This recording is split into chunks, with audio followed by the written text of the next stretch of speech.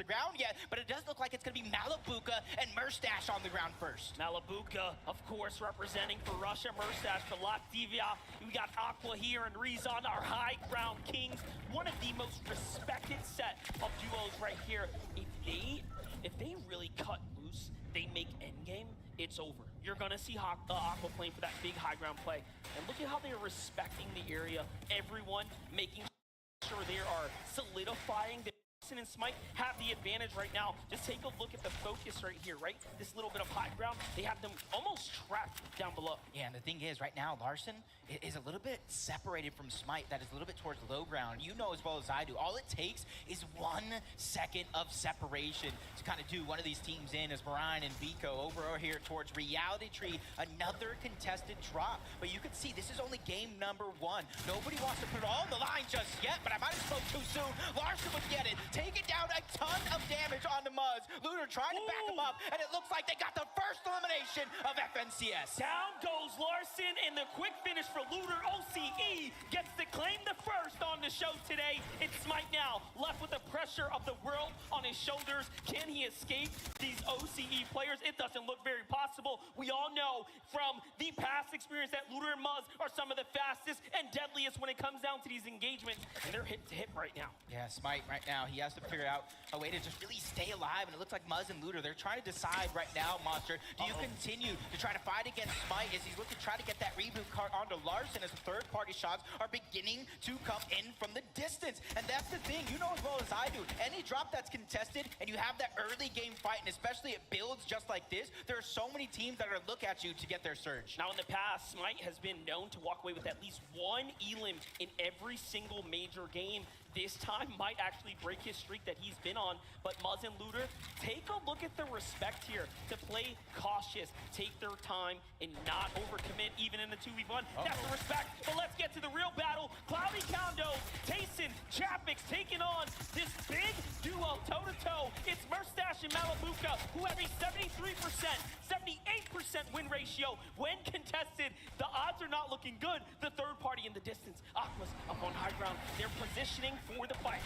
Yeah, Freeze on A and Aqua, they have that high ground, just put damage onto 2 different players. They're like eating at a buffet right now when it comes to Storm Surge, but in the feed, Mr. Savage is down on one in Baka from NA West. They're trying to take control of that POI, but all 3 teams are here. But you gotta keep notice, while all the action is going down between Malibuka and Murstache, you see Aqua and Reason just trying to keep their distance. Crazy how they fight back. They are not just allowing this team to third party them. Reason gets super hurt there, and it looks like the battles in the distance get to conclude. But here and now this fight rages on here. Reason all of a sudden has such an advantageous position, right? And lands all those shots, the entire tables have turned.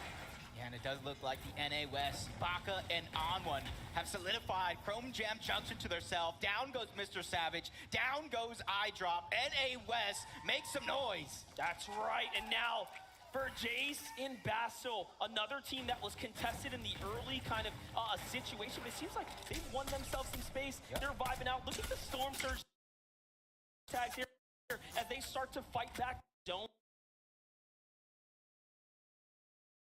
house right on top of them. They have so much going for them now that they don't have to worry about that. Whoa, a big fight though. On1 gets back. That's the replay there. I love that we got to catch that. And you can see the strategy coming out from On1 and Baka. They switched up their drop spots this weekend. It's not like they've been practicing there all season long. They're just adapting on the fly. As you see Booga, Mira, we already talked about the uncontested drop spot of Chonkers Speedway. The zone is kind of above them, and they're one of those teams that just waste no time trying to figure out what that game plan is. They're gonna try to get to zone and then worry about surge when all those other teams that are south and east of them have to go past them. And the Middle Eastern, one of the few representatives of the Middle East community here, and Andalex, what a monumental task to step up here and for the first time ever compete with a duo. So we love to see what we have going on here. So much representation of all of our spaces. You know what I saw, which was in the feed as well? Japan versus Brazil. It looks like Peppo found one too. So little exchanges happening everywhere. As now we jump over to Vino and Queasy. Some of the best at Shiny Sound. Yep, you see them just going for their own surge. This is going to be one of the wildest lobbies we've ever seen. If you're down on surge at any point in the game, you're forced to play catch matchup to all these elite teams who know exactly how to handle their own surge if they are above. But one of the big teams, one of the favorites to possibly take the competition overall, Janice and Vadil, Greasy Grove, uncontested, and everybody knows what they can do uncontested. Janice is the only European player to have ever picked up an FNCS in solos, trios, and duos. 3 different game modes, such a decorated team that we have together. That's our German powerhouses. As we jump over to Anas and Pink, what a team right now. Remember, they were contesting Clicks and Duke down at the Joneses. It seems like things might have slowed down for them. They've been a bit more passive. There's a single Elim, though, right inside there, too, so that's a pickup. Yeah, and for a lot of these teams today, this is just game number 1.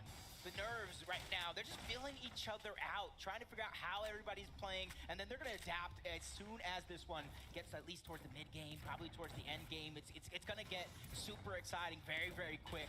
As Merstash, Malibuka, that fight done and over with. They know it's about the resource, about matting up and setting yourself up for later on. And I love that you say that because what they have that the other teams don't, tons of accessibility to the metal. Yep. You see how their metal resources really starting to cap out there. Tayson and Chapix, though, they're going to give up the drop. They say, hey, enough is enough. We've, kind of gotten our hands dirty. Let's go and move out. And you notice that they also managed to take home the metal as well. Everything else, man, you can find it on your way out, right? It's the toughest resource to rebuild back is that metal when you are at the drop spot. So this is a team, they'll bounce back. Yeah, and it's also one of the first materials that you use when really trying to defend yourself. As Zagu and Miram just kind of looting up the Greasy Grove, whatever Janice and Vadil left behind. And there's actually a lot of the teams that landed Rave Cave, a little bit north, that are trying to rotate towards this slower side of zone. And right now, everybody are just stuck in zone because nobody wants to bite off more than they can chew. This is our current reigning champions of the Japanese region, representing for Japan of the Asia region here. Now we jump over to Ed and King. One of the most explosive duos. We talked about Ed's history, how much he's really risen to the challenge, improving season after season. Now paired up with King, they have such a fun history here. They have engaged against one another multiple times in FNCS in seasons past. Now they get to play together. Yeah, kind of rotating all the way from north, Chrome Jam Junction. They find themselves the sweet spot. But a team that has so much experience together, but years ago, now reuniting for the Invitational, Macwood and Kanata. And let me tell you, in some of those practice games, Monster, that uncontested drop spot that Kanata and Macwood have proven to be fruitful. They got first place in scrims, and now they're here to try to replicate that on the biggest stage. Only 2 duos have fallen, and now another steps into the position here to possibly take a fight, but no. Bevies and Vortex are know a little bit better. They're going to land right behind Chapix. They find Tayson out by himself. A great shot here, and now he steps up. But smarter to go ahead and defensively poise up here. No need to get too antsy. Yeah, not just yet, at least. You can't really get too busy too early. There's so many players that right now, you see 95 left alive. When Storm Surge actually activates Monster, this is probably going to be one of the most scariest things I've seen in Fortnite in quite a while. That is true, and Bevies and Vortexes are really considering peeking out. Now, one thing we spoke about with the professional players is that one thing you don't do is open those big boxes and peek for too long. If there's ever a time to do it, you can do it here in the early game kind of situation while you have some time. But while we have some time, let's just go ahead and catch up with Mini Miner. Not quite there, Tokata, but close enough. I got you, Monster. We're going to be taking a look at North Shiny Sounds, where we have a fan-favorite duo, Queasy and Vino. I find it interesting how they were playing split up here. Queasy was on the low ground, taking shots from opposing duos, but Vino, up above on the balloon, was able to get free tags on the opposing duos that were looking at Queasy, and having this split mentality in the drop spot is crucial for getting those free tags and able to set yourself up for that late game. An amazing breakdown there, Jacob. Yeah, one thing that I didn't really mention it. Did you see the 18 splashes on him? Yeah. These guys are ready for that end game. If you have that much heals, that's going to allow you, if you are down on Surge, to kind of handle it. Fabs and Stacky, FNCS champions from NA West, hurting on Storm Surge right now, trying to get themselves back up. But it does look like the fight, maybe the dust have settled, and this is the aftermath. As you see, yeah, Fabs does have one elimination, 36 above the damage threshold. Even though right now they have a little bit of comfortability, that threat is still looming in the back of their minds. That's right, and they rolled up. They took down a team there, and now they get to go ahead and reap the rewards. They needed those tags, but that's not going to be enough. There's a little bit more in front of them. A team that's well below the surge right now, our full Middle Eastern duo, Spy and Focus, are sitting here, and it's not looking too hot. 220 damage below. I had so much time to catch up with Spy. He is an incredible, and I mean incredible player, but this is one of those decisions that you have to make now. No Who do you pick O'Reilly. to fight? There's no easy one. Now we have EU versus NA West. No O'Reilly, bad sniper, Epic Whale, and Reed on the other side of the wall. This one is going to get close because Reed, I already talked about, he loves to fight. Epic Whale loves to fight as well, but Epic Whale is also that IGL, that 6-time champion. He knows when and where to pick his battles in every single one of these situations. So he's probably talking to him right now, get the pre-edit ready, but he's 137 below. This is why they're not abandoning the fight. They have damage to do. Epic Whale and Reed have around a 70+% win ratio when taking on these early game fights in these early zones. It's looking very good for them, but the surge, no one can beat the surge. That is going to be inevitable damage in the coming seconds. So this is why this fight's so important. Down comes the Chug Heal. They're just going to go in and sit there, try to get as much health as possible. Meanwhile, in the distance, Threats and Alice are starting to put shots in. So this is not a fight that's not, being interfered with. Reed's going to fall first. Epic Whale's by himself. Shots come in. Noah Riley wastes no time. They pounce in, and they're hunting now. Reed's on the run. Shots from the side. Who will steal away this elimination here? Someone has to get it in there. It is. They close things up and finish it off quickly, and just like that, EU comes out on top. Oh my God, but the action is just all over. Basil, Jace, they're out as well. That Pink and Anas will pick up 2 more. And I even saw moments ago that Booga went down. The elimination feed is just lighting up. Pars and Rays go down as well. This one is getting active very fast, but that's because of the Storm Surge. But this is something I feel like all of us preface just a little bit. Handling that Storm Surge is going to be so important throughout these 12 games. Kanata and Macwood take down Booga and Miro in the feed. It is done. It is wraps. Meanwhile, Asia's champions are finding some too, but KBR and Zeke, representing for Brazil, are here, and they need more tags. They're just 8 above. Well played for them to go ahead and find a few to keep them in the game, but let's get on over to that fight that is inevitably gonna continue. Tayson versus Chapix. And this is exactly what happens when you split it, though. They split that drop spot. They weren't able to get the early damage. Down goes Chapix. Tayson under pressure. HP getting dropped, and there he goes. Back to the lobby. Vadil and Janice do it again. From teammates to enemies, Janice takes down Tayson in the zone. Just like that, it is over. Now, we jump on over to On1 and Baka. 3 elims. NA West, one of the few hopes for NA West this weekend right here. Talk to me about how they managed to surge over Mr. Savage and iDrop, and now they're picking it up.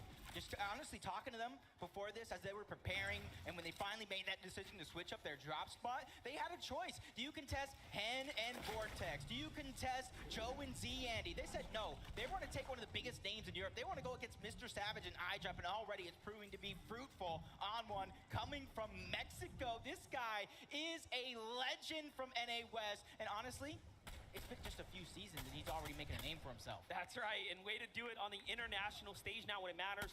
Now we jump on over to Chicho and Trulix here. What a great spot to be in, my God. Yeah. Finding beautiful tags here, holding the team out on the side. Meanwhile, Vadil and Janice look like they have finally made it from outside the storm line. Tough spot to be in. You have a lot of water here, very little land terrain to work with, and take a look in the distance there. You see the stacking starting to happen. Meanwhile, on the other side, some of the NA East best, Edgy and Acorn. Now what's cool about this duo here is that Edgy and Acorn quite literally said, hey, the better the lobby skill-wise, the better I will perform. That is how much experience he's picked up in the past from practicing against the best of the best lobby. And already, if you look at their loot right now, that 5-team contestation coming out of Tilted Towers, honestly, didn't do too much. 256 above the damage threshold as well. Shots continue to fire off onto Jew. He goes down. Elimination's going to be cleaned up to Acorn. They get 2 to their total. And his teammate, Yusri, goes down as well. That's going to be Vadil. Noah Riley picking up some more eliminations as well. What a quick way to finish that one off. And there's a problem here. We have Bakken on one sitting on the walls. If NA East champions are most recent of Avery and Commandment, you can see they've actually taken a lot of damage here. They were just below the surge quite a bit ago, and yes, more damage is starting to come in. It's only a matter of time now for them. They will have to take a fight. That's no easy fight on the other side of the wall, but first tags there are going to go to the side of the NA Esports. Yeah, I'm on Ibaka right now. They just need to play their game. They are down on Storm Surge in terms of commandment and Avery, 65 above. Those traded shots, actually, I wish Onwa and Ibaka would have just stayed in the box because honestly, if they would have just waited a little bit longer, Storm Surge would have had these guys almost down and out and they could have easily cleaned those up. But right now, they're just playing safe. They just want to go ahead and make it towards their end game because this is one of the teams. They finished second in the last FNCS of NA West. They know how to fight with the best of them. This is what it's all about. We show up for big moments like this. Can you step up to the plate? We are just moments away from the game becoming extremely difficult. The zone is only getting tighter and tighter. And take a look at how many players have huge pressure, rapid and endless now. And they have Clicks and Duke sitting above them. Macwin and Kanata starting to look down as well. They're off to a hot start. That is one of the teams to look out for. Meanwhile, a single Elam already for Clicks on the other side. So they've survived the drop. A huge shot. Clicks finds the one. They're on to Andalite in the finish too. Clicks and Duke managed to get 2 more eliminations. Oh my gosh. Hey, you got to give him credit, though. He said it himself. He has that World Cup experience team with an FNCS champion in Duke, his first time in an in-person event, and he's already loving the environment. Even though he didn't take that off-spawn fight, it was so that he can make it toward this end game and continue to do things like that. Alice and Threats, they're communicating with the translator between them. NA East and Japan playing with each other, but hold up. Vadil, Janice, this is a problem. One of our favorites. When you look online, you look at Twitter, you look at what everyone is putting together for a top 10 list. You expect this team to do so well in game 1 and already broken apart. Yeah, Janice was down inside of the storm. Vadil really couldn't go and save him. Yes, no HP really to regain. Merstash and Malabuka, another one of those teams towards Cloudy Condos who are nobody really fought it off spawn. They got some tags and left, 31 below. The pressure is on. They're so close to zone, but they can't necessarily travel to zone because they have to worry about Storm Surge that's actually doing a ton of damage. 31 below. Not looking good, Jacob. Tags are coming in. Clock is ticking. They do have heals. They can survive for a little bit more, but you hear the shots raging everywhere as the lobby turns online. Vadil fires back. He catches Macwood in the feed.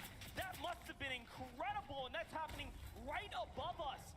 Meanwhile, turning the story around, Vadil is known as one of the greatest box fighters, literally made his name known for taking on fights and destroying players across Europe. Let's take a look at that one more time. Yep, you see Vadil just kind of peeking through the cone, catching Macwood off guard. And honestly, it looked like Macwood was going to try to do the same to him, peeking through that cone. You better watch where you peek. Aseti and Cammy, another favorite to probably take the top spot here in this event.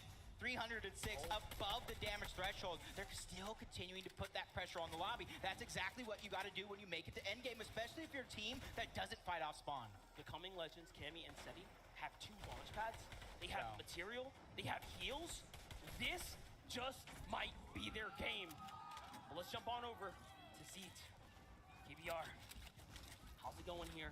132. They have Z-Handy and Joe FN on the other side of the wall. It's going to be a tough one. 23 duos remaining here. The surge is still active. And now as the timer hits 0 and the zone reveals itself, we're going to start entering into the first moving zone territory. These next 25 seconds are going to be some of the toughest they have ever had to deal with. Remember, for some on this stage, this is their first LAN, an in-person event that they have ever experienced here, and they get to play it out now. And this is where you talked about some of the players that had rotation. It is going to be so important. You see where the zone pulls. There's different elevations that these players are going to have to traverse through. If you don't have any sort of rotation, you're going to have to figure out how to recycle it. Otherwise, you're going to be living a nightmare. Fadil, he has a launch pad. He's going to play for it. High ground. The first ones to go is Vino. It's Queasy. This is where you expect them to be. They're up top where they are so comfortable. Now, can they hold it all the way? The launch pad comes down. They don't want to stay there and commit the map. They're going to go in and switch it up. Merstash on the low ground down to 40 HP, but he still has some movement to work with. You can see him, he's speaking through the cone, gathering that information.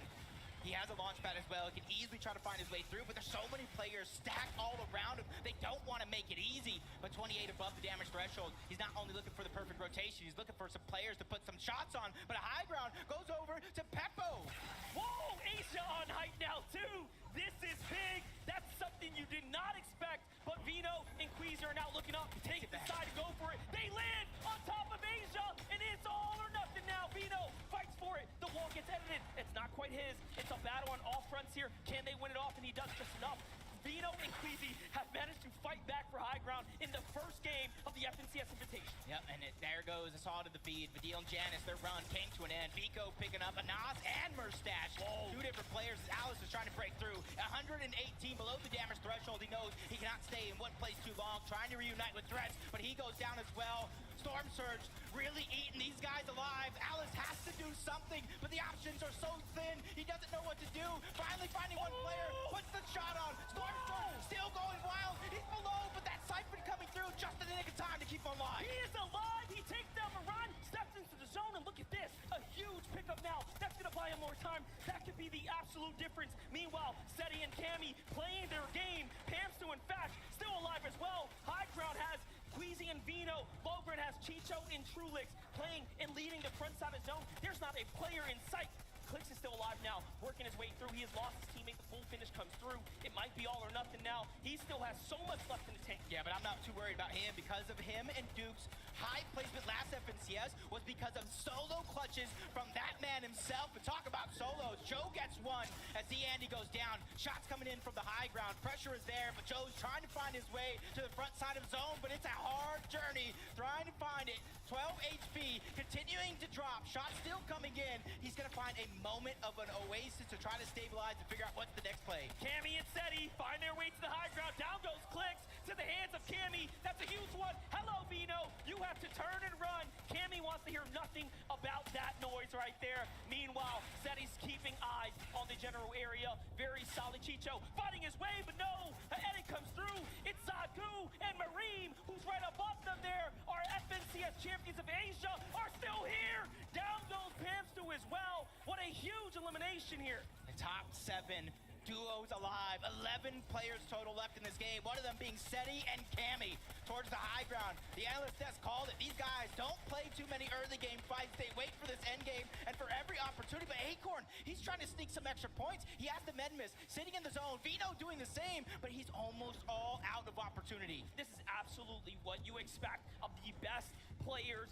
in the world coming together for this invitational here to have this opportunity to step up to the plate, represent for your region. This is what it's all about. Vino by himself just working his way, ratting his way through the build. Acorn is as well. There's a set of major points separating them. Vino looks to high ground. He says, I'm not going to allow you to just sit there and focus me. Trulex is meanwhile in the low, looking for something to do here, turning builds into Chrome. Remember, he can slip through any one of these now.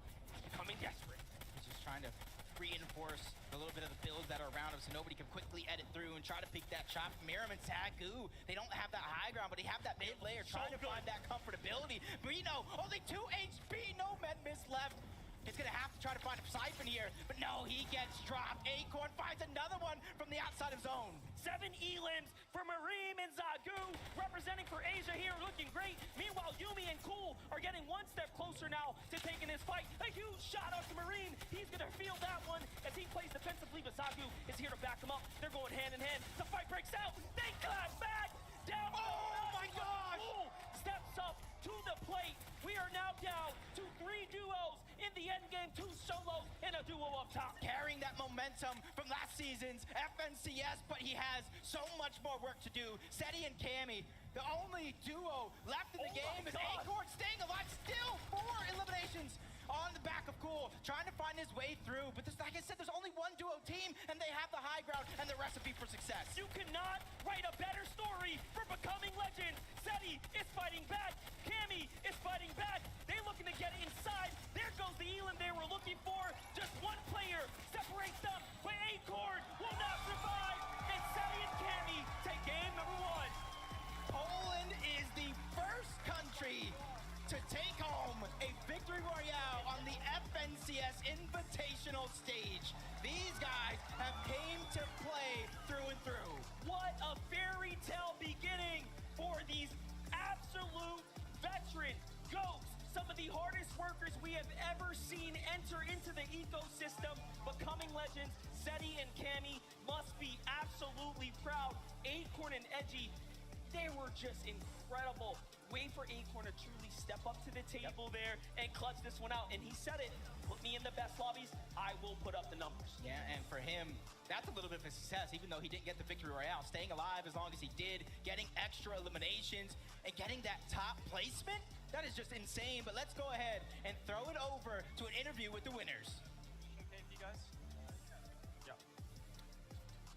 I am with our Game 1 winners. Give it up for Cami and Seti! I must ask, what, Dzień dobry, first and foremost. Dzień dobry. Obviously, Game 1 winners, how was that being out there and winning in front of this amazing crowd? It's amazing. I love the atmosphere here. It's really nice having a crowd again. Excellent. And also, obviously, high ground reigns supreme. Once you had the high ground there, able to maintain, do you think that was the difference maker? You felt comfortable being above the rest of the teams? Like, we knew that high team doesn't have much, so we just took it. You took it. Going into the next game, much of the same? Do you have to constantly change strategy, or did it feel good playing against the rest of the world? It feels good. It feels pretty easy. I'm not like denying the competition, but it feels really nice playing here. And yeah, we're just going confident into game 2.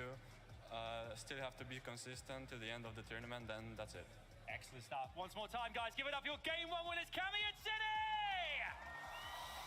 Good stuff. Let's head back over to our man, Zeke on the desk. Thank you guys so much. Game number 1 is taken by EU. This is going to be a tough one for everybody else. EU, let's represent, baby! Cami and Seti, though, come out huge in game number 1. What's crazy, too, for a moment there, we watched Queasy and Vino go for height in 6th moving, right?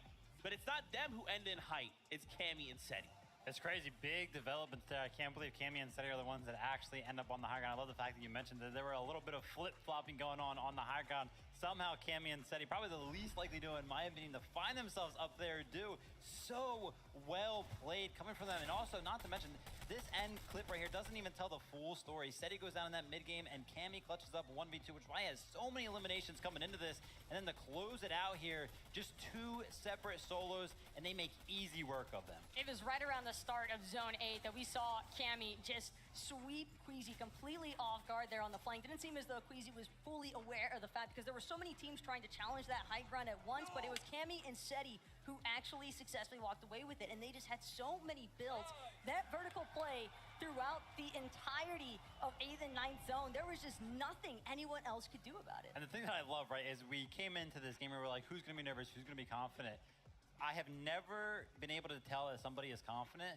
After winning game number 1 of an invitational, it seemed like there was like no expression coming out of Cami and Seti. There was like, yeah, that's expected.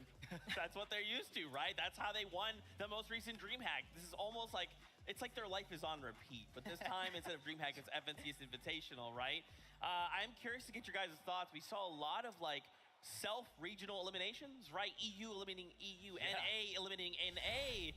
It was kind of crazy. I'm surprised there wasn't more, I guess, intermingling.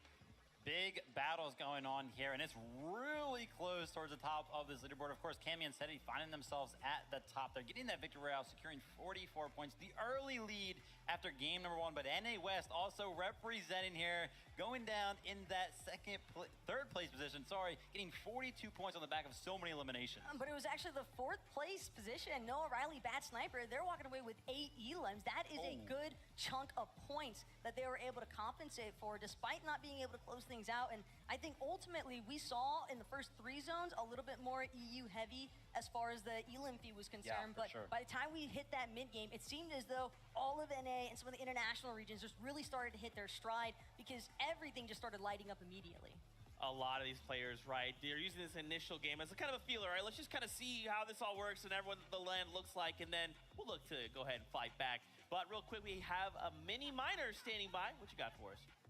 Thanks so much, Zeke. Now, we want to be taking a deep dive into one of our duos that have been deep diving into the dead side of Zone. As we reveal this massive screen right behind me, we're going to be talking, of course, about Commandment and Avery, our reigning NA East FNCS champions. We can see them on the screen right there, the little white arrows, and they've made a really, really interesting rotate this game. We can see the path that they are going to take using all the way on that dead side of Zone. Now, you might be wondering, what is the benefits of dead side? Now, you can see on the map, loads of those little arrows are on this side of Zone, right? And this is the area that most teams are going to be at, because most of the POIs are going to be rotating into there. We can see Commandment and Avery using the sort of the mid-map rotation, right? You can see the in-game rotation devices, you can see the launch pads being used, you can see the balloons, and of course, you can see the slipstreams as well, and you can see them getting to this less congested side of Zone. Nobody's there, what's going on? They have a free rotation, but of course, this comes with some problems, right? We saw them struggling with Surge in that previous game. It didn't quite work out the way that they were expecting. They weren't able to find as many players as they could, so the benefits for them are, of course, they're on the less congested side of Zone. They don't see anyone, but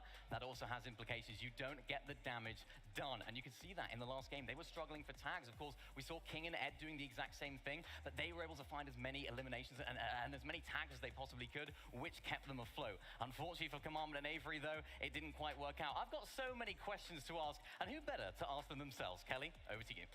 Thank you so much, Mini Mine. Joining me right now, I have Commandment and Avery. And Avery, I gotta ask you, man, how do you feel about game number 1? Surge was pretty rough. We had to run through Hauler's shield pretty early, so we died on half zone. But we still managed to get 8 points for first game, just testing the grounds. Well, good luck in that next game, guys. I'm sure you're gonna be doing a lot better. I'm gonna be joining over here Acorn and Edgy, guys.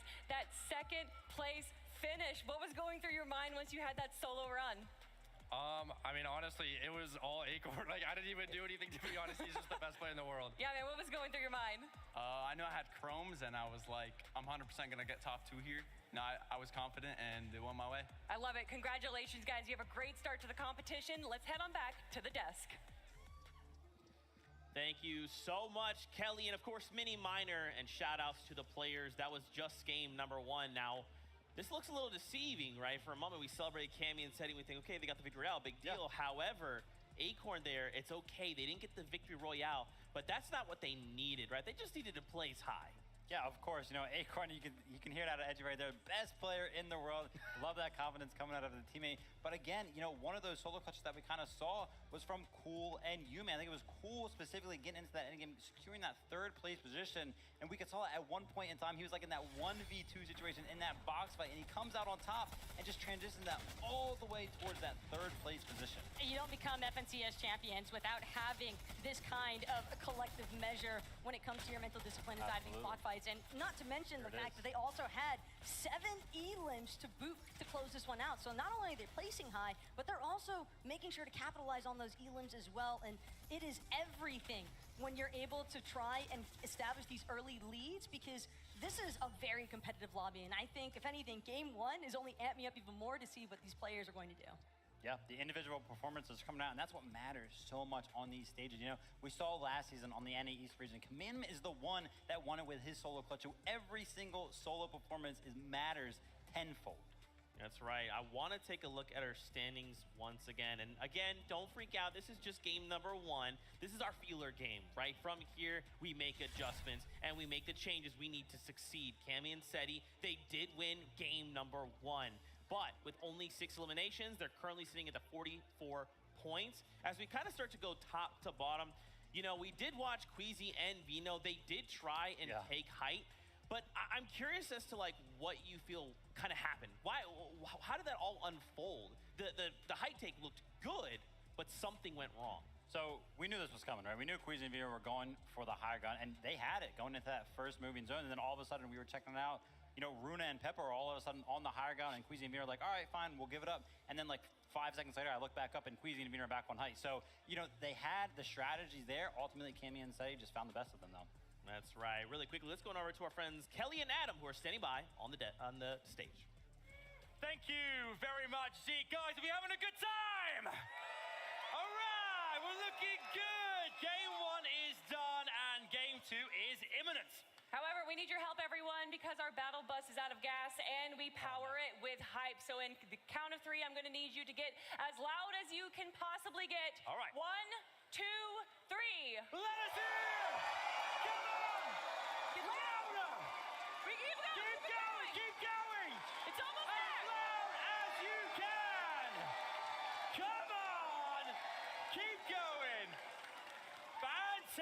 look beautiful out there. It's time for game number 2. Now that's how you kick off a battle bus, Jacob. Whoa, the crowd is really coming together for that one. Yep, and Acorn clutching it up by himself as a solo, cool, and Yumi from NA West. But you got to give it up to EU, Cammy, and Seti taking that top spot, and they're really putting the lobby on notice. Hey, we came to play, we came to take over. So much representation from all of the players showing up in that last game there. NA West, NA East, Asia, EU, of course. You saw what they were able to do there. And again, that is what makes this all worth it. That is why we tune in for these moments. Yeah, but that was just game number 1. Sure. I'm pretty sure with game number 2 right around the corner, the nerves are beginning to settle. The players have figured out how the lobby is going to be. And one of the things I've noticed after that first game, everybody is stingy with Storm Surge damage. That's right. But listen, the show must go on. Let's just go ahead and keep things rolling. Thank you guys so much. We're trying to get our players back on that battle bus so we can start game number 2. Now that we have a moment here to just breathe, the biggest thing I think on a lot of these players' mind, as you even saw some of them talk about in their interviews, Storm Surge. This is something that a lot of these players, they try to overcome, and now they have to double adapt. Not just adapt to their own meta and the way they're used to playing Storm Surge, but how other duos ahead of them, next to them, behind them, may be doing the same thing. Every single time in Fortnite that we have like a set lobby over the course of X amount of games, game 1 is always the most stacked. And we saw it right there. It was like the flip of a coin. All of a sudden the lobby, the amount of players left alive just crashed instantly because so many of them needed to fight for it. But one thing that I did see in that early game right there, a lot of balloons are being used. A lot of the players poisoning themselves all the way up there in the sky, then using those hammer assault rifles primarily to get tags in the early game. And then anybody that wasn't really doing that, unfortunately just had to force a fight later on in the game. Like for example, we saw Epic Whale and Rico down because of one of those fights. Look, it might have been Cammy and Seti that actually closed out the lobby, but it was Muzz and Looter who got the action going for us because we did see a decent amount of hesitation. It's kind of expected, I think. Game number 1 here at the FNCS Invitational, nobody wants to be the first one out, but unfortunately for Smite and Larson, that was the case because Looter and Muzz actually winning out the immediate trade, and this is one of the POIs that we touched on at the start because we knew that Grim Gables is going to be popping. We knew that Muzz and Looter have the experience to tango with the other regions. You wanna know something? This is what I love because, you know, we're talking about how some of these all-spawn situations are gonna go down. And, you know, I was talking with some of the other analysts, and Taco included, and Muzz and Looter was like, you know, I think this might actually, you know, play into their favor being contested all spawn because, you know, Looter himself said NA East has been way harder than OC. He thinks there's a lot more talent over here. And then Storm Surge was one of the things that he was most worried about. So the fact that they ended up being contested, and that game is a great example. They get that early damage done, those early eliminations, and they're set for the rest of the game. They don't even have to worry about their biggest worry coming into the Invitational. Another duo that had a tough time getting going, Mr. Savage. They took a fight that maybe didn't quite go the way it was anticipating. Let's take a look at some of the replays and kind of talk about what we're seeing.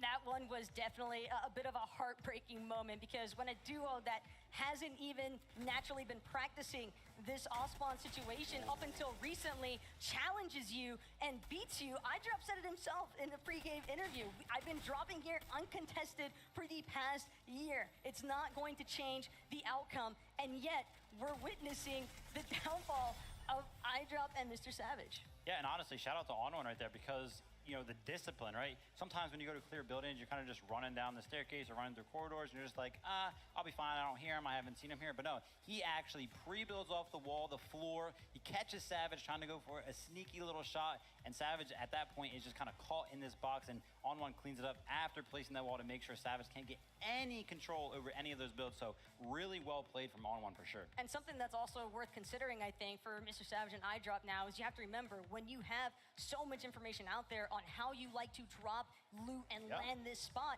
like what we've witnessed from this duo, I think that that is pertinent information because I would be very surprised if On1 and Vodka haven't been utilizing a lot of VOD review to their favor leading into this. Yeah, I mean, iDrop himself said he's been laying here for 12 months, so there is a lot out there on it. Yeah. Now the question is, do we get the repeat of this again? Will we watch this happen again? Do we think they're going to change something up? Do they feel now like they have no choice? They have to try to take this fight. You know, I think that, you know, the players, especially up there, they are pretty set on going for the fight. So I think we're just going to see a fight happen again. But, you know, game one jitters are kind of out of the way.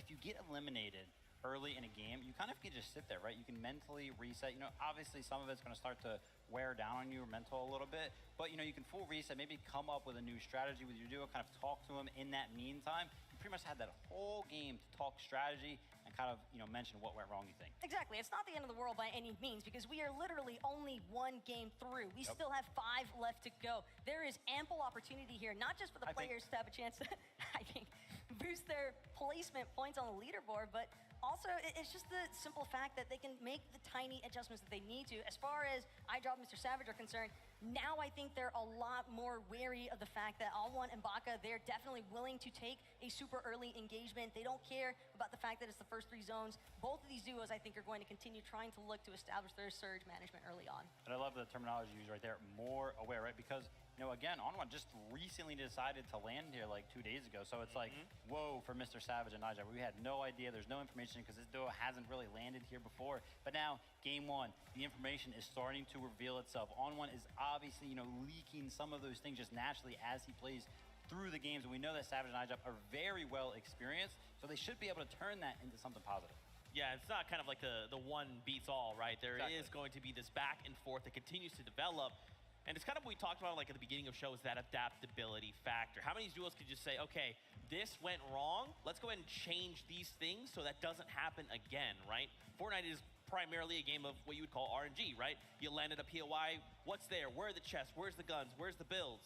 And for these duos, they're trying to limit as much of that as possible, right? They want to find that spot. Hey, I know there's a gun here every time. I know if I hit this building as I open this door, pick up this thing, I'll have 10 builds. That's a wall I can use to defend myself if I'm jumped, right? So I'm excited to see how in game 2, a lot of these duos look to say, what do we got to do differently? Well, for Beppo and Runa, I was actually very happy to see that they were the ones that initially started off at that Lustrous Lagoon. And again, that was an uncontested draw spot for them. You're talking about loot, you're talking about resources, Zeke, and there is ample of it at Lustrous Lagoon. A lot of these players have even been talking about the fact that it's kind of crazy that they have gone this entire time leading up to the event without anyone wanting to establish an immediate contest at that POI. So I like the fact that they were able to hang in that top 10 leaderboard as well, really representing their region, I think, excellently there, because the fact is there was a lot of traffic coming their way due to the way that the zones ended up pulling towards that north side. So the fact that they were able to not only stay in that surge management position despite being uncontested, but they also just made do with what they were given there. Yeah, absolutely. It's really cool to see that they actually also took the high ground from none other than Queasy and Vito in that endgame. Ultimately, yeah, they did end up losing it, but I want to see more of that, right? Just because you lost it just this one game, you may have a very good strategy that takes out, you know, something that Queasy and Vino aren't used to, and that's kind of that multi-regional invitational that is just so good, and all the strategies start to come out and catch players by surprise. You'll love to see it. This is just kind of our insights here from the desk, but we also have Mini Miner standing by to get his thoughts on that game. Absolutely, Zeke. It's not just me, it's Takata alongside me as well. Now, we've been watching all of this action unfold behind the scenes. We've been able to see some extra POVs, Takata. It's been intense, right? We've seen some crazy plays. Look, players from all around the world, it's what I love to see these players shine, right? Zagu and Miram, they were fragging out, Mini. They got, what, almost 8 eliminations in that match? Even players from the West Coast, Cool and Yumi, they were also popping off in that late game. And what's going on with Seti and Cammy? Up in the clouds, right? We never seen them up there, right? Playing up top, it's something that you love to see in game 1 of an international event like this. And this is what the invitation is all about, right? We have so many different players from so many different regions, bring different strategies, but it can all change. As we talked about earlier, things can change so quickly. Cammy and Seti on the high ground, what's going on? This is crazy, but of course, Cool and Yumi as well, you mentioned it, right? I had a few questions to ask about their surge. I actually spoke to them in person in the player area, and they said, we have all the answers, Mini Miner, don't worry, don't be concerned. And I was like, mate, you carry on. You know, you do it, mate, if that's what they're gonna do. And they're pulling out all the stops today. I mean, they proved it, right? The way they played that late game, they were ready to dominate. But I mean, Seti, Cammy up top, I think that was more of like a situational thing, right? We had Queasy Vino earlier up top on the high ground, but then Seti and Cammy saw the opportunity and they striked, right? I don't think it's going to be an every game type scenario for this duo. We know they like the consistency, so I wouldn't, you know, be surprised if they switch it up a bit, but I'm excited to see what they continue to do. I am very excited as well. I'm sure as are the devs. Let's throw it back to them to see what they think. You know, you got a good laugh out of our boy Vivid here. I'm down. I'm not opposed. Yeah, you chuckled. That was pretty good. Another duo I did want to take a moment to highlight on screen right now, Zagu and Miram, coming out of Japan. These guys were just looking so good. 7 eliminations there in that game with a 41 total point. Now, this is just out of game 1. And I mean, consider, we kind of talked about it. They're contesting Commandment and Avery over at Rave Cave, and they were allowed to leave Rave Cave. Yeah, 100%. You know, I think that that's pretty much what we can expect, but something that I did not expect, and my eyebrows, they went up, right? I raised them.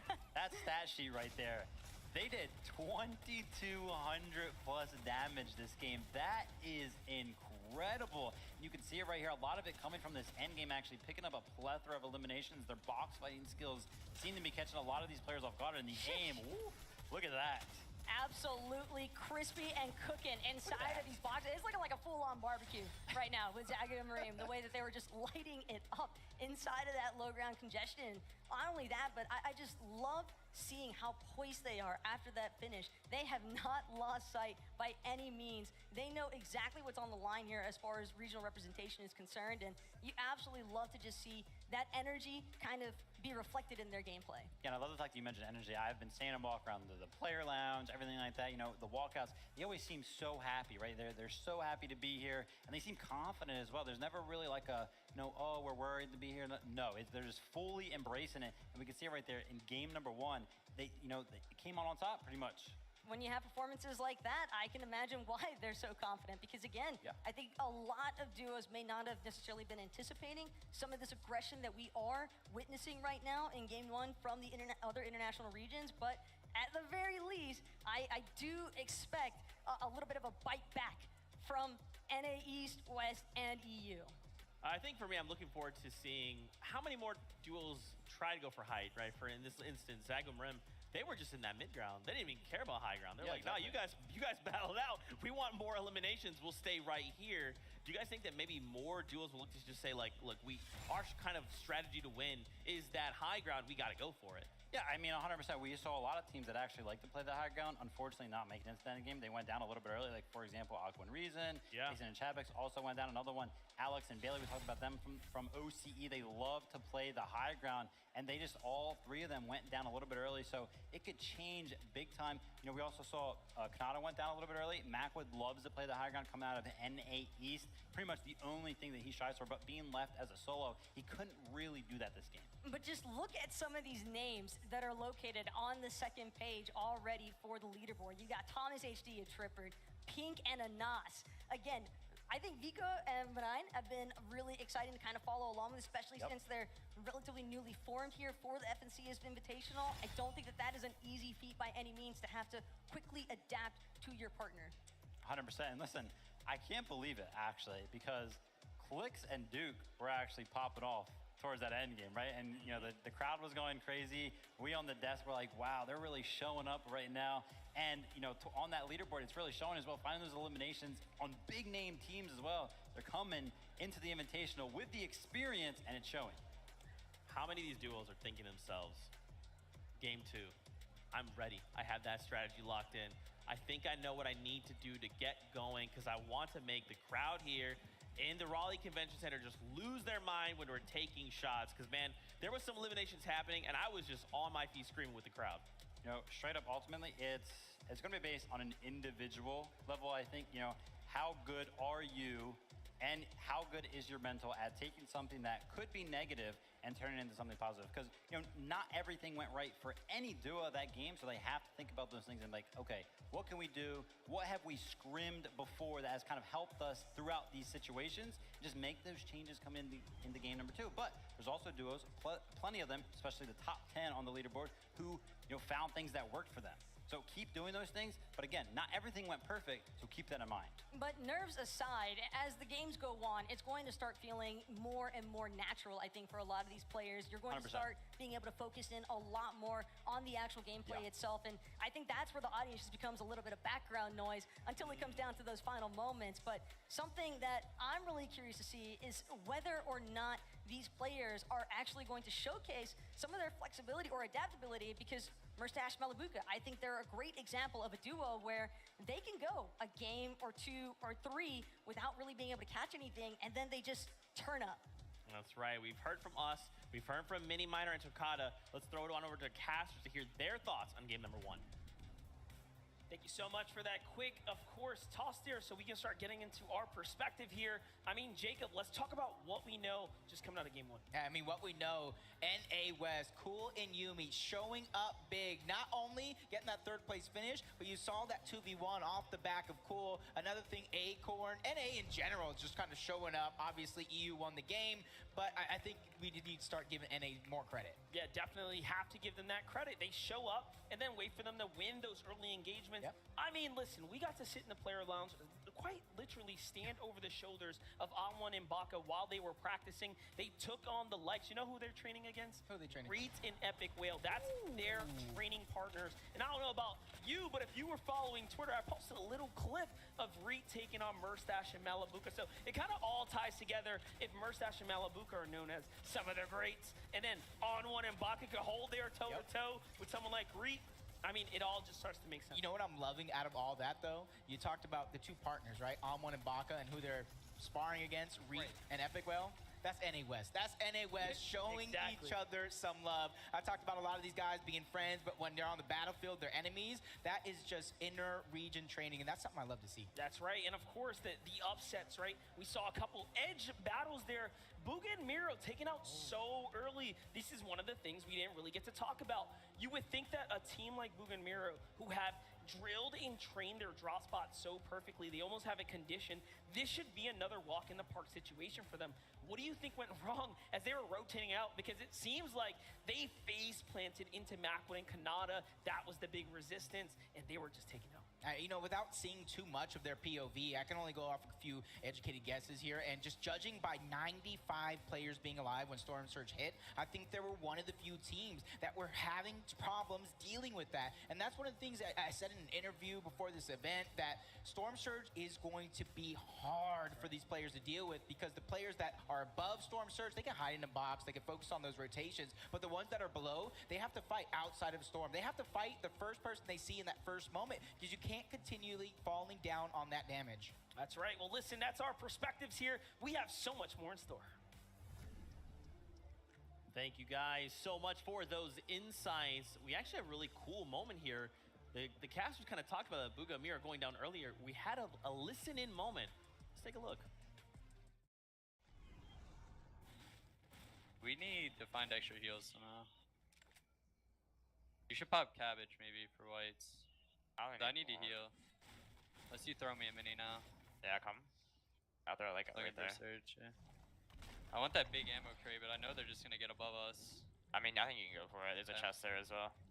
It's definitely worth it with our loot. It's just glid off the thing. Minis, yeah. If we could get Surge here, we can get enough. I mean, make sure this isn't baited, bro. It's not. Here, we can get stacked, bro. I'm chilling. If we get Surge, we sit in zone, bro. We should look. Yeah, like where though? We'd have to follow right side. Yeah, like, we have to go right side. I'm just gonna go up. Nah, we should bun. Alright. You can already tell. Even Bugha and Miro are like, hey, we need Storm Surge. We need to make sure this is right. It is absolutely affecting many of these players. We will come back and talk about more of this in just a moment. First, I do want to throw it on over to the player area for a little special interview. We have a very special interview, Zeke. I'm here with one of our alternate players, Frey. Now, Frey, you've been watching in the crowd, right? What's the energy like? How does it feel? The crowd is amazing. I'm so happy that we have Leanza back. The crowd couldn't be crazier. It's so awesome to be here. Yeah, we can hear them just there in the background as well. They're getting kind of crazy, right? So, of course, you're a professional player yourself. How would you prepare for an event like this? How do you think the players and what's been sort of going through their minds? So I think bot viewing is extremely important. You need to know who's landing around you, what they do, what their tendencies are. And yeah, just bot view, fix your mistakes coming up to the event, and then just play your game. Of course, you can give a big insight into the game as well. For a lot of these players, you can sort of, give your insight, maybe to talk to them as well. But we'll stop it right there. We'll throw it back to the desk for some more. Thank you guys so much. Raleigh Convention Center, you guys ready? because game number 2 is about to make its way here, so let's make some noise. It's game time. This is the FNCS Invitational 2022 coming at you guys live. Are you two ready? Yes. Yes, beyond ready, beyond excited. I think that more than anything else, this game number 2 could really be a little bit of a breakaway moment here for some of these duos. Cammy and Seti in particular, they are definitely looking for another highlight reel instance. And whether it comes from Victory Royale or just from being able to rack up those elims, I think that the Polish powerhouse is certainly still making it known that they are some of the best. Champions are on the stage, right? I was gonna Game say. number 2 is, this is where you got to start picking it up. You got to start developing your strategies around the meta of the lobby. And, who better to do it than the 100 of the best players from around all of the world? Look at them zeroing in right now, Vivid. They are so amped. They are focused. The tension is real. The tension is beyond real, and not only that, but I kind of want to touch on Buga and Miro. We saw that little listen-in instance between the two of them, and were it any other duo, I think there might be some room for concern, but Buga and Miro, I think, are an exclusive case, because Miro specifically, this guy is a 5 times FNCS champion, and yet, out of all the FNCS finals that he has competed in, he has only ever collected 3 Victory Royales. Wow. So it is a primary example of the fact that high ground can win games, but low ground could possibly win championships. And that moment in game number 1, while it wasn't able to go in their favor because they were struggling with surge management along with some of the other duos, again, they're able to make it happen. All right. We've broken it all down. We had game 1 wrapped up. It's gone. Game 2 is here. It's now. The battle bus is ready. The players are on board. Let's just get this started.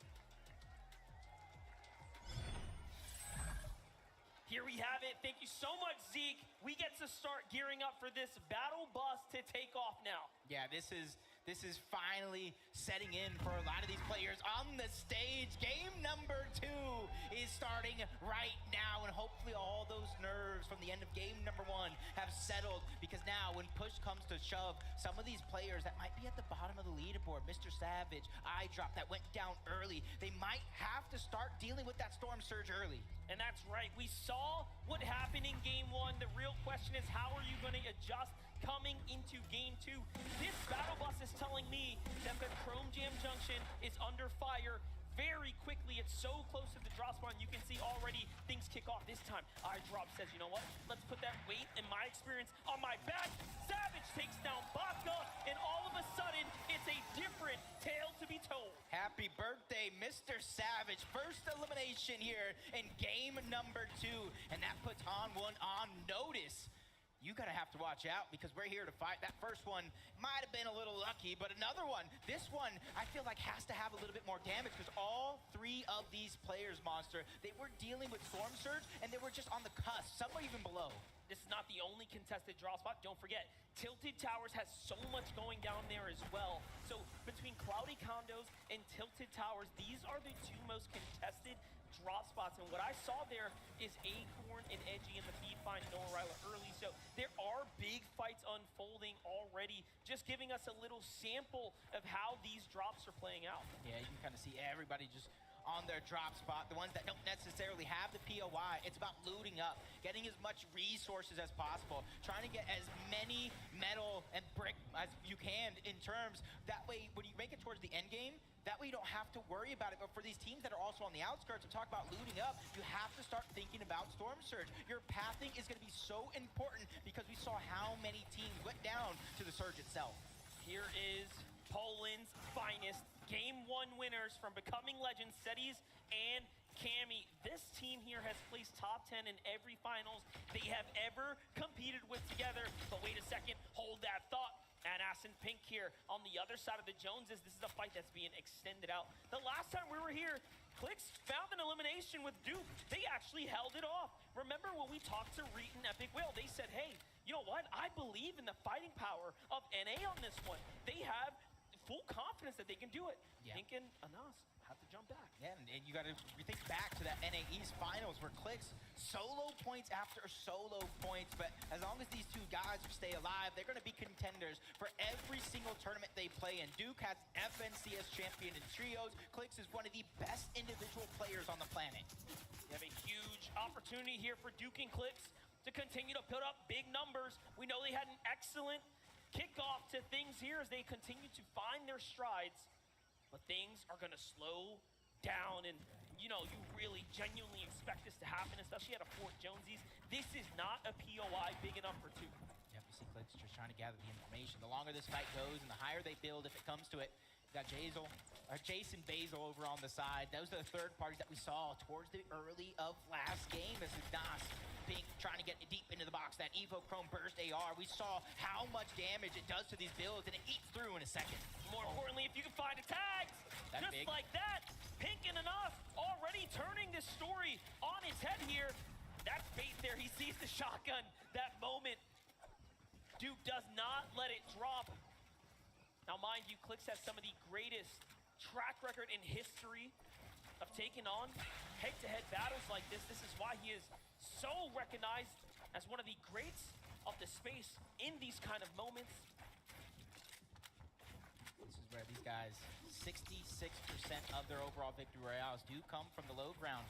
The Pink and Ignas, they're just trying to keep a little bit of elevation. They're not ultimate high ground, 3-4 boxes big. They're just trying to keep that advantageous position as long as they can. But this monster, this one's dragging out a little too long. Do you think there's going to come a point in time where they just kind of abandon and try to get to the zone? Well, I hope it continues because the rest of the lobby is just taking their time. 49 duos are still alive here, and this is one of the only ones deciding to go toe-to-toe. Clix, once again, gets tagged there. And again, let's talk about the bad blood developing between these two. Pink and Clix were once upon a time almost duos, as Pink was so close to traveling to United States to play alongside them, but now they find each other on the other sides of the monitor here, going head-to-head. And I mean, looking at the HP so far, it's looking very good for Gills, Enas, and Tundra's Pink. Yeah, and honestly, let's talk about this prolonged fight and what happens if they do actually split right now. They're not going to have a lot of time to go ahead and mat up, but a big shot coming out from Clix. We know what happens when this man has his back against the wall. His bite is much louder than his bark. This is where Duke does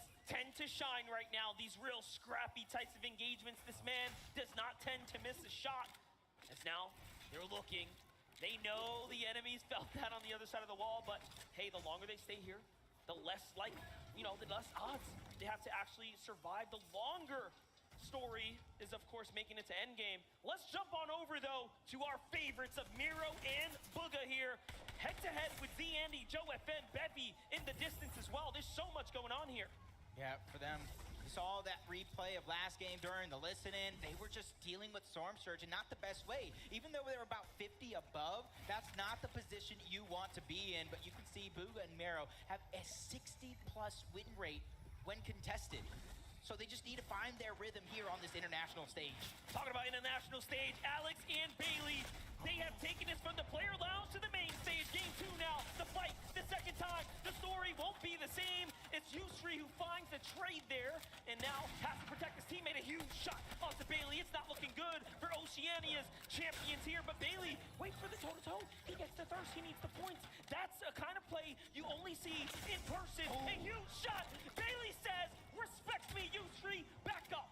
He has some heals to use, but does he have the time? Not finding a way to stabilize. Bailey's gonna get in, but only a sliver of HP, and that's why he's picking and choosing his fights right now. He's just trolling for piece control first, trying to heal up, getting as much shield as he can, but you can see he has no HP to regain, so that knock on the Jew is so important. And he knows he cannot allow him to get the heal off here. You will not save your teammate if it's up to Bailey. Yusri may have the health advantage, but Yusri has his back against the wall right now. The defensive trade, a huge shot, and Bailey gets caught with his pickaxe out. Yusri clutches up, saves his teammate, and they are in game 2. Sends him back to the lobby, but third place, NA West, Cool Yumi getting busy already. Elimination on the Wax.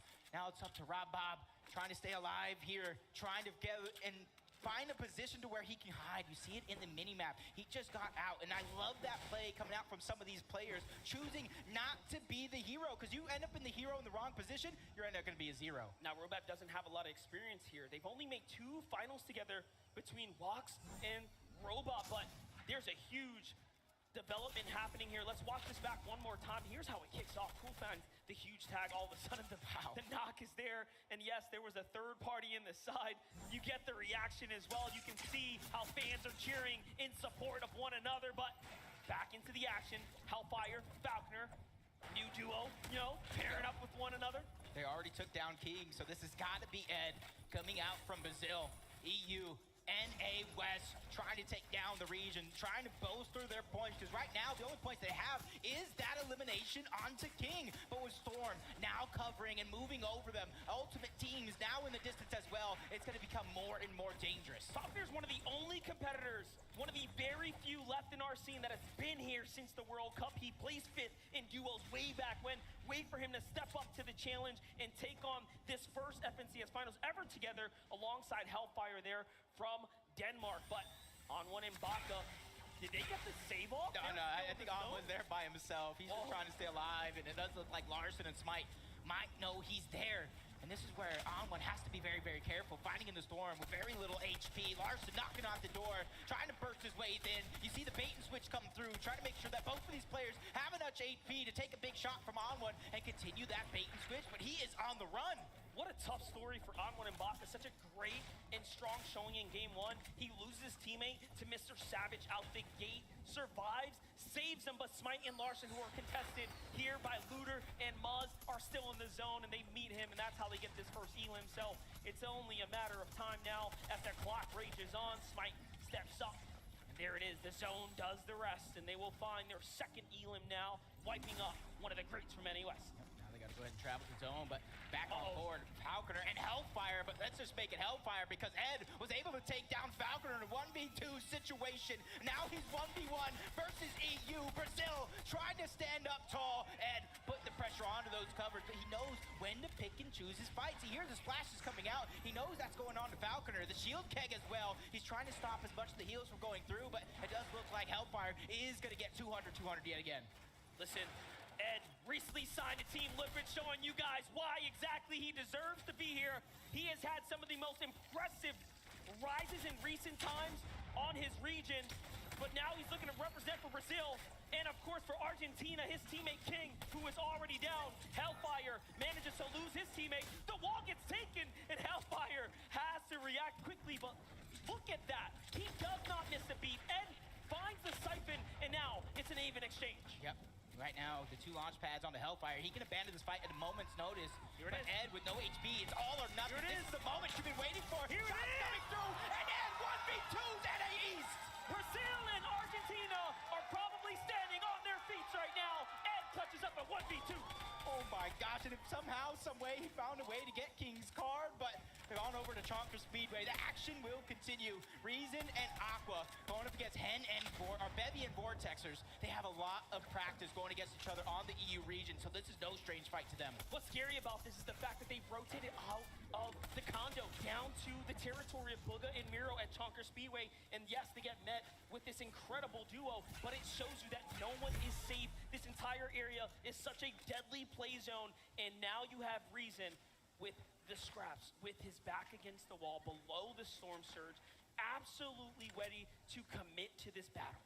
Yep, but Aqua and Reason again, 140 below the damage threshold. And you can see all the players at the top of the damage threshold, but this is again what is going to happen at Cloudy Condos. A triple contested spot, but nobody is fighting. That's forcing these players to rotate away to find some extra loot and find the damage. And 165 below, Monster, I would be lying to you if I said I wasn't nervous.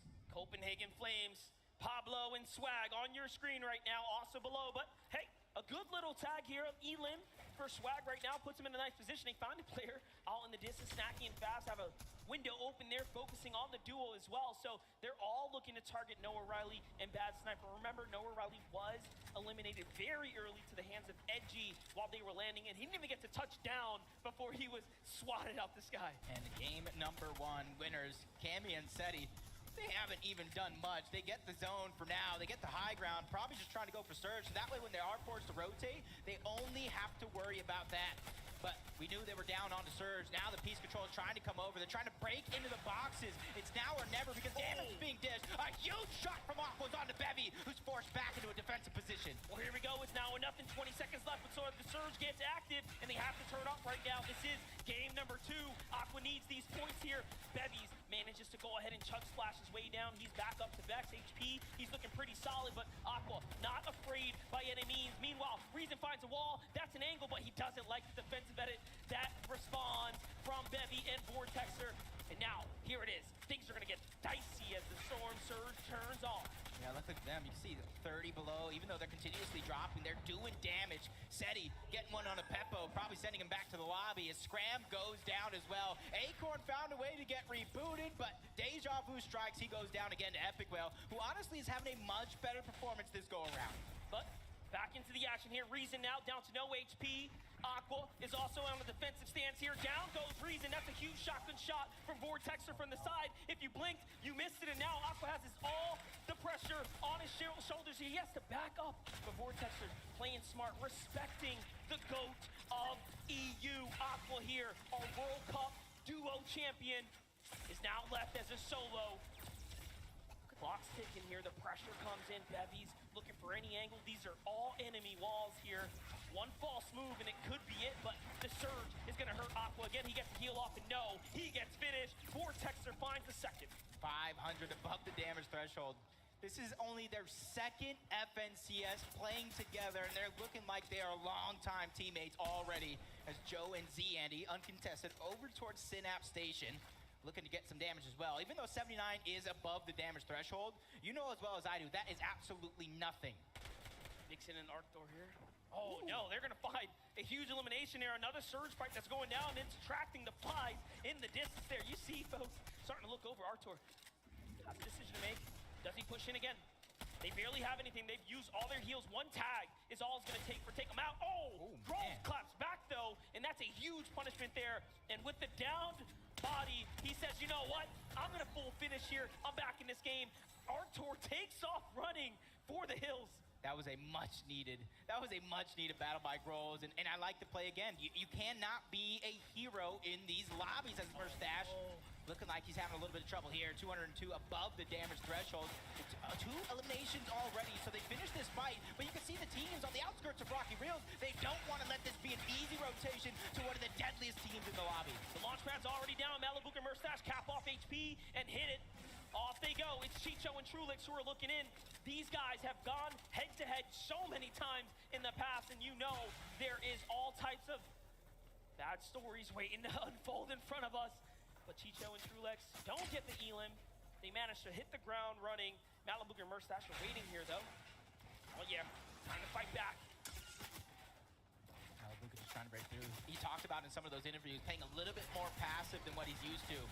2 eliminations. I gotta think they're trying to pick and choose a lot of their battles, but the lobby is putting such a focus onto these 2, getting them to expend so many resources. Malabuka has just about 60 to 70 HP as well. Mustache is trying to do what he can to try to find a stabilization method here, but it's just happening from so many different players who have so many different angles. One thing that is working, though, is the zone. It pulls pretty close to all the players nearby. Finally, things settle down. Tayson and Chapnik's last game found the same duo on the edge, but let's jump on over to the west side. Let's get to the opposite side. It's Thomas HD and Tripburn. What a great standing so far here, looking pretty solid. They have Janice and Vidil weakened nearby. Booga and Miro are also making it much further this game, looking like they've adjusted, learned from their last mistakes, but here we go, that familiar story, 3 above. Yeah, and you can kind of see in the circle is, the zone is literally in the center of the zone. So I don't think there's going to be too much of any slow side for a lot of these teams to try to travel to. Is Miro taking a couple of shots, but the team that went off spawn trying to have a much better performance. Mr. Savage and Eyedropper under siege, under pressure. Mr. Savage is going to get dropped for now, trying to pass on the resources to Eyedrop because he knows he's going to have to deal with a lot. That's Norway on his back here. Eyedrop has to step up. Savage is down. Can he do it? He's been in so many finals with Mr. Savage, his 3rd appearance now in a big setting like this, but of course, the first return in person. They're gonna allow, Marine might actually allow him to get the pickup. Whoa, that is a huge mistake there. Yeah, a huge mistake. And honestly, these are one of those things that you take a picture, you record this moment right here. Mr. Savage went down. You give a player like that a second chance at life, they will make you regret it. As they're trying to launch pad away, trying to find some sort of safety. Sticking box to box, hip to hip, landing on a couple more resources as well. This is a perfect spot to land at for Eyedrop and Mr. Savage. That way they can replenish some of the lost resources. Such a massive find right there. It was looking like it was all over for a moment. But there, they get a little lucky. Smite and Larson at 4 elims now. It seems like as all the action, as all the cooks jumped into the kitchen, they have managed to walk away with a successful meal or two. They're looking pretty good. 4 elims, like you said. Clown Ref Scar, just a little bit above him. You just check a sneak peek at the leaderboard. Cammy and Seti still holding on to first place by 7 to Asia's Marim and Zagu. 151 above for the NA West. 3-time champions, Favs and Snacky, sitting in a good spot, trying to gather the information. But Fadil and Janice are under pressure, with Fadil down 56 below the damage threshold. Shots from Thomas HD to take down another EU powerhouse. And in the distance, Japan is just lurking nearby. Asia has performed so well. Remember, Marim and Zagu are in second place as the most recent FNCS champions of the Asia region. Easy and Vino, though. Big story in front of them. This is a team that we have expected to come out so far ahead of the competition, as they have had one of the more dominating tracks leading into this, taking home a multitude of Elite Cup finals where the competition, as we know it, is extremely tough. Meanwhile, Smite and Larson, battle's breaking out above them. They get to steal the loot here. That's a great find. Yeah, that's a huge find for them. You get to upgrade some of your inventory, get some more heals. The Chroma Splash probably going to be used a little bit later just to get that rotation to come through. For them, they found a huge amount of resources. That way they could try to make it towards the next end game. But you see Storm Surge just still affecting so many teams. Tough spot to be in there for Larson as he misses the heal. And Anas and Pink go down from the high ground. It's Vortex in hand. They are just turning this lobby upside down right now.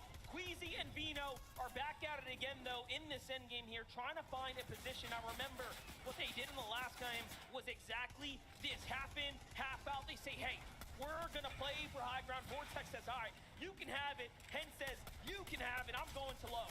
Yep, I gotta be careful here. Queasy and Vino both know 6th moving zone, which is about to happen here shortly, is one of those zones to where, yeah, you might have the high ground now, but with the amount of launch pads going around, the amount of threats that are in this lobby, you might have to stagger your teammates, 1 forward, 1 back, just to make sure nobody is able to sneak it away.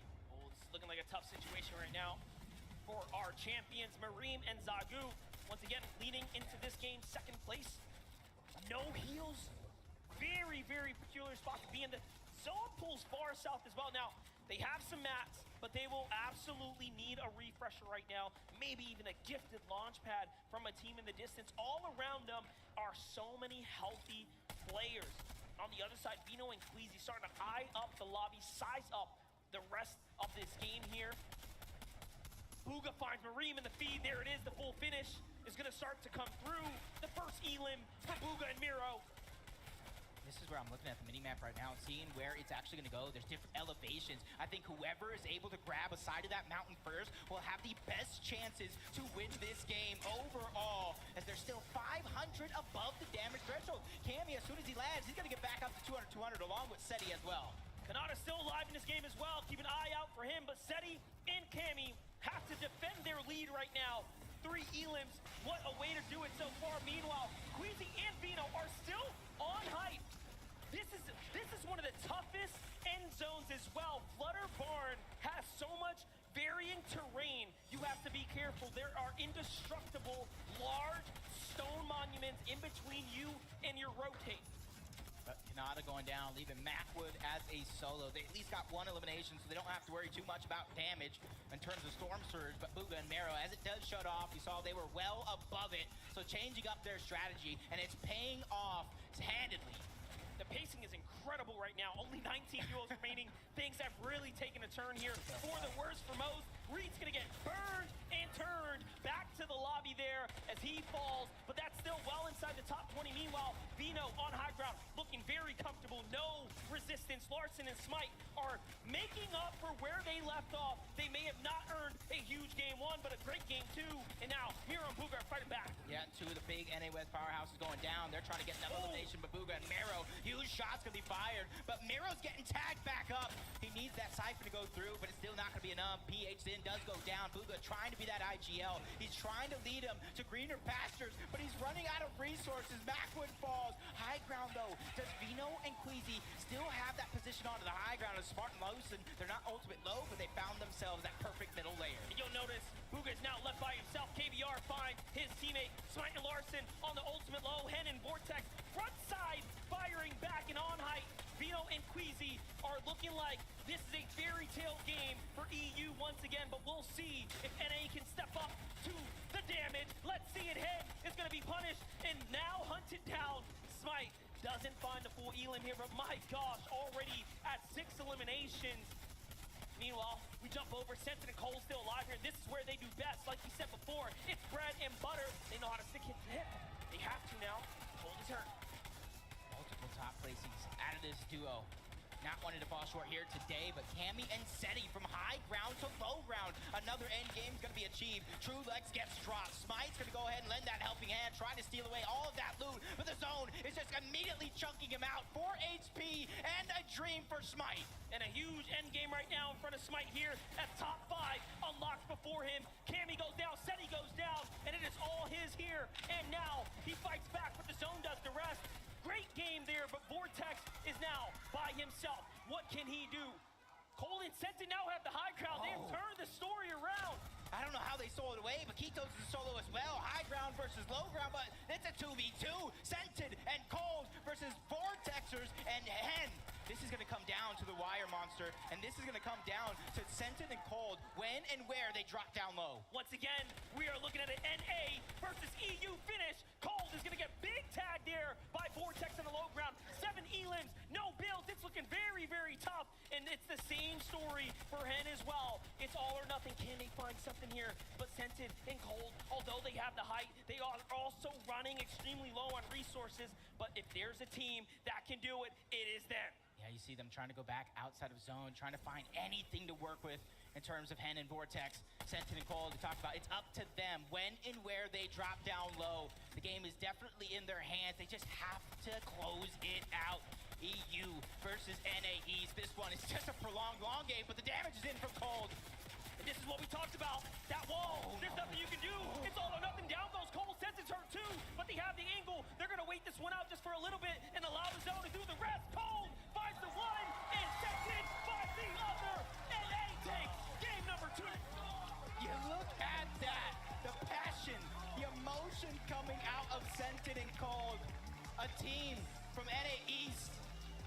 Honestly, I don't think they got the right respect coming into this event because of what happened to them last season. That's right.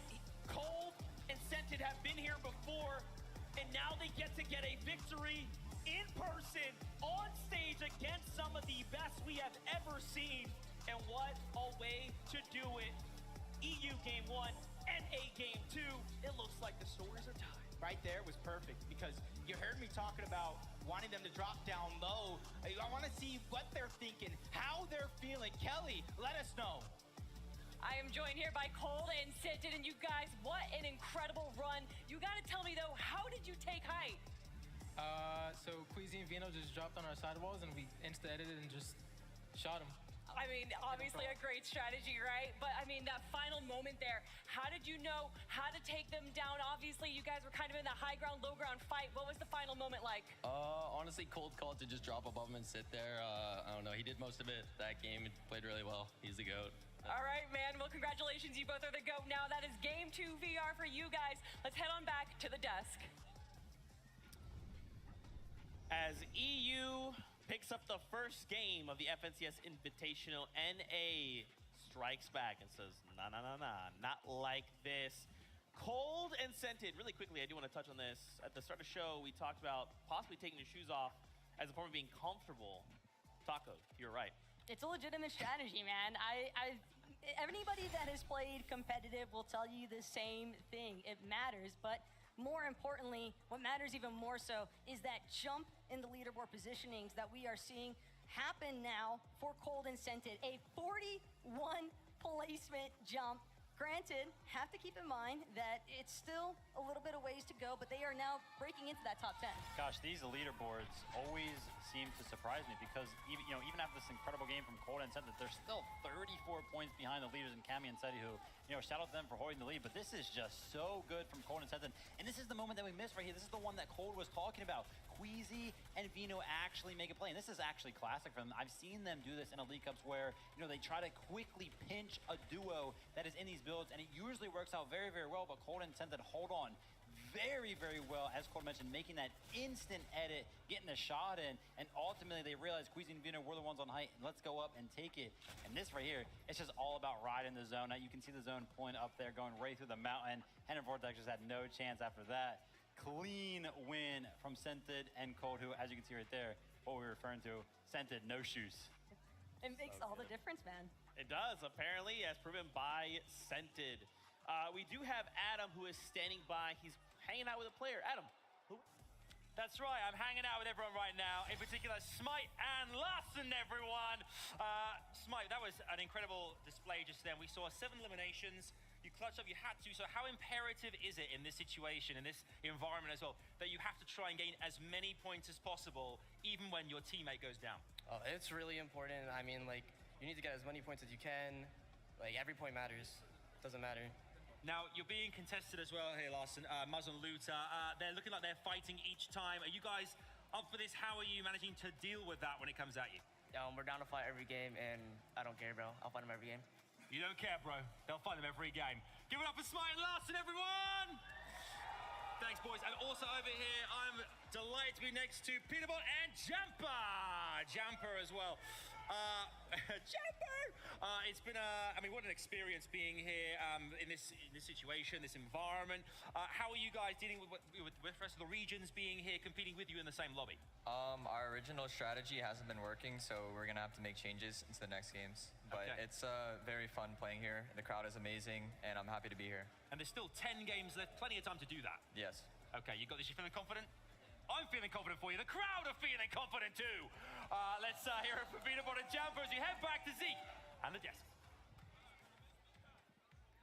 Thank you so much for that insight coming out of the players. This is kind of what we've been talking about, right? The question has been, once all of these regions finally meet head-to-head on the island, what will happen? Will strategies hold? And the answer for some is no. Because who knew that having to adapt to a meta that is completely different than your own region that you've been playing for several FNCSs now is going to be very difficult. But if it's anybody that has a strong head on their shoulders, it's going to be Jamper. He's been around for so long, and I love to hear him listen, we did the same strategy in games 1 and 2. It's not working. So let's just switch it up. And I love the fact that they are just able to kind of, have that mentality, but then also have a backup strategy. That's what's really important. But that's just part of what it means to be part of the 50 of the best duos competing here for the FNCS Invitational title. But not only that, while they might be working on some changes, Cami and Seti are a duo where if it ain't broke, don't fix it. They have been maintaining this first place position throughout the first 2 games, and it's definitely a very strong performance here out of this Polish duo. More importantly, I think that Cami and Seti have just been able to consistently stay working throughout this mid-low ground element, despite the fact that we've been seeing a lot of high ground takes and a lot of high ground play from the close of the lobby. I think that Seti and Kimmy did a great job just holding on to this underside congestion control. We talked about it after game 1. It's like, whoa, Kimmy and Seti are on high ground. This right here, this was more so their style, where it's just like, we're paying attention to the high ground changes that are going on. And then all of a sudden, we load up the leaderboard, and it's like, okay, they had 44 points after game number 1, and now they're at 77. They just got 33 points that game.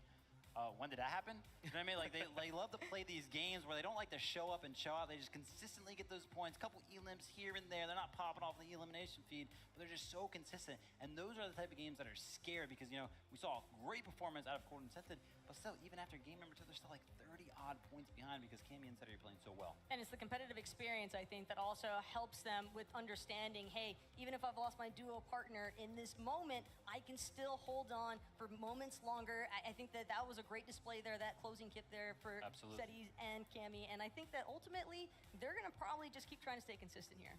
Yeah, I mean, one point we tuned in, they were 500 above Surge. I don't know how that's humanly possible, but for Seti and Cammy, it's just another day at the office. Let's talk about Queasy and Vino there.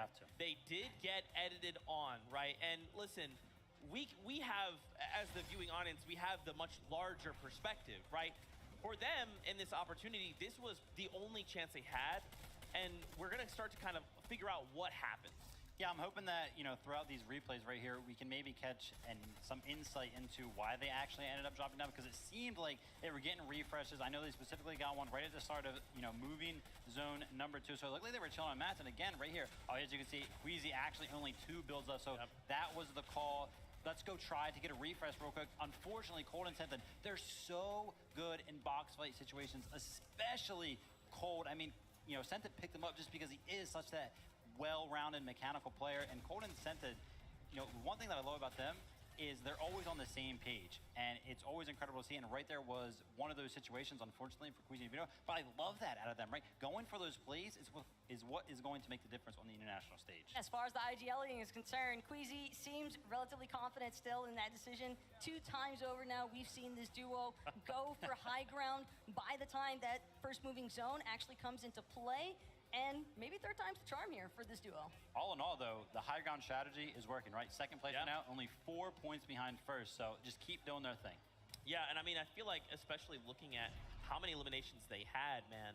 5 eliminations, 5 refreshes, and that wasn't enough to take them through that game. So we'll have to keep an eye on that. Cold and Scented back on them, 44 points, 6 elimination, currently sitting in that number 1 spot. Again, 2,800 damage dealt. That's my favorite stat. At game 1, we saw it was 2,200, and I thought that is an astronomical number. Yeah.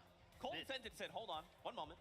So we're going to see, you know, hopefully we keep seeing those stat lines, because as the day progresses, teams are going to get more and more aggressive, which means that this storm threshold is going to progressively go up, which means that teams are going to need to do more and more damage. So hopefully we'll see, you know, maybe we'll break into the 3,000s for an individual team, but yeah, 2,800 damage, that is a lot. But entering the halftime point, essentially, because heading into game number 3, if there were ever a time to look for a shift in strategy, like what we heard from a couple of duos earlier, I think that Peterbot and Jamber, they had like the right idea. They're like, hey, it's not working out. This is where you would want to make the adjustments, is heading into game 3. Let's find out. It is time to see who will rise, who will fall, and how they will adjust to these games. This is game number 3 of the FNCS Invitational. And just like that, we are already gearing up for the next round of action. Yeah, game number 3 right around the corner, but 2 exciting games. Battle Bus is ready. Not long to wait, because game number 3 starts now. Now we're moving at my pace. Let's do this. Take a look at your screens. Take a look at these players. Someone here will walk away with it all. $200,000 for first place. A trophy unlike ever before seen in Fortnite, and a chance to call yourself one of the best in the world of Fortnite, not just your region. And it looks like we have a very similar bus to the last round. That means these northern contested teams are going to fight first. One of the biggest things we saw from game 2 was that early elimination onto Noah Riley. Edgy quite literally, you know, took him out before he can even touch down. And then, of course, there's this battle here, a battle of who can get the best drop. And what a great way to kick things off. Such a powerful loadout to really start things here. Yeah, and it does look like Baka and Onwin making yet another adjustment. They win the off-spawn fight in game 1. They lose it in game 2. And this time around, they're not even contesting for a fight, but blink and you might have missed it. A first elimination is going to be on to Looter, so Smite and Larson are finding ways to get things done again.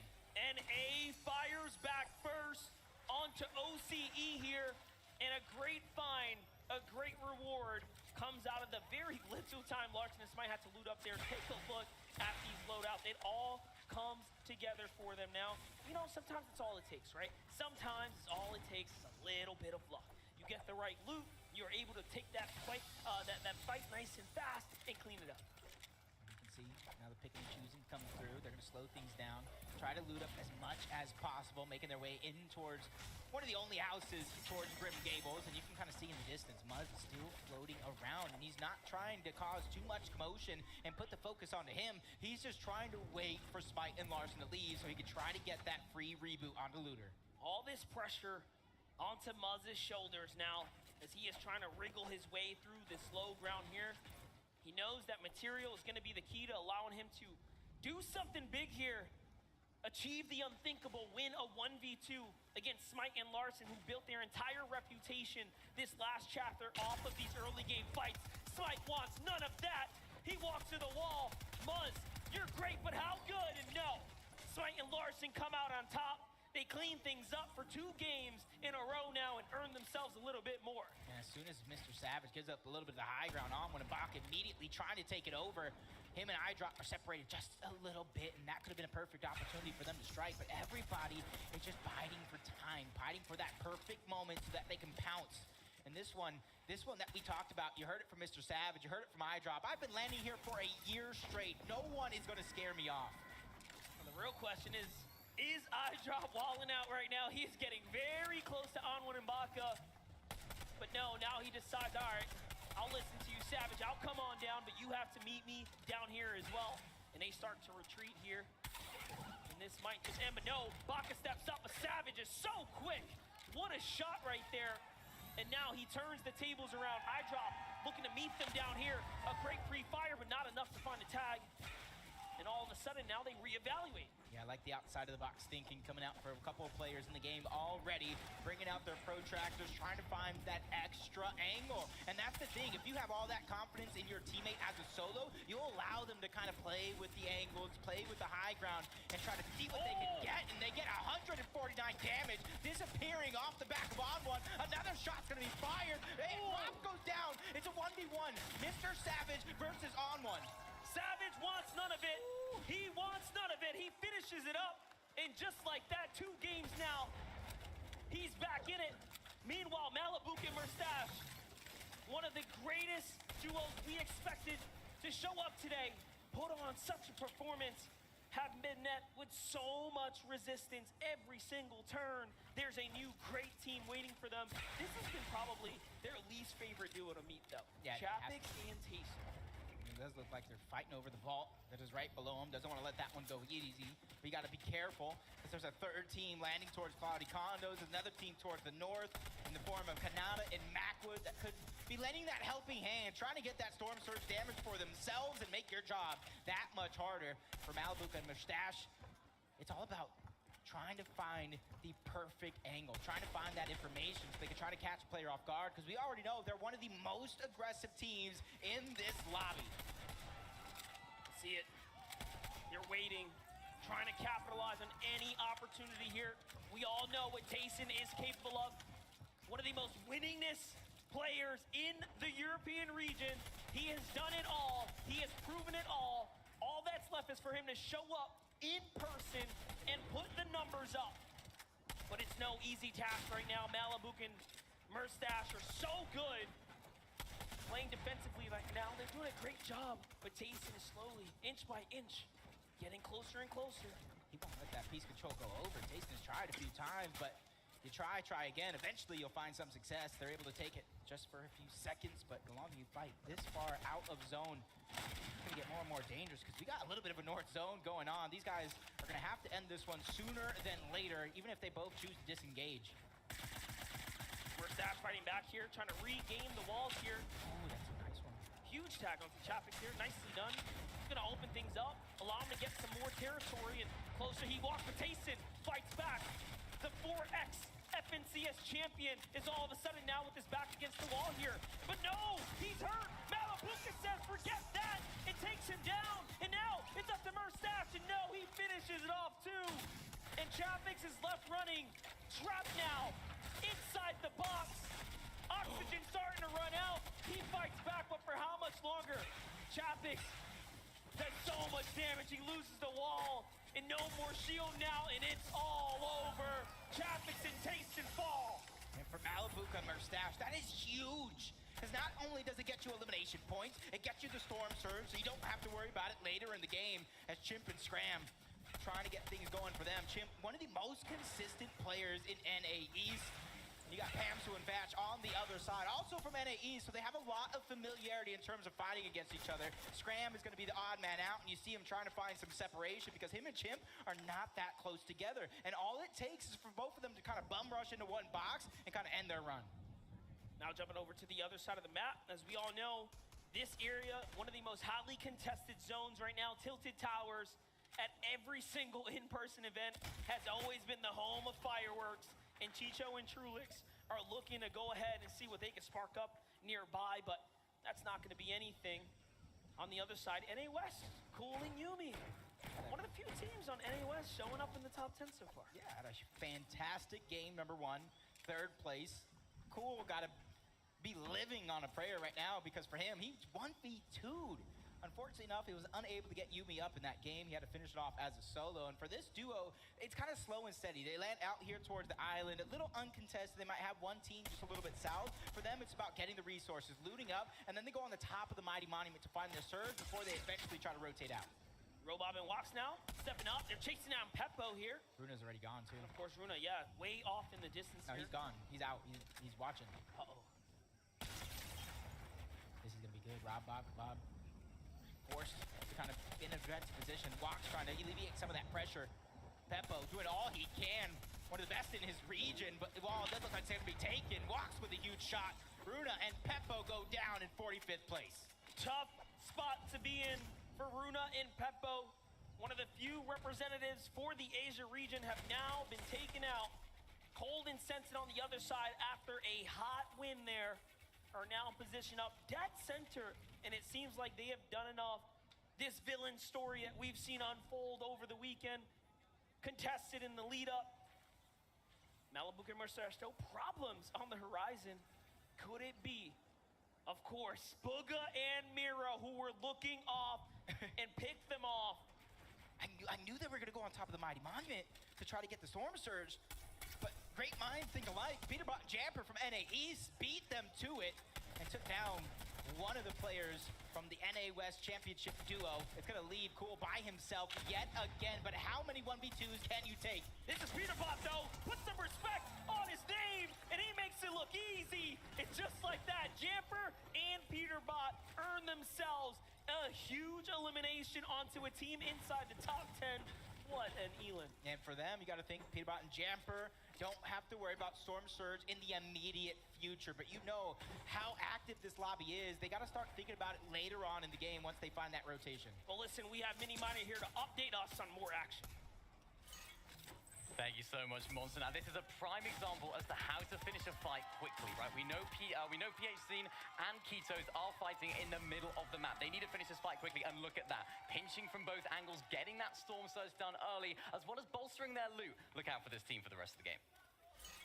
And that is such a huge set of elims there, because that's another team that is huge, like honestly showing up for the Brazilian region. PH and Ketos, man, way for them to just really show out. You know, the discussion and lead up to this entire event was things are going to be easier. You know, let's not respect these guys. And now all of a sudden they're saying, hold up. No, hold my water. Hold my mini shield. Let me show you what I'm capable of.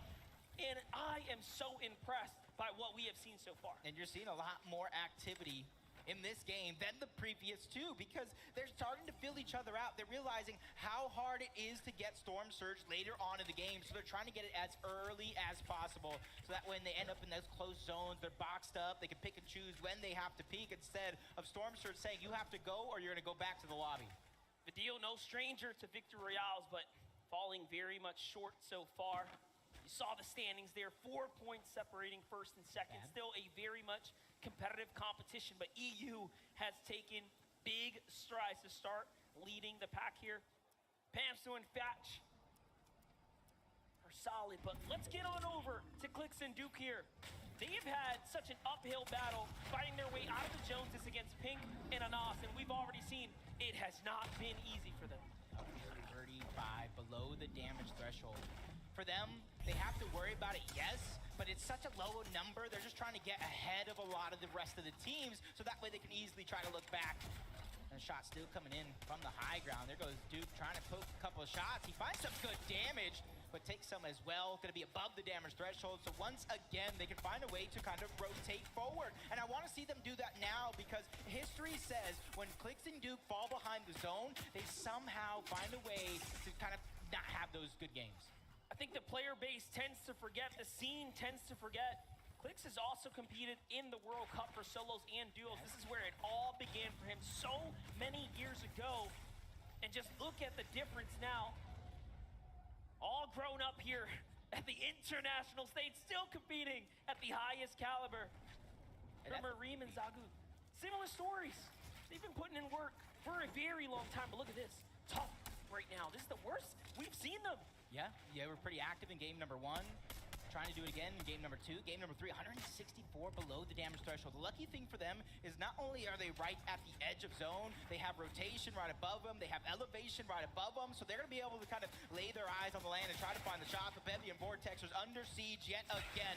Luckily for them, they're 153 above the damage threshold, so they can pick and choose. Do we fight this here? Do we kind of wait a little bit longer? And it looks like they're just going to peek, try to get even more surge, and hunt down these teams as Vortex takes a huge amount of damage. Vortex versus Vortexers for a secondary. Don't be confused. Two very different duos. Kanata and Macwood, though, are alive right now. We've seen them put up some exceptional performances today so far, especially in that game 1. They were the upset to Bugha and Miro. Game 2, not quite where they wanted to be, but this here is a chance at redemption. They find Robab and walk on the edge of zone. Malabuka from the storm to the new safety of the zone. It's not looking good, though. He has lost his teammate. Yeah, early games, they were below on damage, not getting too aggressive. And you see the A's duo taking out Brazil as well. King went down, but that's Jason Basil above Malabuka. Do they know he's weak? That is the biggest thing, because if they know he's a solo and they know he has a total of 86 HP and shields, you know as well as I do, they're probably going to go, but that's information that they lack. Well, don't yell too loud. Let's go ahead and jump into Bad Sniper and Noah Riley right now. They're starting to eye up the competition on the other side of the wall as well. You can see they're just looking, but hey man, there's something about these extremely healthy builds. You know, no one really wants to fully commit a full mag inside. You have to start deciding for yourself. Are they in a world of trouble? Can I actually do it? And Bad Sniper says, instincts speak louder here. I want to step up. I want to take this fight right now. He heard Fab's shields get cracked by Storm Surge, and he immediately looked that direction. Bad Sniper and Noah Riley coming out with a vengeance here in game number 3. Right around the corner, though, you got to watch out. Cammy and Seti is there, but back on board this fight where Malabuka is still alive by himself. Jason Basil, they're trying to attack right now, but Malabuka doing a good job. He's doing everything that he can. Pressure from so many angles. Is he going to be able to escape? Let's see it go down. Jason Basil have an incredible win rate in these close game battles in the early zones, and look at that. All of a sudden now they add to it, padding the stat, making it look nice and solid. Clix and Duke thought about it. They say, no, OCE boys, you got it. I'm getting out of here. And that is so much respect, because they are so far below the surge as well. They could have easily stood there and fight. They need it more than anyone. And as to, oh my gosh, our game leaders, Seti and Cammy, are actually below the surge. This is so bad for them. They just need to be able to find a position front side of zone, but they think it's the less traveled, but there's so many teams in front of them. 3 directly on the right, 3 directly on the left. Oh, no. 1 is behind them, and it's hot on their heels. That's Noah Riley, that's Bad Sniper. He was shot by Cammy, box to box. He's knocking on the door. He wants to finish this one off. Inside of Storm, nobody really having HP to kind of regenerate, and Cammy and Seti go down. And Bad Sniper gets to represent for France. They're taking down our Polish duo alongside Noah Riley as well. Way to do it there. Switzerland has to be happy, but let's jump on over to Rezon, who is, of course, representing for the EU side and Germany, but let's see it. Aqua looks for something. He's got Duke in his sights for Duke. Claps back, and Aqua's hurt. He loses reason, but Aqua manages to find a 2-for-1 special and cleans things up. Yeah, Duke because getting chunked out by the zone. He had 2 players hot on his heels. It's not the exact position you want to be in, but these guys can show up at any moment in any game. But for them, they're down 3. And one shot, 2 elims, a very rare occurrence. When you're that good, you're that good. That is true. Here's an ass in pink. We already know. Now, their biggest problems are down. They're out. Kitos and PHN, here they are, looking to continue to hold their position. They're 100 above the surge. They are just around that top 5 position leading into game 3, what is almost the halfway mark of the competition. And Brazil could not be prouder to have them representing here. You see, jumping on board, Bob Kebab, who's already down. He is out. Chimp's going to be able to get 2 more points in the elimination for himself, including Storm Surge, his walks. He has no shield. He has no HP to regenerate. Just 50 HP total left to his name and those 2 launch pads. But that's also what worries me is those 2 launch pads because he has a far rotation to go and he's going to have to probably use both of them with short pads in order to get there. That's right. He's looking to go ahead and make that move. There's nothing in front of him. Meanwhile, Miro and Bugha, decisions for them as well. How do they want to move out? They hear the launch pad go off. They say, hey, let's save ours. Come up here. Let's go ahead and recycle that. Can they find it? There it is. They do get it. And they go in the opposite direction. That is the difference in strategy. Miro and Bugha go right. Closest way of least resistance directly to the zone. Wax stood far left. And that probably would have been the saving grace because he ran into Aqua and Reason, who immediately took him down. His threats is going to fall as well. Pablo gets taken down to Brazil's Kitos. Alex going ahead and taking down TSM Reed. So much action going down around the lobby as Bugha and Mero trying to find that sweet spot. Because you know as well as I do, as long as they make it to end zone, those eliminations will naturally present itself. This is a team that has struggled in the early instances of the chapter this season, but they have managed to find their way into such a great position. But now, let's jump on over to some of the GOATs. Vino and Queasy, 2 elims already poising themselves up for an excellent game here. Near max material, so they have to be coming just off of a fresh refresh right there. Quite literally bounce them back in the game. And man, you don't see this very often where it's your drop spot where you start off and the zone just lands directly on top of you. So they are being served up. Yep. And right now, for an end zone like this, when it is on your drop spot, you already know how to traverse every piece of terrain that is around as Kitos still trying to do wonders. Not a lot of HP on PHN, so these guys down on damage in terms of Storm Surge have to figure out what they're going to do because if they wait too much longer, they will be down. They will be out. Well, here it is. Luckily for them, the threshold is met. And they do not have to fight, but they know what's in front of them now. They have a huge monumental task to step up here. You can see there, that's a wall that cannot be built there.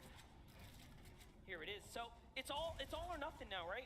We know the Brazilian region to be one of the most aggressive. PHN is literally tied for 3rd for the most FNCS champions individually in his region and globally. So that's a team that has everything to play for right now, but jumping over to Zagu and Mareem, they're still alive right now. Some of Japan's best are here. Trippin and Thomas HD, one of EU's best as well. And honestly, one of the fan favorites to take it off. 296 above the damage threshold. Joe and Z Andy right in front of him. Piece control is going to be important towards this end game because if you go into the wrong box at the wrong time, they're going to take you out, and they're just trying to gather that information. They know they don't have far to go as the shot's going to be fired and landed onto Hen, who's dropped down to about 50 HP. And with that, you see other teams taking notice, and they're also putting that pressure on. Trippin has full trust in his teammates, but their elim gets sniped up right there. It's Zagu and Mareem who are just coming out and literally reaping the benefits, taking all the spoils.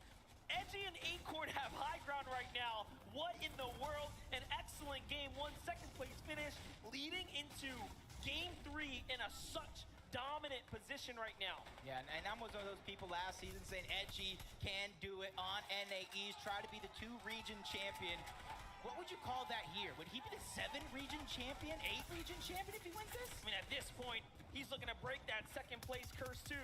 He wants to make sure he gets one for Queasy and Vino. Caught lacking. Don't forget, they were the most stacked duo in this lobby. This is their home position, the drop spot of Shiny Sound. And now, all of that luck and hard work, preparation out the window. Yeah, it was 2 different teams. One from Asia, one from EU. They actually got an elimination each on the team as Scented and Cold trying to get to that front side of zone. They have that victory royale in the last game. 32 above the damage threshold. Luckily for them, not too many players have to go down before they go ahead and have to not worry about it. Is Aqua, Reason, not too much to worry about in terms of Storm Surge, but they have to find that sweet spot in zone. They're gonna use the launch pad to get there. When you see Reason and Aqua looking up, you know there's only one thing in front of them. How can we take this high ground? Tripper, though, has a problem in front of him. He gets punished, he backs up. Great defensive maneuvers right now. Okay, and Thomas takes the lead. He says, hey, you go ahead, pause down, heal. I'll continue to tarp out. We have the zone right here. See Andy and Joe, even with a messed up finger, Joe is not gonna allow him to stop playing for the big positions right now, and he's got this high ground. It doesn't even look like it's been affecting him at all. Yeah. Look at this, 3 Elins. Lucas, there's loadouts. He had all the mats to hold on to that high ground with 7 moving zone, even if it's contested. Reason A and Aqua trying to fight for it, but they're gonna get stuffed. They're gonna get shut down for now, and you can see the pressure from Joe and Z Andy. They're looking towards the backside of zone, and they're putting Another shots on launch pad. players who are suffering the Storm Surge. Oh, he goes for the low pad. Aqua wants to get down to the low ground here. No reason to play for the builds. He doesn't have enough to make it. Is Reason behind him is the real question. Meanwhile, another end game for Kitos and PH Sin. They have 4 Elins representing for Brazil right now, and they are almost inching their way to the top 10 right now, but Cold and Scented are right in front of them. This is where they do the most work. This is where they play best.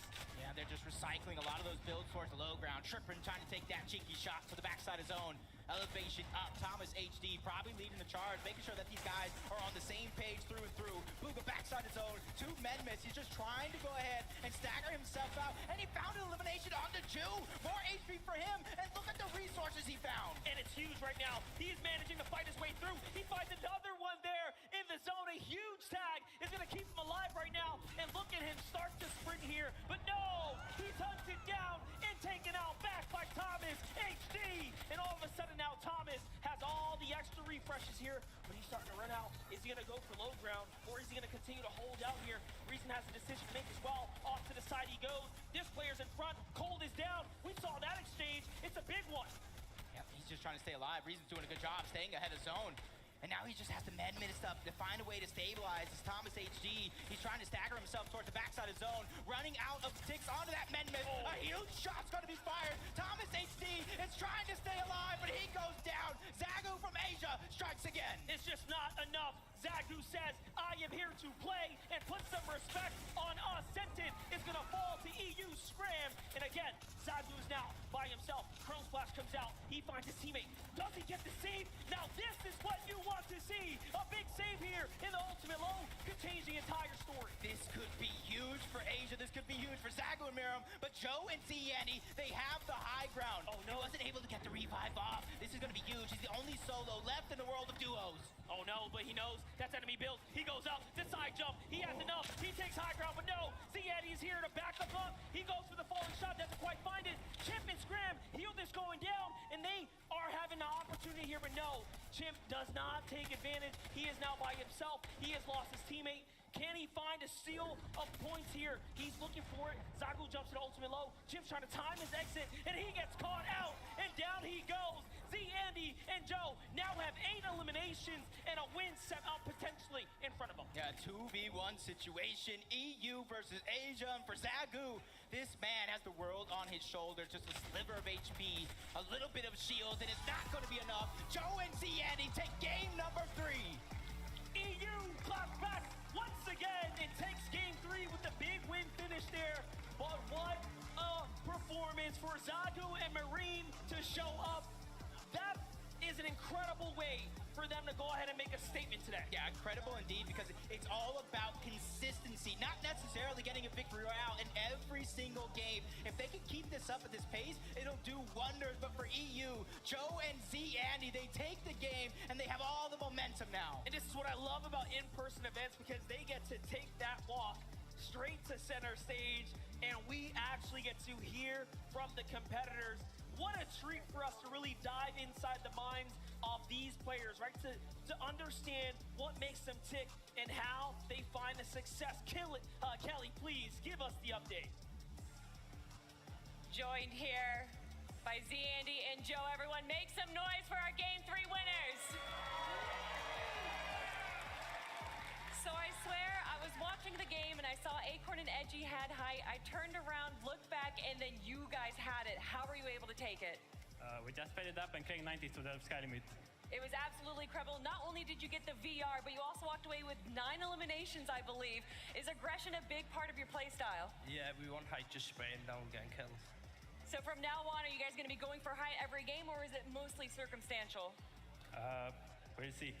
Yeah, and how are you feeling about the remaining 3 games today? Feeling good after that game now. As you should be feeling good. Everyone, one more time, make some noise for these 2 right here. Thank you guys for joining me. Enjoy your break, and we're going to be heading on to the desk. Joe and Z Andy, victory royale in game number 3 of the FNCS Invitational. A huge way to show up, and not only the victory royale, but accompanied by 9 eliminations. Tokata, that's what you want to see on this stage. It's what you love to see, right, Zeke? Those big VRs that boost you up in that leaderboard. I mean, we saw Queasy and Vino dominating the high ground in the first 2 games initially, but Joe and Ziandi now showing how it's done, not only securing the VR, but also with a good amount of elites. And you know what's more impressive, right? This is a very, very north zone. These guys land all the way down to the south, down in Sanap Station, just before the zone started closing. It was 5th zone, I believe it was. They had 3 eliminations. They sorted out their Storm Surge early on. They got the materials, and they were able to take high ground so effectively. I like the way they played it too, Takara. They were playing one up front side, one up back side. No one was getting up there. I love how they've adapted. They were actually originally going to be contested by Baka and On1 in the Synapse Station, but now having it on contested, they have to figure out how to get that damage, you know, before the late game and not have to worry too much about those rotations, but they've done it, and it's showing. Looks so good here, especially to finally be able to kind of, to get those wheels moving, right? To get these players finally in that place where they can say, look, okay, game 1, regardless of what has happened in previous 2 games, we're all ready to go, and we're ready to put numbers on the leaderboard. Let's take a look at said leaderboard and see how things are shaking out. Remember, we have another 3 games left today. We'll be back tomorrow for the last 6. Queasy and Vino now tied with Meram and Zagu. And I just gotta say, the international teams here, Japan, Brazil, y'all are showing up huge. This is what you love to see from an international event. Queasy and Vino were fan favorites coming in from EU, but now seeing Meram and Zagu tied for that first place spot. Remember, Queasy and Vino, they got knocked out in 6th zone this last match. They had a very strong first 2 games, but this 3rd one was not so strong. But if you want to get that first place spot, you have to stay on top, and that is what the duo from Asia is doing. Yeah, and things were looking peachy for them, right? They were picking up eliminations, they were looking good, they had the materials to go for their classic high ground take, but unfortunately, it couldn't quite work out for them, right? They were just getting sprayed from all different angles. Maybe it was a positional issue, maybe Queasy might have to take blame for that, but you know what? There's still plenty of games to go. You gotta hope that they can just make the adjustments, right? It's fine, they're still in first place, right? Even with the situation, they go down in 21st place. In that game, they're still in first overall in the leaderboard.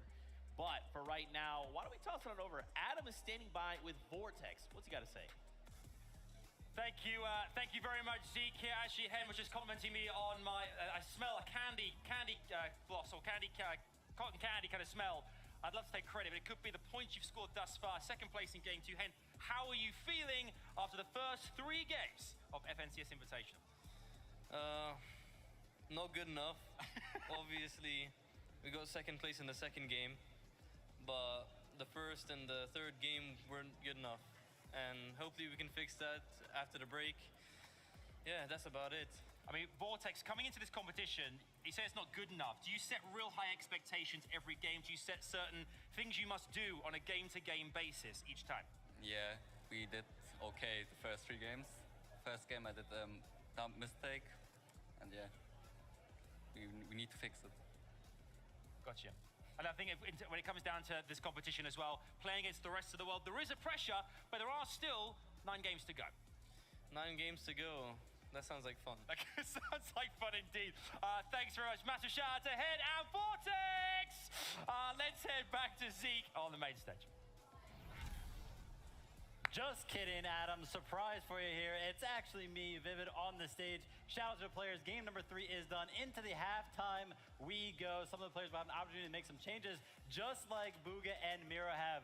As you can see here, some of those early games, the Storm Surge wasn't necessarily looking in their favor, so they're actually gonna go ahead and make sure to prioritize some of these tags before they're even fully loaded up. Miro right here has a pistol, and he's still making sure to find those opportunities in that early game. Now, of course, this is something that we love to see out of Miro. This is something that they usually do. Move just to the north of them over here at this area, set up on this hill, and find plenty of tags throughout this early game to make sure that they are set on Storm Surge. And they actually sit up here for so long that Hen and Vortex are not even expecting them to still be up there. And they get this nice sneaky beam in here to make sure that their Storm Surge is looking good. And then listen, this is the adjustments I was talking about. Look at this.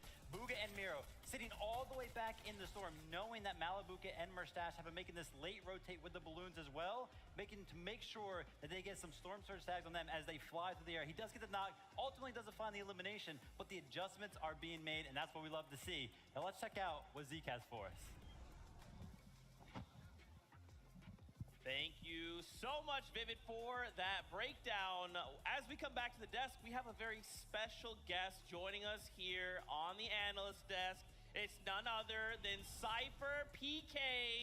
You guys can give it up. I mean, we all know Cypher is pretty incredible at everything he does. I mean, you can hear the fans absolutely losing their mind. Cypher, how's it going, man?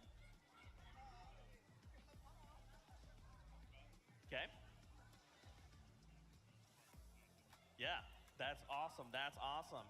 How are we feeling so far about these games? The first 3 underway, done. We have 3 left. What are your thoughts? It's been exciting, man. We've seen some crazy changes, right? I mean, we went into it kind of having expectations. We thought, we thought these teams were going to do well. We saw the Queasy and Vino, of course, still doing very, very well. But some of the smaller regions, some of the maybe lesser-known players have turned up today. It's been great to see. We've seen changes in strategy, of course, as well. Some crazy zones that have really put these teams to the test of time. It's what you love to see, though, right? In an international competition like this, teams from all over the globe popping off, right? I mean, the leaderboard right now, I saw some predictions coming into this tournament, and they did not look like the leaderboard is reflecting currently. Yeah, that's right. We are back here on the analyst. Sorry about that, Cypher. I forgot to turn on your mic. That was on me. It's all good. It's all good. Play. Welcome. How are you feeling now that everyone can hear you? I'm feeling great. First Fortnite event since World Cup, and you guys blew it out of the water. That's awesome. What are you thinking about the competition so far? How are you enjoying the games? Well, it's great to see some of these players like in a LAN environment, and because there has been one in such a long time, a lot of these players, this is their first ever in-person event. So it's a completely different kind of shock when you're playing in front of a crowd and you hear the cheering and roaring. So some of them are veterans, some of them have LAN experience, and that is going to benefit them, but then the rest are kind of here for the first time. Yeah. Is there like a duo you feel like you're following? You're like, yo, I'm vibing with this duo, and then maybe one that you're like, yo, these are the ones I think are gonna win. Well, the duo from Japan, I'm glad to see like a small region pop off on like an international level. So I'm kind of rooting for them. That's right, dude. Zago and Maron, they are absolutely, like, it's weird too. They're just running around, and it's like wherever we look, their action, they're just there. Like, they're just like, hey, there's action over there. I want to be there finding eliminations. Who are you hoping to see change things up as we kind of move into the later half of the day? Well, there's a lot of off-spawn fights happening right now. You got a little bit in Joneses, a little bit in Tilted Towers, and whoever's just on the bad end of that, I want to see some adjustments from them and see if they can like put aside their ego and just make the right play, maybe land somewhere else or change it up. I mean, there's some spots on the map that might still be uncontested, but you're looking for that scrap loot and trying to make it to end game. You might not want to make that change in the middle of the tournament, but it could be beneficial. Yeah, I mean, you are pretty much known as like one of the guys that can adapt to anything, right? Think back all the days of like, I'm going to build a tower here and I'm going to throw a million traps in here and, oh, it's a convenient launch pad. Do you maybe have advice for some of these players? Maybe things you would hope they kind of like consider as we now have that time to kind of collect ourselves? Okay, so my biggest advice, I mean, as someone who's played some of the pro-ams and in-person events, my biggest regret sometimes is just not going for it. There's like a little bit of like panic, a little bit of nervousness on some of the plays. You gotta really just get into that mindset. Like you're playing at home. Like if you can get into that mindset, play very comfortably, like you'll make plays and people will be shocked by it. They won't expect you to make those plays. Yeah. Do you have like a favorite moment that has happened so far? Like anything that stands out like, yo, that moment was wild. I mean, I've seen some crazy 1v2s, which is, I mean, just think about this lobby right here.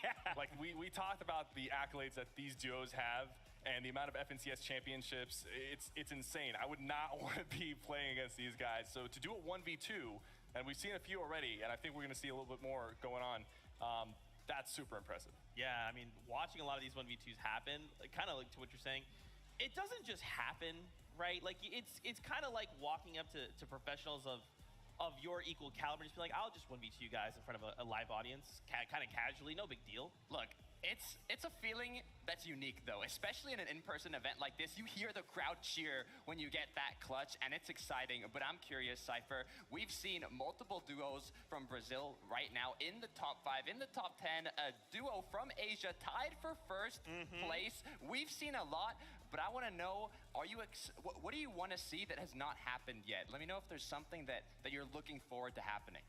Well, I guess one thing that I did want to see was some of these smaller regions pop off, and we're seeing that with Brazil and Japan. And I think like some of the less conventional playstyles and duos that people don't know about showing up on the main stage and doing really well, like that kind of shakes up the scene, and that's what I wanted to see. And we're seeing it live, and then you're also feeling the crowd react, and they're rooting for some of the underdogs as well, which is great to see. So it's been a blast.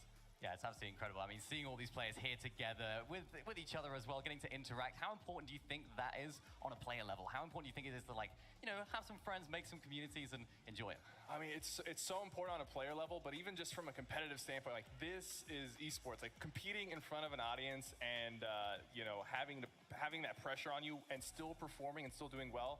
That is a true testament to what kind of player you are, in my opinion. If you win online tournaments, that's great, but this is the true test of skill. Yeah. Cypher BK, thank you so much for your insight, brother. It's great to have you here in person. Fans, if you see him, make sure you say what's up to Cypher. He's one of the coolest people you'll ever meet in your entire life. The players are currently on a little bit of a break as they collect themselves, so why don't we go hang out with the casters, Monster D-Face and Jacob PR. Thank you so much, Zeke, there for, of course, introducing us. Now, listen, all that hype about what your favorite moments, I want to talk about what I've loved the most so far. Let's talk about how this script has been flipped way upside down. Not a single person expected, I think, what we've seen today. And for me, the Brazilian region, Ed in the 2v1 situation there on the outside of zone, wait for him to clutch up. And then PHC and Iquitos coming through, putting up incredible performances so far.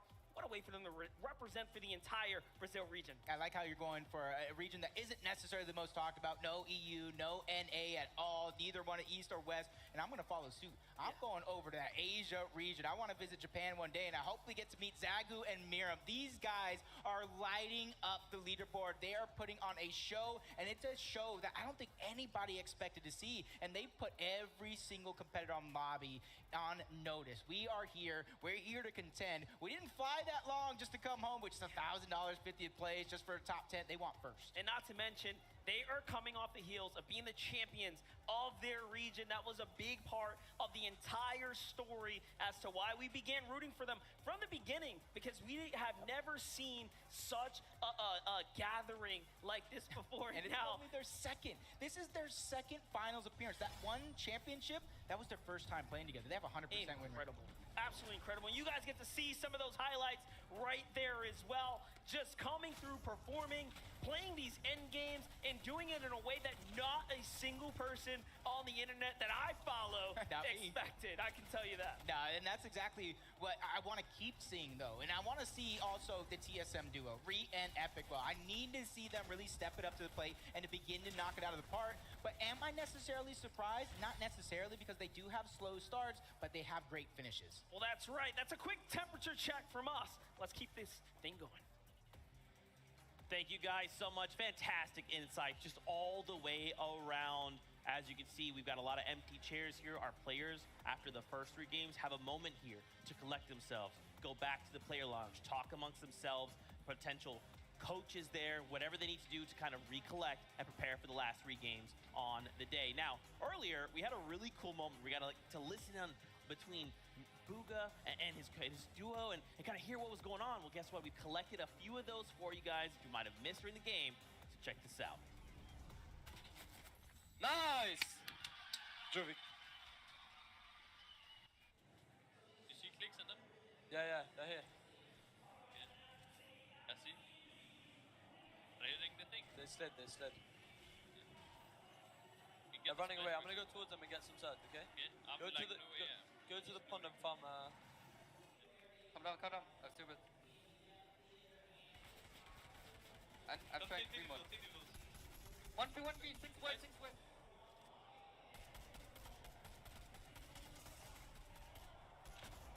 One drop.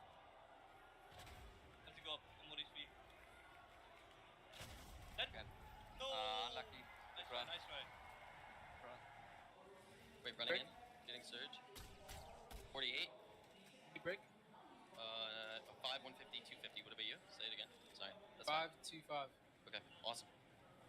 Come. Come. I have no meds.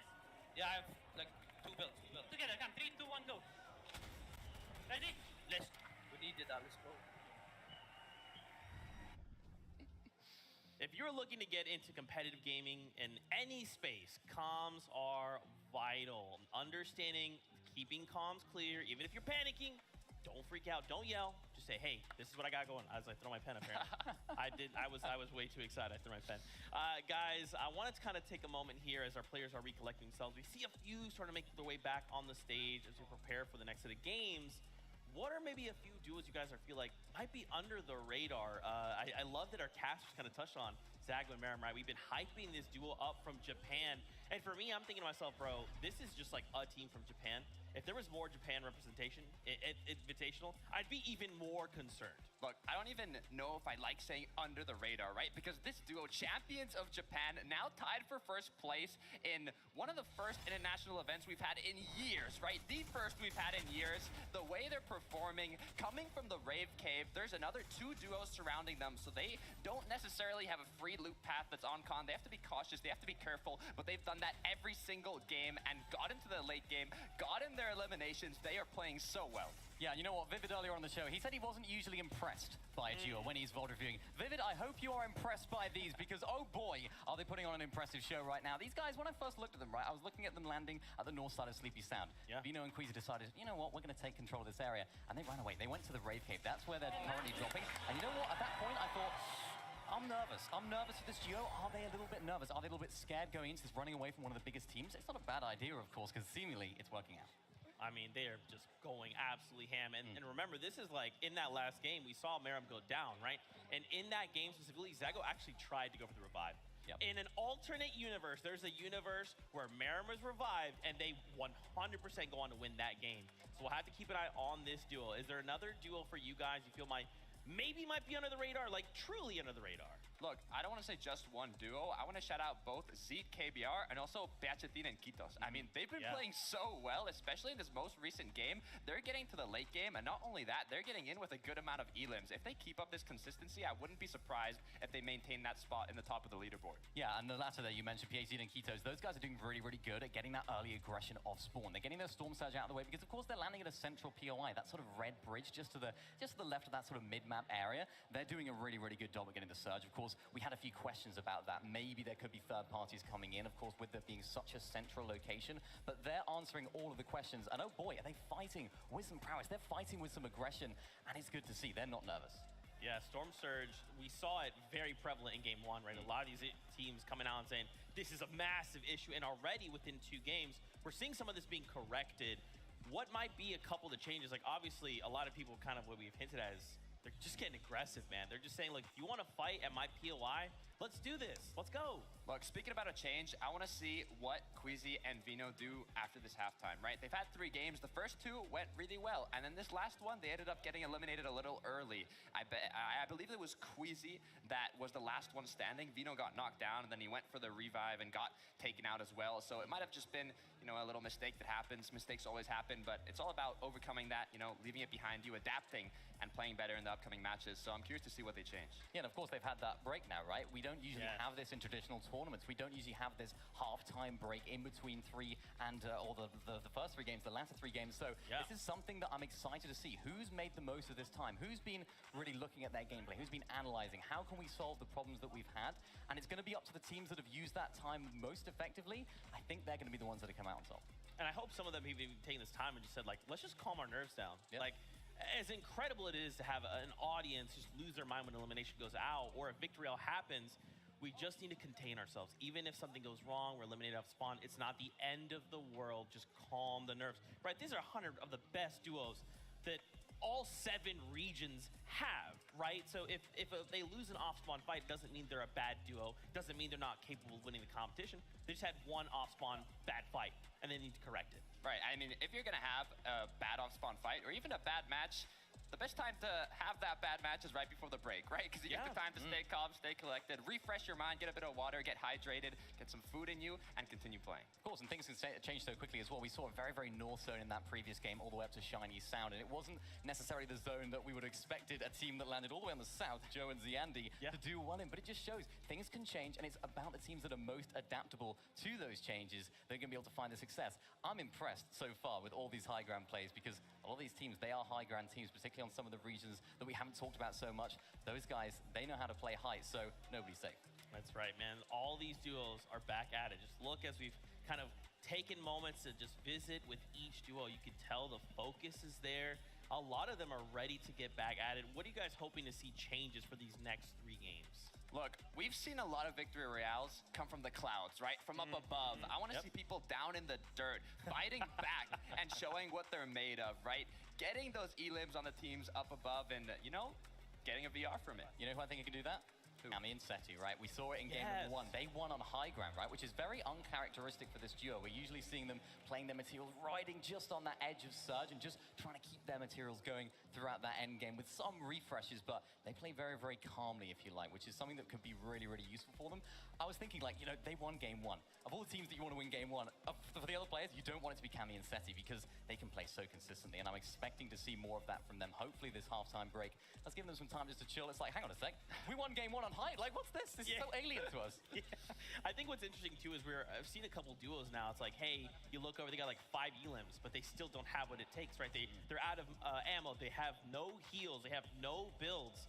Why is that? If we're capable of finding 5 eliminations on a stage like this at calibers like this, what are we lacking? There's so many types of engagements that you can encounter during a match, right? It could be early game engagements that staggered out and last a long time. We have Merstash and Malibuka going against Tayson and Chapix. I mean, those 2 duos alone are literally titans of their own region, and having them go head-to-head, those engagements can last a little while, and if it takes a long time to finish an engagement, you lose a lot of materials, you lose resources, you lose shields, and even if you end up coming out on top from that engagement, you've already used everything, and it's difficult to come back from that. And of course, I mean, look at the lobby, right? Let's just take a look at it because everyone in this lobby is incredible. They're not going up against the likes of me and you. They're going up against some solid players, and they're proving. Yeah, I'm a walking 50 shield refresh. Don't even worry about me. I can vouch. We do have Adam and Kelly standing by. Friends, over to you.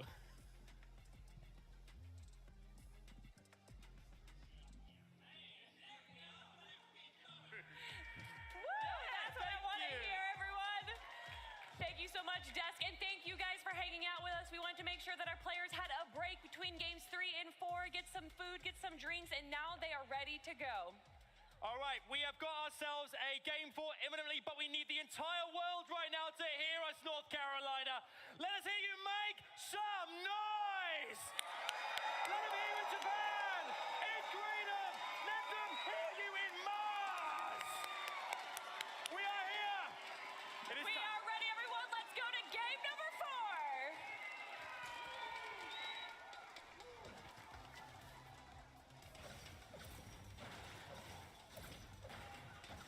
4. Now that's what we like to see. Let's go ahead and just pick things up and get right to it. Game 4 is underway. The players are already landed off the battle bus. If you were walking around, take a seat because it's time to get into the action. And it's already looking like Kanata trying to get busy. Taking down Vortexers for the first elimination of the game. Ascented trying to put shots on into the distance. It does look like Cole got a knock onto Pars. The angles and the pressure is already coming out. These guys have been battling all weekend long for that contested drop spot in the middle islands. And with Pars dropping, Raze has the world of pressure on his shoulder in this game. And it's so crazy because we didn't think they were going to be able to do it. Get past this, what feels like crazy hurdle, being contested on an in-person event should honestly cross you out of the equation here, but not for these competitors. They don't let that little inconvenience stop them. If anything, they weaponize it. They've turned it into surge tags. They've turned it into great standings. Even Sagu and Marine here from Team Alba representing for their entire region at the Rave Cave. Yep, this is huge. You You got Thomas, HD, and Tripperin. Commandment and Avery all landing towards the Rave Cave. Luckily enough, this is one of the biggest POIs with a ton of loot to go around. And you're kind of seeing not too many early game fights going down over there as Kitos and PH Zin trying to have that early game that they want, because for them, they've been doing so consistent lately out of this drop spot. Not too much contesting going by. And for their Storm Surge, they have so many players around them so they can gather it. Now, what's crazy is that the story of Brazil is W key, but not for them. They've made all their points through placement. They actually have some of the lowest eliminations overall. When you stand them against the others inside the top 5, they're actually at the lower spectrum. But Vico and Marine here starting to get into some dangerous territory. You can see the reality tree is no free position by any means. You have Retake and crew up above, Zandy and Joe, who have just taken home a huge moment and win for themselves, are now poised up at the sign adaptation just south of Mira. Yeah, and right now, even though they have uncontested drop, it almost makes me wonder with the zone kind of being towards the northeast portion. I was going to say exactly this, what Grim Gable looks like for Larson and Smite, who actually did win that off-spawn exchange last game against Buzz and Looter, trying to have that repeat success here in this game. But right now, they're just kind of taking their time. They're high up on the mountain, so they got to be careful for those third-party attempts to come through. Now, Muzz and Looter are playing potentially spoiler here outside the Grim Gables, because we have this Larson and Smite duo who have fought their way on up to 7th. And again, elims are the name of the game for Larson and Smite, but this is where they have built their reputation, fighting in the early game, managing to get so much experience being contested season after season. It started way back north where Vino and Queasy are, but hold up, Larson finds one, the trade is good, and Smite gets the other, and down goes OCE, Muzz, and Looter. That was a fantastic play by Larson, reading him like a book. He turned the page and got an elimination as Mr. Savage strikes again. On1 goes down. Baka has to go ahead and figure out what to do next as iDrop's trying to get those angles. Right now, they're just trying to alleviate the pressure, but the Brazilian duo that you're talking about, King and Mr. Savage, they're looming in the distance, waiting for that perfect moment to strike. And that's right. This is such a huge opportunity. Now, remember, they land just west of the Chrome Jam Junction. For them to come in, sweep things up, could change the story around. There it is. They open up with a couple tags, but iDrop gets to the loot first. He's got the refresh. He's got a little more material, and you have to assume King and Ed are just a little bit more positioned and ready for this, but a good defense, a good bluff is all you need here to back them off, and it is going to be enough. King and Ed don't get to show us what they're made of in a clean 2v2. Another team's kind of floating in towards Chrome Jam. That is the Asian powerhouse. But over here, towards the islands, towards Mighty Monument, you have the FNCS, NA West champions, trying to have that repeat performance in game number 1. That's Basil, that's Chase, that are under pressure. High ground is seemingly right now cemented to the PSG TNA duo. Now Yuumi is very solid. Cool's gonna find Jason the feed there. It's up to Basubai, and South Basil has no teammate to work with here, and he is trapped inside this stone build here. This is a very tough tower to play out of. Awkward positions to build, and the terrain gets extremely weird. He does drop a few layers, but there's only 2 exits, and one of them's cut off by tons of enemy territory. So look at this. He goes out the back with the windows there, and that is that game knowledge kicking in there. Yuumi and Glor looking so solid. This is what they do on a day-to-day basis, isn't it, Jacob? Yep, this is exactly what they came to do here with that stunning performance last season. Even though it was a 2-day competition, they ran away with it on day 1, and when push came to shove, they held on to it in day 2 to take home that crown. But you can kind of see the Brazilian duo slowing things down just a little bit. They thought it was going to be an easy third party on a Mr. Savage and Baka and On1, but it wasn't as easy as we thought. Definitely, and of course, plenty of highlights as well. Let's get caught up with how this unplayed and unfolded. So On1 just gets snuck up on there. You saw all the Chrome builds. He says, no, I'm not going through that. We're going to go and take the easy path here. But that's exactly what iDrop was kind of talking about. He said, I've been dropping here for 12 months. Right. I'm ready to fight. I'm not splitting loot. I came to take what's mine. And he does it game after game after game. If they can keep up this type of consistency, mix that with an opportunity to take the end game, this is a recipe for a duo that can catch fire at any moment. Because you got to remember, one of the last in-person events that we had, not the last one, but one of the last, Mr. Savage took it out on top. You had Bizzle in second, and the placements down far after. That's right, but look at this. Seti and Cammy going to the old trusty right on top of this air blimp. This is what you expect. This is a huge double-edged sword here where you expose yourself, but you just open up the entire terrain before you. As we jump on over to Kitos and PH in here, looking absolutely phenomenal. They have more eliminations against players inside the top 10 than any other duo, just showing us exactly what they are capable and made of. This is literally the story of them on their region as well. They consistently take out teams at the top, and that is perfect preparation for a lobby like this, because you got to think the Brazil region, they're fighters. They love to fight, and right now they're playing against the best, and it's working out. Let's talk a little bit about this zone for a second here. For the first time now, we see a little northern pull off to the east, so we get another kind of shake-up. So the last time we went to Shiny, it didn't quite work out for Vino and Queasy, but what we did see was that they were so just suited for a big game. And now that we know that, it should be the same story. But let's get on over to Lustrous Lagoon here. It's crazy to me how Runa and Peppo have demanded so much respect from this entire regional competition that no one has decided to contest them here at the Lagoon.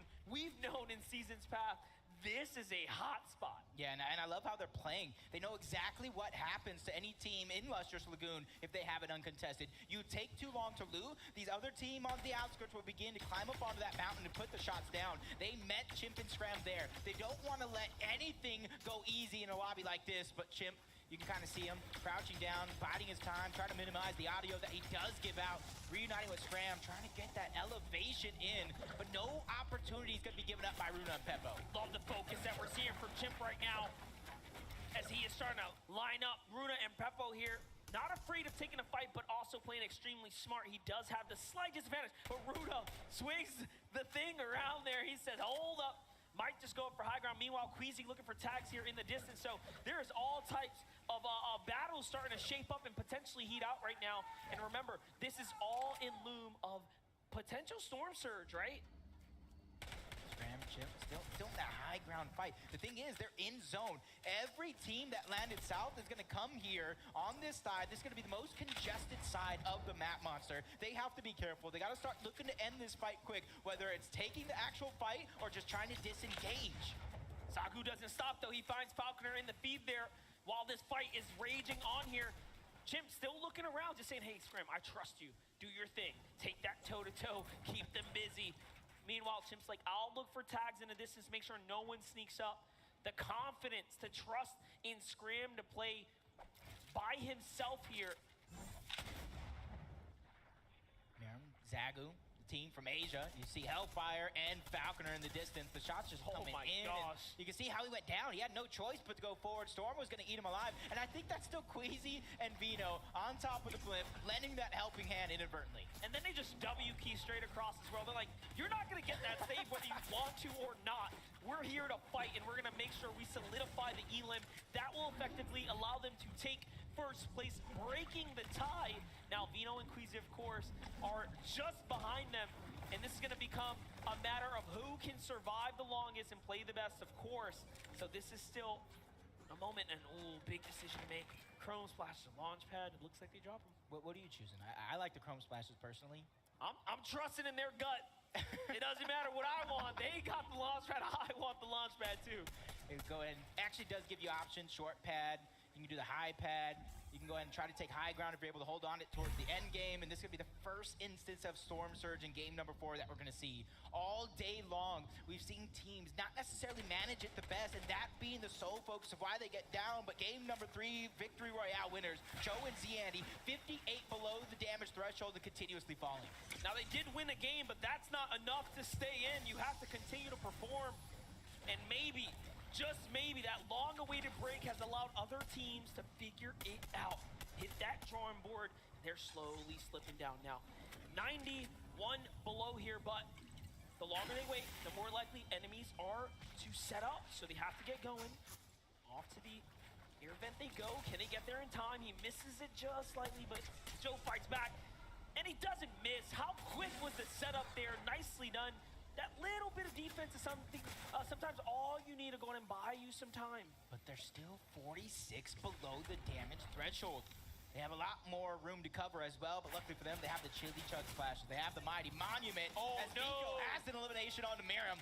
Can he be able to clean that one up and get the spoils after that falls all together? Moraine and Vico really trying to show up this game, and you talked about it during that break about how stacked that top of the leaderboard actually is. And it looks like they were waiting around just a little too long. They try to bait out the vault, and instead they get punished. And now Zagu is by himself. The shield bubble is gonna buy him some time, but it's only a matter of time. If he stays there, yes, they're just gonna 2v1 him. He goes up for high ground, and he's trying to get on out of here. Vico and Moraine decide better. They say, all right, I'm okay with that. With Swag and Pablo here, let's just get to the new storm. Let's get safe, and that's what they do first. But it is not looking good for our first place team now. Yeah, so many teams just barely on the threshold, either above or below, as Runa and Peppo trying to keep things going. They are 244 below the damage threshold, going up against Peak and Anas, who've also had their own struggles when it comes to Storm Surge. So this could be a good fight for both of them. A huge shot coming out of Peppo. Peak and Anas, they have their backs up against the wall, trying to get out alive, but the backfire comes through. Vidil gets an elimination as well. Everybody in this fight is under siege. Pink, with his back up against the wall, takes them both down. And EU takes down Asia in a 2v2 head-to-head with no interference in the distance. Chapix cleans things up onto Z, Andy, and Joe are Game 3 winners. And now Chapix and Tayson continue to play upset. Let's just take a look at the highlight. How did it all go down? He walks up. Man, this is why Chapix is so good. This is what he did in the World Cup. This is what he's doing here now. And ooh, you can see the pain. That was a tough one. Yeah, that's definitely tough here, but luckily for them, they did get that victory royale. They're at the top side of the leaderboard. One bad game does not decide your future, as Queasy and Vino under siege yet again. Just a sliver of HP. Storm Surge doing its wonders, but they have 10 splashes. But Vino has to try to get him out. That means Queasy has to alleviate some of the pressure with the builds. But shots coming in from the distance. Luckily for them, it's another team that is struggling to surge, so they're not the sole focus of the lobby just yet. Now, this is insane. First place has already lost a teammate. Now Vino and Queasy were in second. Just points behind, are so hurt here, and the surge is continuing. They will have to take this fight. That's not an easy duo, and that one isn't either. This is looking very, very tough now for Queasy and Vino. As Merrim gets knocked down again to Edgy. They're just going through it this game. We talk about consistency being the key. 44 below the damage threshold. Commandment and Avery become the targets to Queasy and Vino, but how long can they last? Just only a few ticks away. The short pad coming through. They get the damage, but is it going to be enough to go above the damage threshold? Yo, it is not, but it is finally at the tail end. Barely going to be enough. Launch pad going out. They're going to live, Monster, to fight another day. How did Queasy survive that with 1 HP, and now he gets to fight back just a little bit here? Can he find anything? Was there something left behind? They should know better. This is their landing spot. This is their home territory, and they're just gonna go ahead and look for scraps now. And just like that, they knew what they left behind, and they are gonna be back in this game in no time. Some of the biggest brains in Fortnite to kind of remember something like that. That is outside of the box thinking, but the Storm Surge has not left them just yet. 49 still below the damage threshold. Commandment and Avery, I don't know how they made it out alive either, but they're still doing a good job this time around. 187 above the damage threshold. Let's see what they can do when it's not going to be a worry. Let's not forget, these are our previous NA East champions, but hold up. Vino says we need some elims, but no, he gets taken out, and Queasy, it's up to him, and he falls too.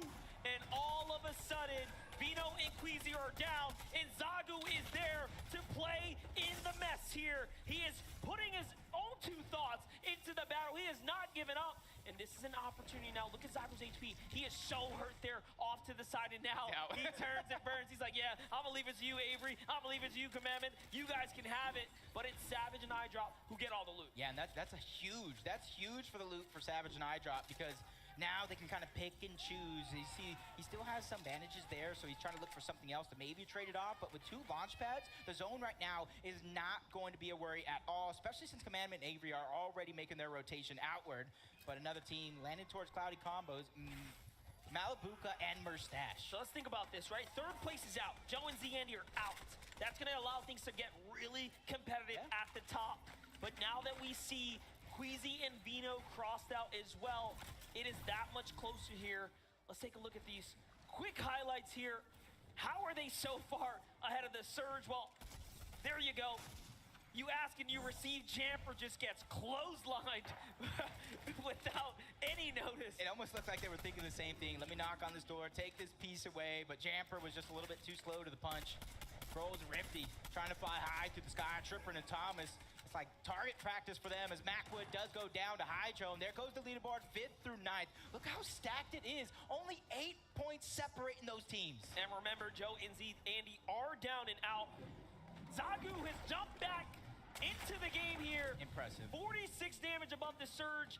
All he has to do is out-survive 2 players, and you would think it would not be possible, but he has found his way back into this game here, and he is still getting that much more lucky. Sometimes all it takes is a little bit of luck, and look at the heals come back to reward him here. He's gonna hold on and continue to earn. Seti and Cammy have an opportunity to go ahead and close this gap. They lost out on it at the last game, falling short. But as we know, they're slow, they're steady. Yeah, for them, it's not just chasing after eliminations. They're not forcing any of these plays. Like you said, slow and steady wins the race. And for them, they let these opportunities naturally present itself while gathering all the information in the lobby. They know exactly what to do as long as they're not playing with their backs up against the wall. Clicks and Duke, another highly skilled team, 353 above the damage threshold. They already have an elimination. For them, it's just making it to the end game itself. And it's crazy to show the disparity, the point difference between Clicks and Duke there, and first place, 47 points separate, 20th from first. It shows you that's about a 2-game spread. You have to play very, very well, but it also shows you one big win, and you're inside the top 10 undoubtedly. You are very much right back into this game if you can just get one. Yeah, mindset and handling this pressure is going to be huge because it's easy. You know, 12 games, being in a stage like this, you go down early, it starts to sink in that doubt. It's easy to believe in that doubt, but right now, you guys are the best of the best on that stage. You need to snap yourselves out of it and really pick it back up because this is game 4 out of 12. You have every chance in the world to make a comeback. Ju and Yusra have been contested on the drop to the hands of OCE, Alex and Bailey. We have seen what they have managed to do all day. They are an exceptional duo. And finally now, Yusri and Ju get to show us what they are made of. They are playing for high ground, but they're below the Surge. They're gonna have to take a box fight. The wall's his, but not quick enough on the edit there. And instead, he backs off. What do you do in this situation? Do you look around or take a box fight is the question. And Ju says, hold that thought. Let me go ahead and get these tags real quick. Don't worry, Monster. I got you. You ask a question, I'll definitely give you an answer in a moment. 48 above the damage threshold. They know their job is not done just yet, but they can at least slow things down, start to gather the information like a lot of these other teams are going to be needing. But them having the high ground, if they pull zone, they're going to be in the perfect position to terrorize the rest of the lobby. Oof. Smite and Nobody Larson gets it. Smite and Larson still alive here. They came in at 7th place. 3 elims added on to where they left off. Now effectively has to jump them on up for a fight for top 3, potentially first as well. I have a question though. Is Zagu still alive? Is he somehow snaking his way around the game? We're gonna have to find out. Sensitive and Cold often in an end game. That consistency paying off right now as we know it should. Sensitive and Cold are just proving that they are so good at Fortnite, no matter what the setting is, online or in person. And the team, after that first game, is finally finding their rhythm. 251 above the damage threshold. 3 eliminations so far. 3 chilly truck splashes onto Mustache. So you got to imagine on the other side, probably having some rotation as well. But Scented and Cold right now trying to find a way to stabilize. 29 below the damage threshold. Luckily for them, though, that's not too much. That's one good shot, but the same thing happens to them. They're under pressure. 19 HP, trying to get the splashes off, but now Zone is kicking them out. Cold goes down. It's all to Scented. And it looks like Acorn and Edgy were just waiting for that wall to open up, and there it is. Acorn is the one who finds Cold, and Scented is now left to do it by himself, but he He has been here before. That is where he feels most comfortable. Meanwhile, Pink and Enough, they have so much catching up to do.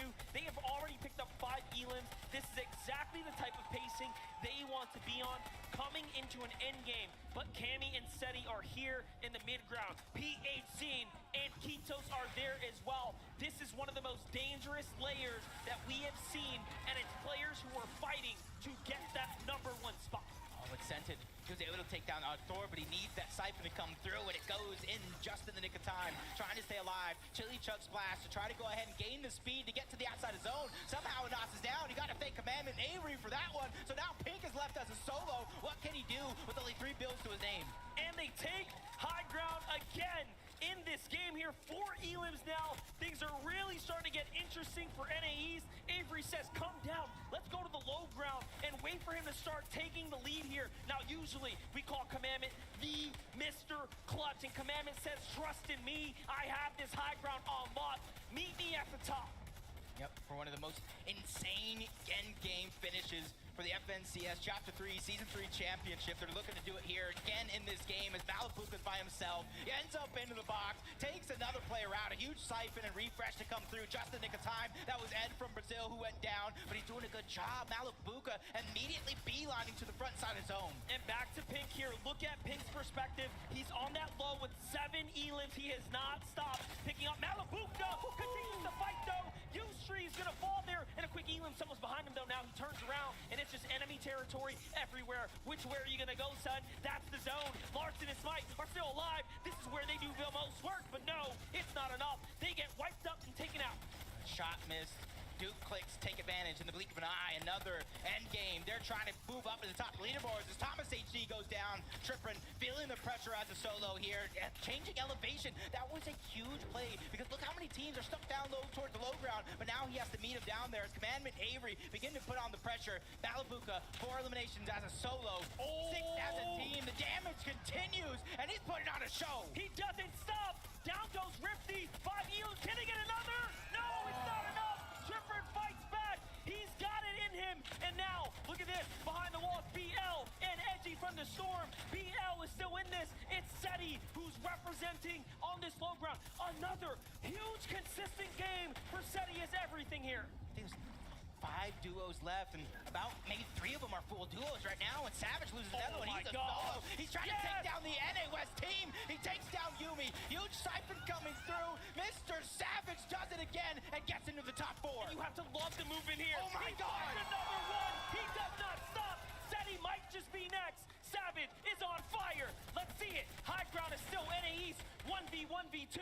Commandment and Avery have everything working for them as Savage is looking to do so much work. But Seti says, hold up, I could find a chance here. He needs to pick and choose this wisely. Do you go for 2 elims on the low ground or a chance at first? And down goes Savage. Seti knows better, and it's a great game for Commandment and Avery. A huge victory royale and a huge boost for the NAE's champions of Chapter 3 Season 3.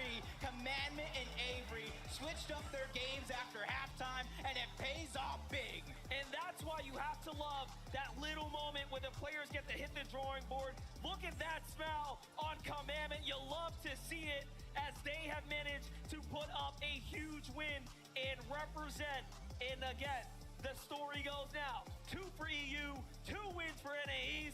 It's just back and forth, showing us how close the competition really is. And you're seeing the polar opposite of what happens to some of these teams. But let's go ahead and listen to them as Kelly is going to dig deep to figure out how they did it. Thank you so much, Jacob. Clearly, you guys have made a great change. What exactly have you done differently in Game 4?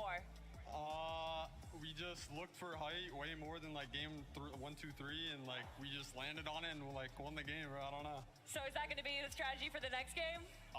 When it's free like that, we're definitely going to be on high ground. I mean, you obviously seem to be feeling great right now, man. What's going through your mind? I don't even know, bro. My hands are tingling. That is awesome. Everyone make some noise for Commandment and Avery. Let's head on back to the desk. Thank you so much, Kelly, for checking in with our Victory Royale winners from game number 4, Commandment and Avery. And I'm so thankful they kind of had that moment to be like, yo, my hands are shaking, right? Like, that's what's going on. This pressure is unlike anything. And the moment that these guys took a pop off, you could hear the crowd going absolutely ham. Because this is what we want to see, right? This game was like way more aggressive than anything else we've seen. It's what you love to see, right? Malibuka popping off like a solo. Mr. Savage popping off like a solo. Pink in 6th zone with 5 elims, but then Avery and Commandment taking it from above, taking the high ground and finishing it off with a nice little VR. Look, we just had halftime. They had a little break. I don't even think they changed up their strategy a lot, but just that little moment of time to reflect and get back into the game, it's changed a lot. And you saw that right there. The refresh from Commandment, that was so crucial in them holding the high ground out at the end. I had a little look. Commandment had 200 wood when they were on high ground in a second moving zone. It wasn't going to be enough. That was a crucial refresh from Commandment, and that is ultimately what got them the victory, right? They were able to take the high ground and spray down below right at the perfect time as well. Look at the standings. Oh, man, and you know what's crazy too? Cammy and Seti, we saw Seti make top 3 there, right? And even though he was a solo, he held on. But really quickly, Adam, I think you want to talk to us about something. What you got, friend? I got so much for you guys right now. I'm joined by the almighty Clicks and Duke, everyone! We're working so hard over here right now. Duke's hand warmer has exploded in his hand because he's working that hard. Duke, currently you guys are sat, I think, in 13th place, 82 points. After 4 games, how's it been being out there amongst the rest of the competitors? I'm feeling good playing with the loot that we have. We're doing really well. We're leaving off spawn with like 2 minis max, maybe like a big pot, and we're still doing good. I'm feeling good right now. You're doing fantastic. I mean, Clicks as well. Prior to this competition, you almost partnered with Pink, who was, obviously is dropping in the same area for Jonesy as you guys. How's it being testing yourselves against them each POI and each drop? It sucks. Like what Duke said, we're leaving terrible loot, and we always have to come back. But good luck to them. And it's pretty close right now. But it is only 20 points at the top, I think. Yeah, it's like 10. We're 10 points between each other. Okay. But good luck to them. Looking good. I love that. Great sportsmanship there. Big up for Clicks and Duke, everyone. And heading down this way to, coming over to Pink and Anas. What's up, Pink? How are we? I couldn't miss you with the hair. Looks great. How's the competition been thus far as well for you guys? Anas is playing good, and he's just following me, and I'm playing good. So far, it's good. Lots of good. That's good. And Anas as well, partnering with Pink in this competition. We just asked Clicks the question as well. Fort Jonesy, both dropping in the same POI. How have you managed to manage it thus far? Yeah, I think we're playing pretty well. It's some minor mistakes that we make that make us die, but like overall, it's pretty good. But you've still got plenty of time to change things up. Yeah, yes. I think we're gonna keep adapting and just do what it takes. I think in this competition, you have to adapt, being all regions combined in one lobby. So big up for Anas and Pink, everybody! Let's head back over to Zeke and the gang. Thank you so much, Adam, and fantastic just to hear from these players. I love this setting, right? We can literally just go, I want to know what those players are thinking. Let's walk up, let's ask a couple questions, and kind of see them. You can even tell, like, they're still pretty focused, right? Like, of course, they're going to answer Adam's questions, but there is definitely, like, a level of resolve right there where they're like, look, I just want to get in this next game. I want to get the run back. Look, I want to speak a little bit on our current first place duo, Seti and Cammy, right? We normally see them XL in day 2, but now they're popping off in day 1, 120 points. They're showing their consistency, but I just really hope that they can keep it up. Yeah, and what's interesting about this duo, right? We saw them in the mid-ground layers that time, and usually we do see them there, but a little bit higher up than usual. And that's what they've been doing this season. They've been switching up their playstyle, which hasn't worked out too well for them in the past. They're traditionally low ground, very, very calm, very, very passive, if you like, in the early stage of the game. They're just riding on the surge, of course, that I mentioned earlier, but they are really trying to change things up. And you could see it didn't quite work out. Of course, Cammy going down early. So you know what Seti thought? He thought, you know what? I'm just going to go back to basics. Back down to low ground. We've seen him solo clutching so many times. And oh boy, was he doing it again. Absolutely crazy scenes. I mean, they always put on a show, right? Seti and Cammy, they're well known. They've accomplished so much. And now, if today and tomorrow combined, they can keep it up. They can take home a title, an international title. It would be something that I'd love to see. But them having secured the VR Game 1 from height was surprising, and now seeing them keep up the consistency is not as surprising. We know how strong they are, but we're only 4 games in. There's still so much more to be played out. That's right, man. 2 games left on the day, and remember, this is kind of setting the pace because we're back tomorrow for another 6 games, and we're going to walk away winners. But it is that time. We are ready for game number 5 here from Raleigh, North Carolina. This is the FNCS Invitational. Thank you so very much, Zeke. There we get to kick things back off one more time as Monster D-Face and Jacob PR calling all the action here. What a set of games we've had so far. Yeah, this is nothing short than entertainment at its finest. Right. I feel like a gladiator calling all the action in an arena. This has just been dreams come true. But right now, game number 5 is about to be underway, and this is where some dreams could become nightmares. Hopefully no one's dreams get crushed here, but it is inevitable. At the end, you have to step up. You have to perform. And we've seen so many great performances already, especially when it comes down to this Becoming Legends duo of Cammy and Seti. Wait for them to represent not only for Poland, but the organization. I know my boy Reno is proud sitting back right now as these players are competing at the best of their capabilities. But once again, this northern bus shows us there's going to be trouble for Savage and iDrop here, or Baka and On1. Yeah, I want to see Baka and On1 kind of really either do one of two things. Be the aggressors first, or just kind of get what they got out of their loot and try to get out, because right now, it just seemingly time and time again, Mr. Savage and iDrop have that high ground, but waste no time. Muzz and Looter getting busy, putting damage onto Larson before he can even touch the ground. Baka does it! He does it over towards Chrome Jam. He gets the double and takes down Mr. Savage and iDrop. Man, oh man, there are big stories developing now. Green Gables will have a fight soon here. Looter and Muzz have a chance at redemption, but the story has been told for the Chrome Jam Junction. We have to close that book out for now. Meanwhile, don't forget, Kondo has the battles there too. Let's take a look here. This time they go for high ground. He beats them to the drop. Whoa! Best Savage turns and burns on iDrop. What an incredible 2v1 representing for NA West. You didn't think it was possible, but they're putting it up. That's 2 for 2. And another action going down very early yet again. Cloudy Condos, we haven't seen too much of it right out of the gates, but Chapix is down. Aqua was able to get the knock, and they're hunting. They're hunting for Tayson right now. Let's see it. Cloudy Condos is a tough spot to fight, especially at the southern area. The southern area is more often taken by a singular team of Reason and Aqua, but Malabuka and Murstache got a little lucky here as Tayson tries to steal in and sneak away some loot. But you see the knock body there. No save just yet. They're going to leave him behind. They're baiting it. They want Tayson to try to go for Chapix here. Aqua gets punished, though.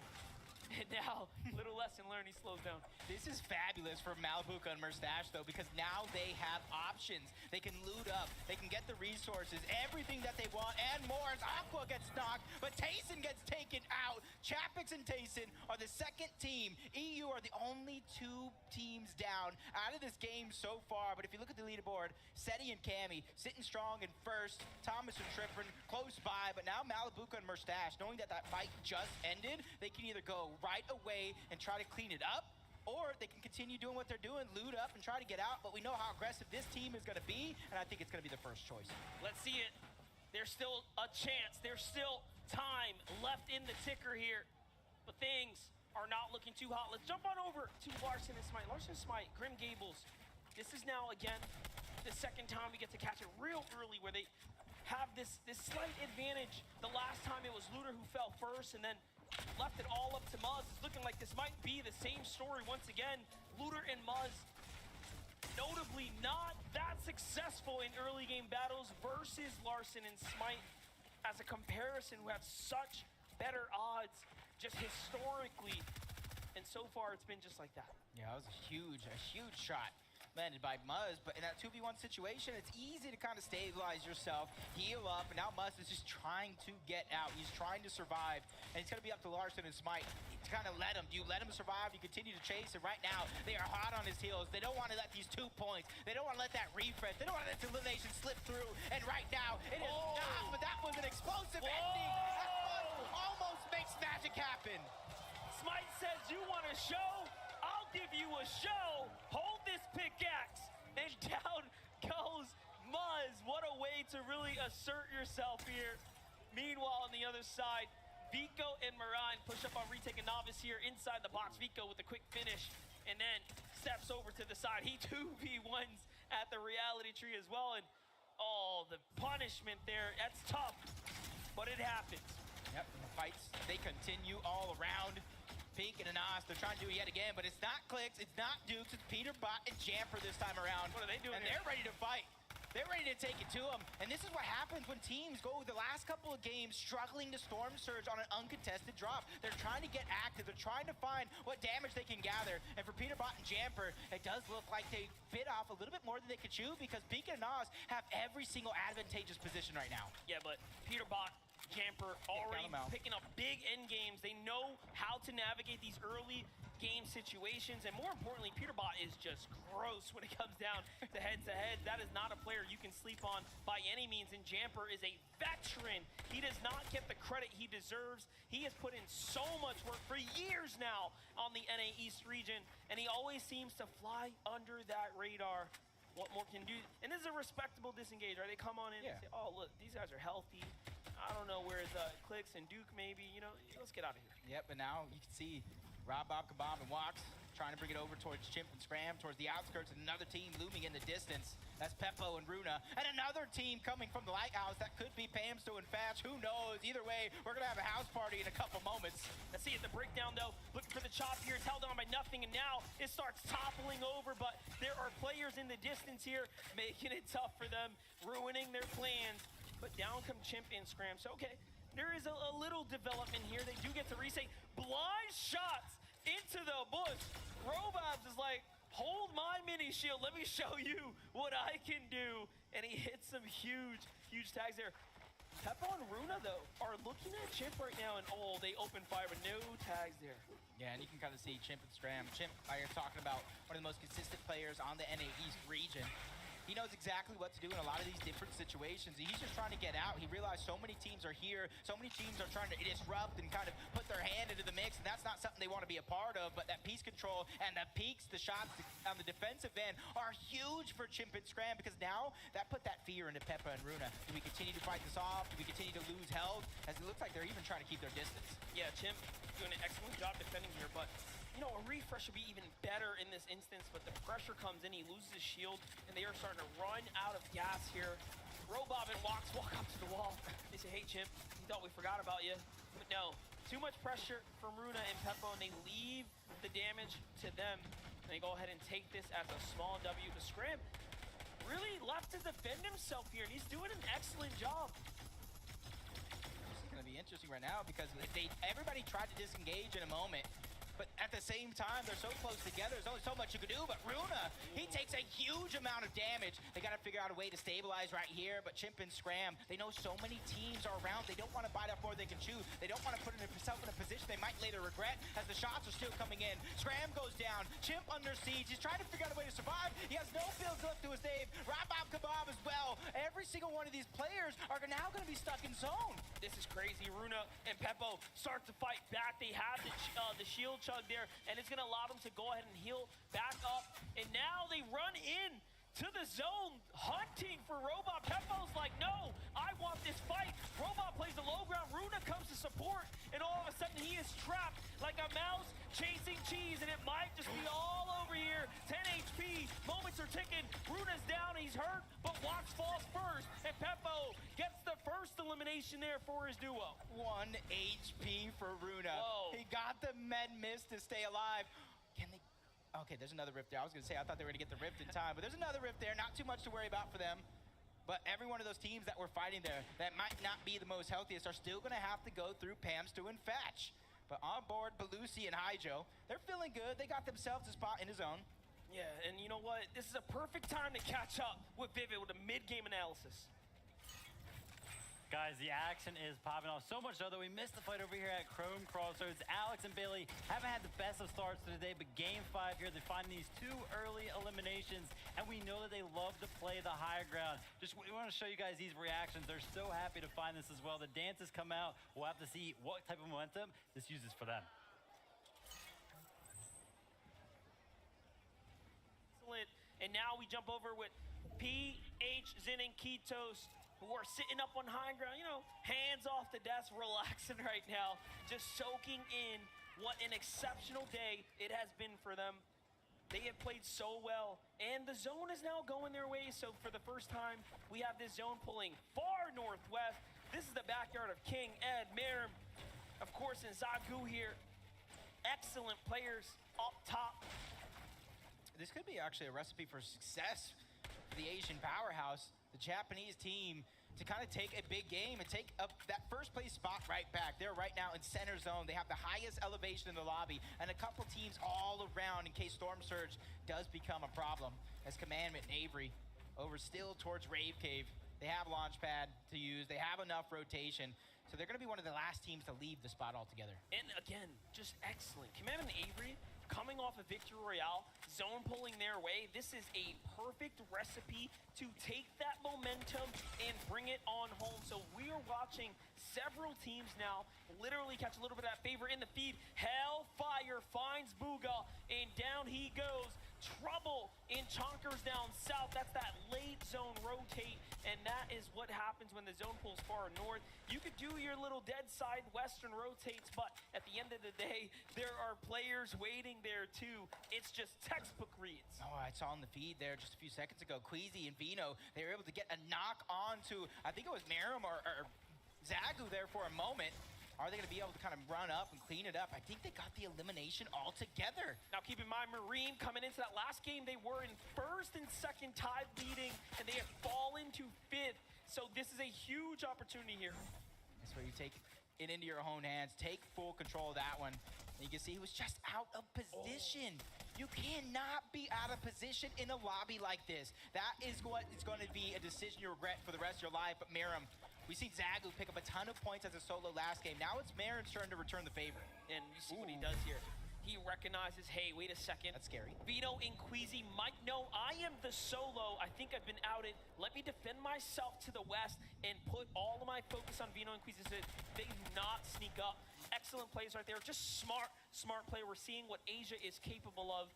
Meanwhile, Seti, Cammy, inside the storm. This is their home territory. Dead center, more or less on the split. And now they get to hit that rotate. PH Zin and Kitos from Brazil. We talked about them, 186 below the damage threshold, but they're a team that can pop off at a moment's notice. They have the most eliminations on players in the top 10 on 6. Look at that stat, flies up right when I'm going to read it right there. But the 189 below the damage threshold, that is so concerning for me, but it looks like Minton and Arthur are closing the distance. They might be below as well. This is between two teams, two powerhouses trying to land big shots. BH Sin loses his teammate, 2v1 situation. Arthur and Mixon trying to get into the box. This is the first time we see PH Zin lose his teammate this early in the game. This is a huge development for him. And notice the problem is he didn't quite get to the zone early enough. And Z, Andy, and Joe capitalize on that solo opportunity. And PH Zin falls. And now they have a chance to fall down the standings here quite substantially. This is really beginning to open up and become much more interesting. And let's not forget, 5th place again is Mareem, left by himself as well. So this is the second game now too where the Japan duo is struggling here. Yeah, and you can see outside of zone, 270 above damage threshold. And this is exactly the plays that you have to make, especially on a team that's looming into the distance. Basil in a 1v2 situation, he tries to peek and take a shot. But 2 prime shotguns are better than 1. They take him down in a blink of an eye. Baka trying to carry that momentum from the early game, but only 62 above the damage threshold. That's something that is looming in the back of their mind, and they haven't even left Chrome Jam Junction all game long. That is true. And they have King and Ed, some of the regional dangerous fighters right there. We saw what Ed can do. He took out 2 of EU's finest by himself inside the storm while being pressured. Snacky returns a huge favor onto Duke there, so down he goes as Clicks managed to find a trade too. So for them, it's still a tough situation, an even worse story unfolding here as Murstache and Malibuka are being lobby focused by Clicks on the rotate now. So all around, tough spot to be in here. Murstache barely holds on and survives in, so no knock there. That could be the difference maker. Thomas got 2. On the Hen and Vortex, not just 1. You see Fabs trying to reunite with Snacky, Malibuka and Murstache also in the distance. For them, that shield keg was absolutely needed, especially since they're only 67 above the damage threshold. Oh, but I was just gonna say, soon we might have to turn our focus to Peppo and Runa. They find Clicks right above Snacky and through. Cammy and Seti put the shield bubble on the boat, and they are gone with a clean rotate right up the river. That is just a 500 head play. Look at the play right here. We absolutely love to see these crazy strategies play out, and there's a reason they are up at the top. This is just outside of the box thinking at its finest. That is the freest rotation I think we'll see all weekend long.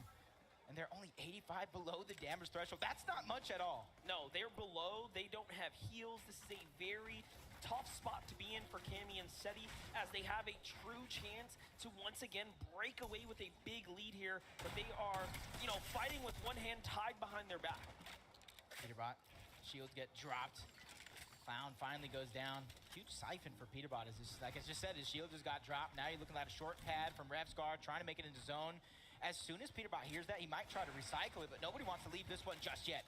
195 above. Peterbot ready for any challenge. Revsguard goes up and over around each other, and it does look like this might be the moment. They got blessed. Now they're going to try and disengage. Now, when it comes down to N8 East players that know how to fight, Peterbot is one of the few that represent by doing the work, not the talking.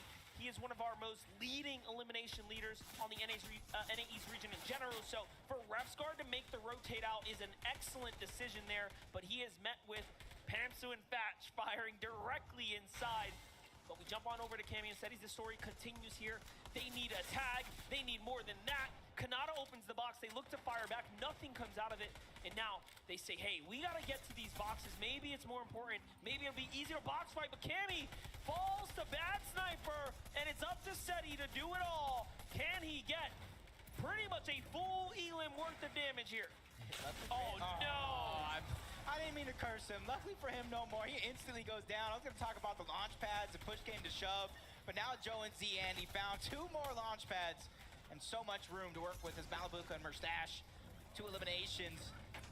No shield to work with. I'd say not much, but none at all to work with as Fast gets one on the swag as well. Malibuka and Mustache, they are in the most congested side of the map right now. They're going to need everything they got to try to stay alive, other than that launch pad.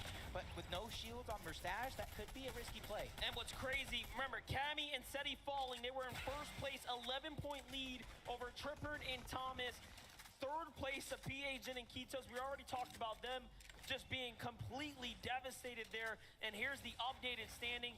Thomas, HD, and Trippard have a chance to catch up. Smite and Larson, Vino and Queasy as well. This is such a competitive FNCS Invitational. If we've ever seen one, especially after just 4 games, and now the 5th is unfolding before our eyes. Top of the leaderboard, stacked like pancakes in a Waffle House right now. It's Thomas and Trippard, 2 eliminations at the edge of zone. And right now, there's so many teams on the outskirts. They can continue to peek and just put so much pressure on the lobby before they figure out what's next. The choices are definitely there. You see Acorn and Edgy, they're sitting clean. They found themselves a nice spot. Belusi and Hydro as well. Not too many teams on this side of the map, and this is what we would call the slower side, to where you don't have too much to worry about, especially if you're Acorn and Edgy and you're 676 above the damage threshold. That allows you that flexibility, that allows you options to pick and choose. Do you want to go ahead and put pressure on another team? Do you want to rotate around the map? The choice is now theirs. But a team that might not have those same choices as Malibuka and Mustache, they're only 105 above. We talked about the lack of resources that they have. So they're going to have to figure out something here. And you know as well as I do, they're going to have to look for a siphon. They're going to have to look for a refresh. They're going to have to look for a team to catch off guard and really pounce on them. Let's see if they can do just that. 87 damage. It's good, but it's not good enough potentially here. 6 players are the difference between this surge continuing to stay online and turning off.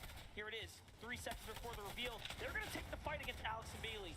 Alex and Bailey are multi-FNCS champions of the OC region. Mustache and Malibuka looking to step up to this huge challenge here. Gotta be careful though, this is what they love to do. And a great tag here. This is why Mustache and Malibuka are some of the best. The Chrome Shield comes down though, and that'll buy them some time. And right now, Storm Surge ticking out a lot of these teams.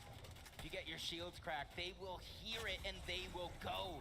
As Malibu's from Mustache, they know the position that they're in. It's all or nothing because you can't make it too much farther with the resources that you have. Alex goes down.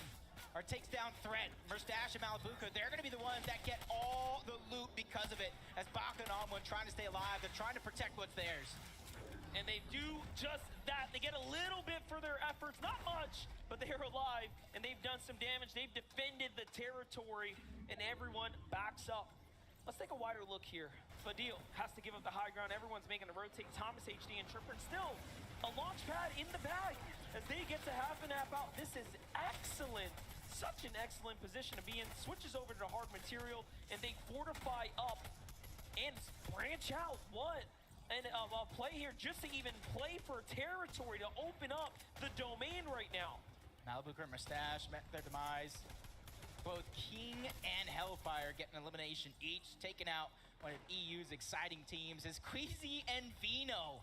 Another exciting team coming in with all the momentum in the world, winning an EU Elite Cup, winning the NA East Elite Cup Finals back-to-back in the same day. Great. If that's not what you call preparation, I don't know what is. And they're showing us why they're up at the top right now. And they are taking advantage. A northwest zone is excellent for a team like Vino and Queasy. They find Anas down low. That's going to be their fourth elim. Pink does not stand a chance if they decide to focus together, but it's more important for them to maintain the position right now. And this zone's going far. It's going to cut back towards Acorn and Edgy side. Scented and Cold have more of a dominant rotate here, and this is all shaping out to be a great game. Look at that mountain. They got to go down the hill and then back up the hill. This is literally going to be a roller coaster ride of an end game. And if you don't have a launch pad, if you don't have chrome splashes, I wish you best of luck. Well, we do know if you do, Cold and Scented go ahead and put the chrome splashes to the use here, to the test. And they jump right over that bush and into it. It's going to be a great spot. Meanwhile, everyone else takes to the high ground. Peppo finds an elim, and Yumi is going to fall there too. He is the victim of the loot that we are watching get sniped up by Larson and Smite here. You know, they called it though. They called it's going to start at the drop spot of Grim Gables. They take out Muzz and Looter, and they keep things going. Rapscar peaks at the right time. Finds the shots on the cool. Another elimination going over. This could be a moment for him to remember for the rest of his days if he can continue to clutch up big like that as Joe and Z-Andy trying to be the first team on the day to win 2 victory royales. And Smite and Larson are still in the game as well. Vino and Queasy have the high ground. Queasy manages to crank his way on up, and that is what you call a well-executed launch pad play there to keep them in the run here, but there's still more points that they have to close out. Here goes Smite. He's going to go for the pad play. Z-Andy and Joe get to the front side of zone now. They rotate their way on out as well, and this is coming back off, way off the height. This is such a tough and just honestly difficult zone to play. The Epic Games Fortnite roller coaster continues yet again. Down the mountain, up the mountain. I wouldn't be surprised if we saw a loop-de-loop come through as Rapscar's trying to catch one off guard, but it's he who gets caught off guard by Z-Andy. And just like that, he is down and out. Trippin and Thomas HD, we get to get a little temperature check with them. They are on the mid-ground, right above Scented and Cold. Smite loses Larson on the rotate, and he is now left by himself. Just places away from 10th here. Can he hold on? Peppo does enough, but not enough to beat Vortexter. Here's Onwin and Baka. They had made such an excellent use of surviving their drop spot. Joe finds Noah. Down he goes, and Joe's hurt. 20 HP. This is not looking good. Quick moving, quick thinking, trying to get out, but he gets caught at the tail end as Queasy and Vino. Zone after zone after zone, no matter where this roller coaster went, they stayed on top. Baka loses Onwin, but he takes down Fast. Back up against the wall. He gets 2. Baka gets 2. 7 eliminations for the NA West And he has shown you how good he is and why he deserves to be here, even when he is counted out. He is showing up, but hold up. Scented, Cold now, back in the mix here. They already have done one, but can they get another? But Grolls and Rifty are showing they finally have an end game, and they are making big do with it. There's a 3rd elim, 30 points already earned in this round. Baka fights back, but Cold and Scented get to get all that sweet loot. Yep, towards the low ground, along with Thomas HD and Triprim. This one is going to get messy for everybody that's stuck down low. But But for Vino and Queasy, they have the elevation. They have a huge advantage. Plenty of mats to work with. That's a recipe for success. But it's up to Cold and Scented and a few other teams to try to take down the high ground team. And don't forget, Trippert and Thomas, who had a 10-point lead, is still here as well. Thomas HD wants more though. Down goes Groles, and they are closing the gap. But he loses his teammate. He's gonna fall. Top 3 now. Scented is still in the mix here, in the conversation, but no build. Big shot comes in from up top. And all of a sudden now, it is looking so dicey. Queasy is just waiting. Waiting for that perfect opportunity. They have the high ground. They drop down low. The game is theirs after they take down Bevy. That is game number 5, sealed up by Vino and Queasy. And the biggest game we've seen so far in terms of elims, coupled with a victory royale. Huge 11-piece pickup right there for Vino and Queasy. Now think back to that interview when they sat there. Vino, very nonchalantly, hands behind his back. He said, "We are the best, undoubtedly." As EU takes yet another game. Honestly, this was the hottest team coming in to the FNCS Invitational. NA East, EU wins. And in that reign as well, they won about like 5 games in a row, I think. That's impressive. That is right. Vino and Queasy are coming off some of the hottest streaks we have ever seen, and they managed to maintain that momentum. Let's just go ahead and tune in and see what's going on in their minds. Yes, that's right. I'm here with your Game 5 winners, Queasy and Vino!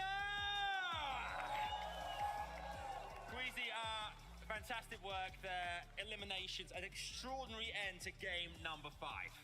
Yeah. What else is there to say? What else is there to say? I mean, the competition has been great to you guys today. You've had unbelievable work thus far. Scored a lot of points in this competition. How much are you enjoying your time here as well? A lot, to be fair. It's amazing. Like, the atmosphere and everything is just sick to be here. Yeah, and we saw as well, Evino, we saw that obviously the storm moved up mountains, down again. How integral is resource material management in situations like that?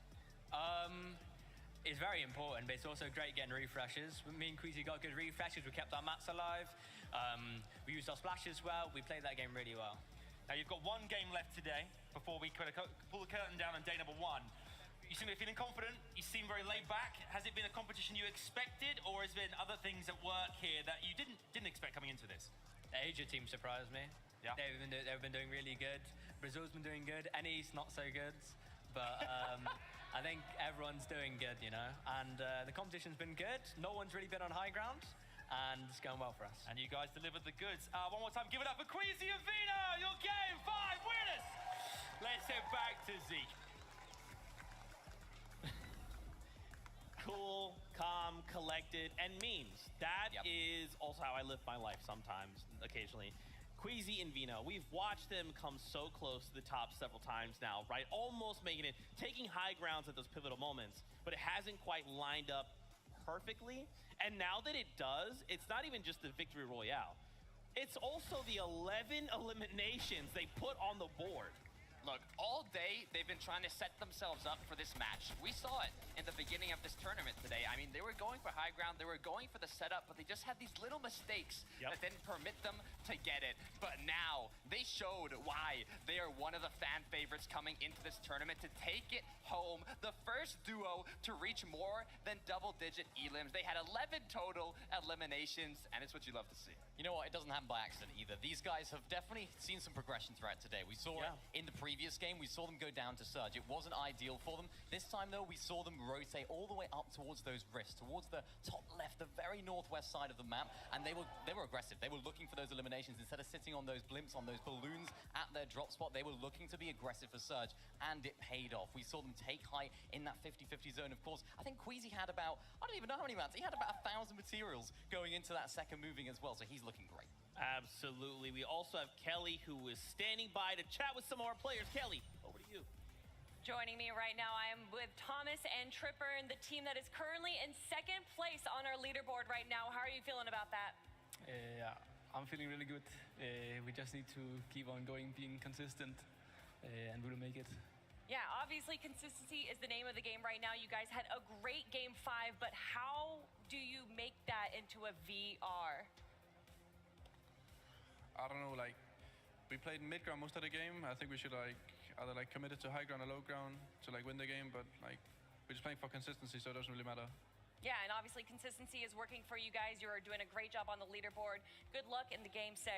Guys, let's head on back to the desk. Thank you so much, Kelly. Shout outs to Thomas HG and Tripper, and they are currently holding strong in second place. And if you look at that little dash, that means they've not gone anywhere, right? And I do want to highlight them for just a single moment. 2 games back, we watched Malabuka go on an absolute tear, but then Tripper said, "Nah, son, this is my lobby, take a seat," and that's how they're still holding strong.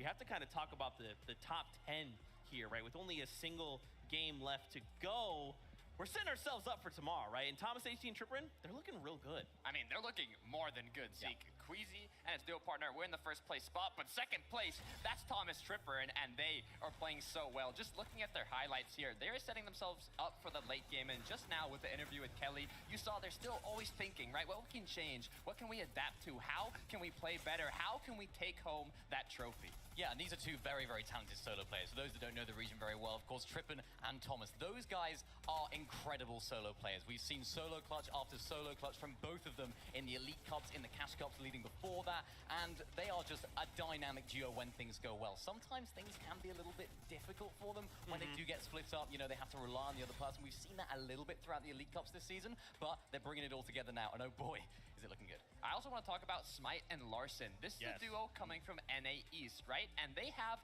5 total FNCS Finals appearances together. Now, it's a lot, but it's also the fewest out of any NA East duo competing here today. But that is not showing because even though they have the fewest FNCS Finals appearances, they're in the top 3 right now in this event. That's right. Everyone currently is looking, right, to just try and say, okay, look, the first 6 games, we just want a strong footing as we go into those next 6 games tomorrow. I guarantee you there's strategies, little things that these players are holding on to for those last 6 games. I do want to turn our attention back to the standings. We continue to kind of go top to bottom here, Mini Miner. Obviously, Queasy and Vino, massive, right, to now jump up into first place, up by 5 spots after that game. If it happens again, we could be in trouble.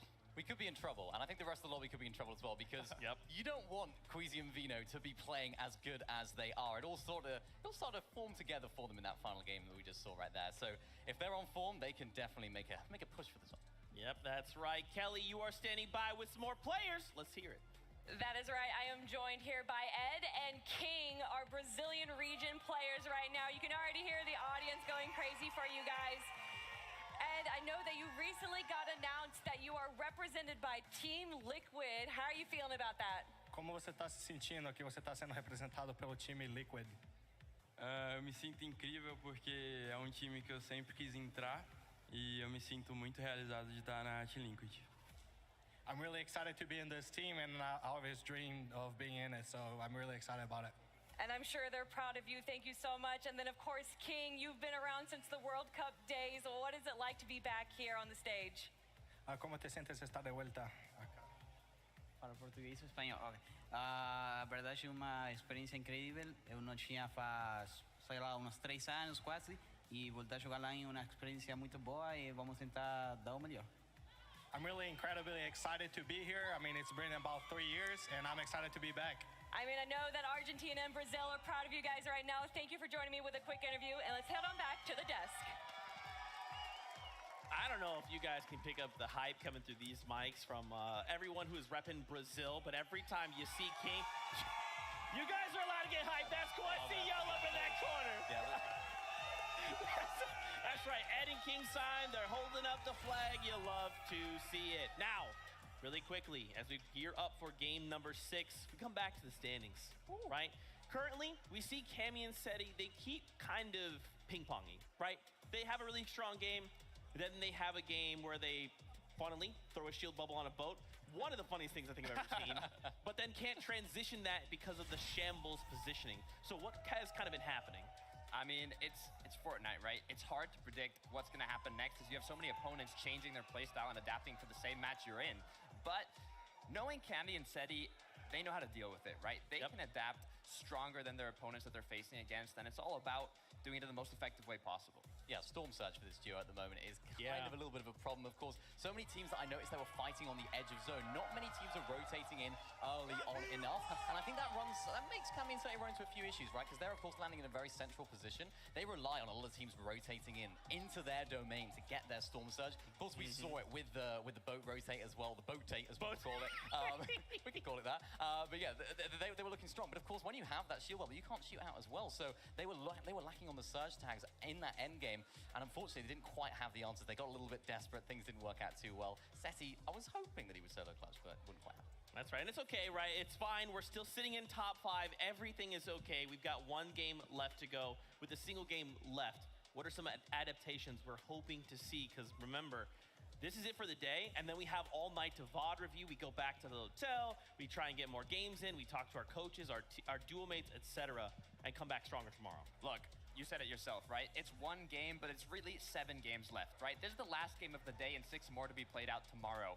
This last match is just about doing it the best you can, and when you're really going to be reviewing, studying, seeing what you can change up is going to be overnight for day 2. Yeah, this is such an important game for these teams, right? Especially if you're looking for a little bit of a change-up. So for these teams that are thinking, you know what, let's try and change things up in day 2, this is the time. This is the time to test things out, because what better practice than the lobbies themselves? I mean, we saw it with Vico and Marine as well, of course, landing at the Tilted Towers area. They've sort of shifted their rotation over towards the reality tree. We saw them fighting out there. Of course, Vico doing so well to close out those eliminations on the team that were landing there. And they're switching things up. And they're a prime example of a team that's thinking, you know what?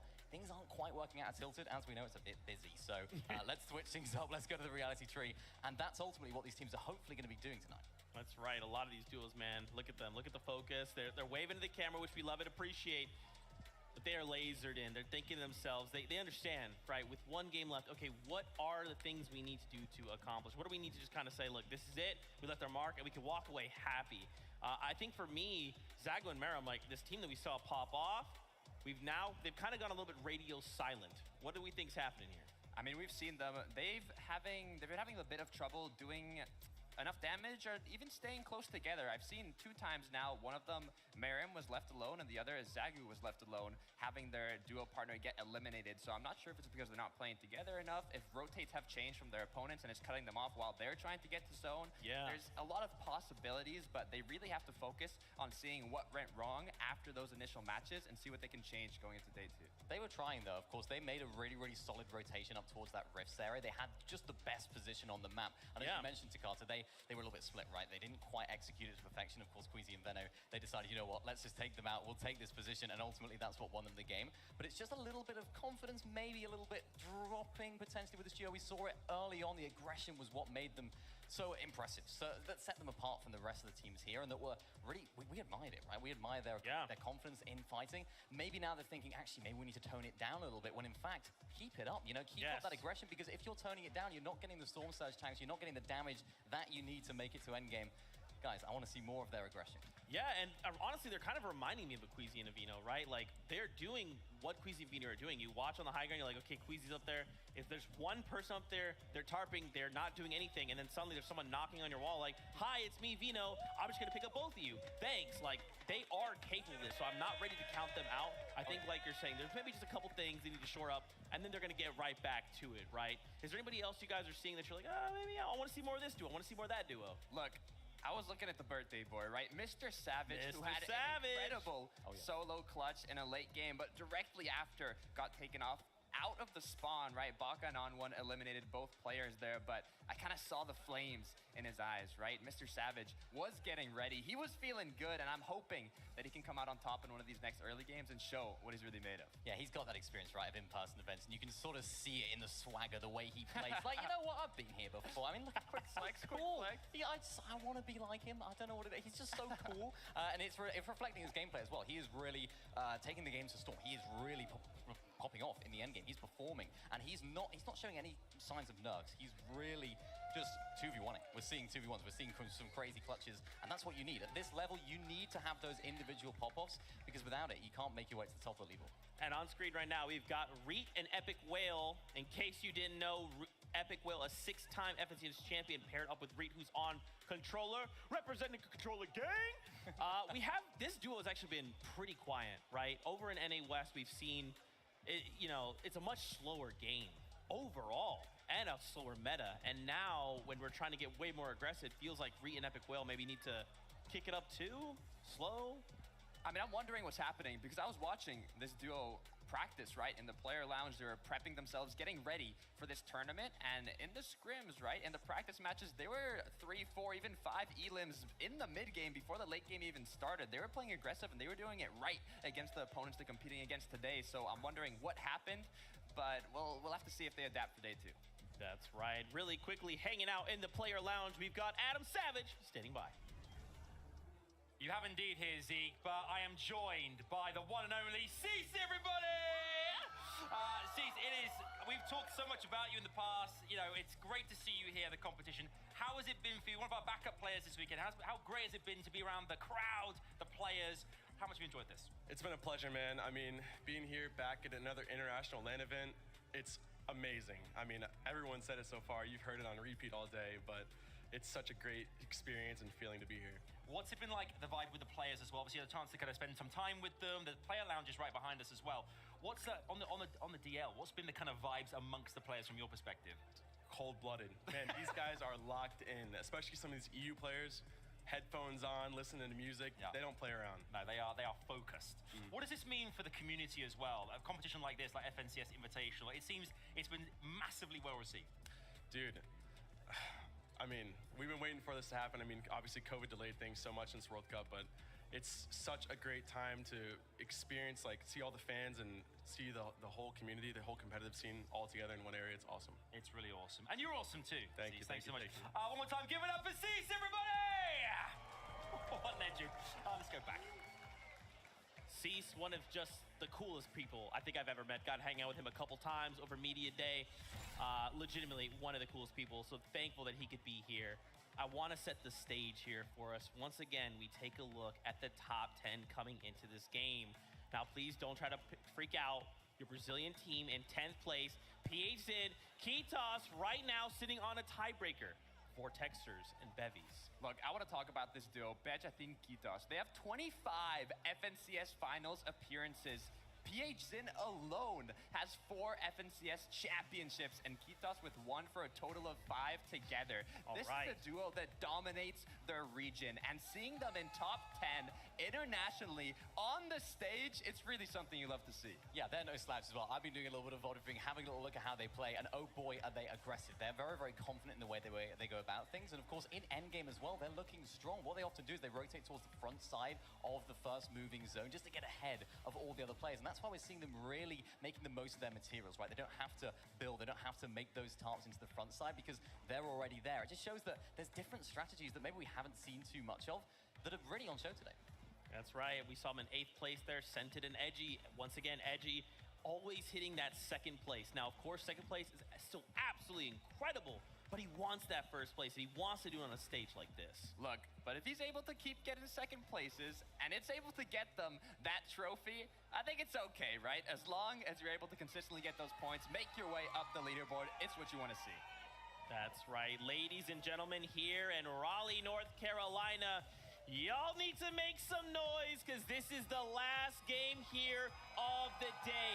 This is game number 6 of the FNCS Invitational. Let's run it one more time. Here we go. Game number 6 is just moments away, and we get to close out this crazy day 1. Yeah, and you're already seeing from game number 1 all the way till here, it is action-packed, and that action continues to improve, that it continues to get better each and every game that we watch. That's right, and listen, Fortnite is at its best when we get to see everyone go head-to-head from all of our favorite regions, but listen up. There is only one more round in front of us, which means there's no time to lose out now if you want to be set up for day 2. Yeah, and honestly, if you didn't necessarily have the best day, don't worry, because game number 6 is about to start. And if you are at the bottom half of that leaderboard, it's not always how you finish. Or it's not always how you start, it's how you finish. And a lot of these teams, they can finish strong. Well, listen up. Let's give it up one more time for game 6 here for our players as we start to load onto this battle bus.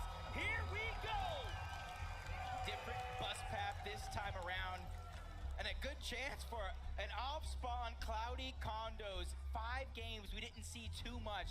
Or 4 games, we didn't see too much, but in that 5th game, that's when we saw a lot of activity. And it helped a team like Valabuka and Merstash, who wasn't necessarily in the fight. They got the surge and they got out right away. That's right. Well, listen up as things start to get ready here and we settle in. Looks like we're gonna have to gear up this battle bus one more good time, and it wouldn't be a fun event if we didn't just give you a little bit more airtime from some of our favorite players while we were at it.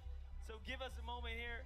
Take a look at the focus of our players. Jacob, we have ourselves still one more game left today. Yeah, and just take note, that victory royale there from Queasy was his 8th straight finals with a VR.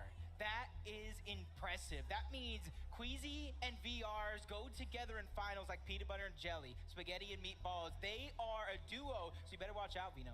Not only that, Vino was talking about how NA East hasn't shown up. I was looking at that top 10. I saw 3 NA East teams on that top 10 leaderboard. But not only that, they are 3 contested NA East teams showing up. So there really has been some crazy performances and put-ups, but let's go and send on over to the analyst desk. Let's just continue to gear this thing. Thank you guys so much. Sorry about that. We're making sure all of our players are on that battle bus and ready to go. We cannot miss anyone on this pivotal game here in game number 6, the last one on the day. Now, if you're just tuning in, welcome. This is the FNCS Invitational. You've missed a lot, but hey, we're happy you're here now. And there's a lot to talk about, starting with Queasy and Vino. These guys have been absolutely running the EU region as of late. And now, after winning that last game, 11 eliminations, they are sitting pretty in first place. I mean, they were the first duo to break the double-digit elim record at this tournament, right? Previously being 8 eliminations, but now 11 for this duo. I mean, they're playing very well. Vino. Queasy and Vino, incredible. Well, let's talk about Vino, right? Yes. How good is this guy, right? We got 17 eliminations on the day today. That is the most of any individual player, and consistently, FNCS final after FNCS final, this guy is doing the most damage in the lobby. He is an incredible fragger. We can see it. 5,932 damage dealt. That's a lot of damage that he's outputting, and he's really helping. We saw it in that previous game. We saw the refreshes. He's helping them out so much, and when you have a high ground playstyle like they do, he's really putting on a show. Yeah, and we've watched a lot of the moments, right, where, again, it's like Vino just says, oh, Queasy, you need me to go eliminate a threat? Yeah, man, I'm down. Like, let me just hop down there, get a bunch of refreshes, and bring all the stuff back, and then we're ready to go again.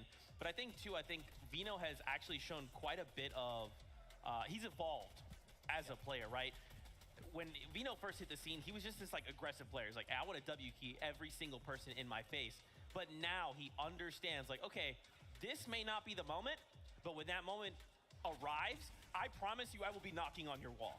Look, not only having the strong mechanics, but also that strong mentality, it's what you need to be a top-tier professional player. But I want to see if any of these other duos are going to be able to contest the high ground as much as they have been doing, especially in day 2 with more time to adapt, right? We have duos like Alex and Bailey coming from OCE. I mean, at one point, I believe they had On Height in their name, right? Because of how much they like going for the high ground. So I'd like to see some more teams up there going for the clouds and seeing what they can really do. But we mentioned it, right? Vino, his progression of play, I think his overall playstyle has developed so much, but it's also, he's got so much of a smarter player, right? He used to have his name as Tundra IGL. So he's not necessarily taking on the IGL role in this duo, but he has the brain to take it on. That's right, another duo sitting here in your top 10.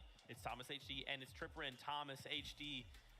For those of you that have not followed the EU scene, if there is a sniper in the game, you might as well just rename that sniper to Thomas HD Sniper, because this guy does not miss, and if there's a sniper in his hands, he will find every single angle, even if it's a pixel on the screen, you're gonna take max damage. And it shows. He has the most damage dealt out of any player here today, and if there were snipers in competitive currently, I'm sure he'd not only have the most damage, but also the most elims with those headshot snipes we'd like to see him get. Yeah, it's interesting, because of course, Thomas HD is widely regarded as the best sniper, and we got a chance to talk to him. Me and Vivid, we were behind the scenes, and we spoke to him. We were like, Thomas, are you sad about the removal of Sniper? You think that it's bad, but he was like, no, I love it. I think it's great. So he's adapting his playstyle. Not only is he incredibly good with snipers, also when they're not in the game, it enables them to get so many more surge tags. Of course, you can overpeak. You don't have to worry about getting that 200 damage to the head because you can overpeak, and you can see it right now. They're getting the surge tags early on. They're getting the mid-game rotations perfectly on point,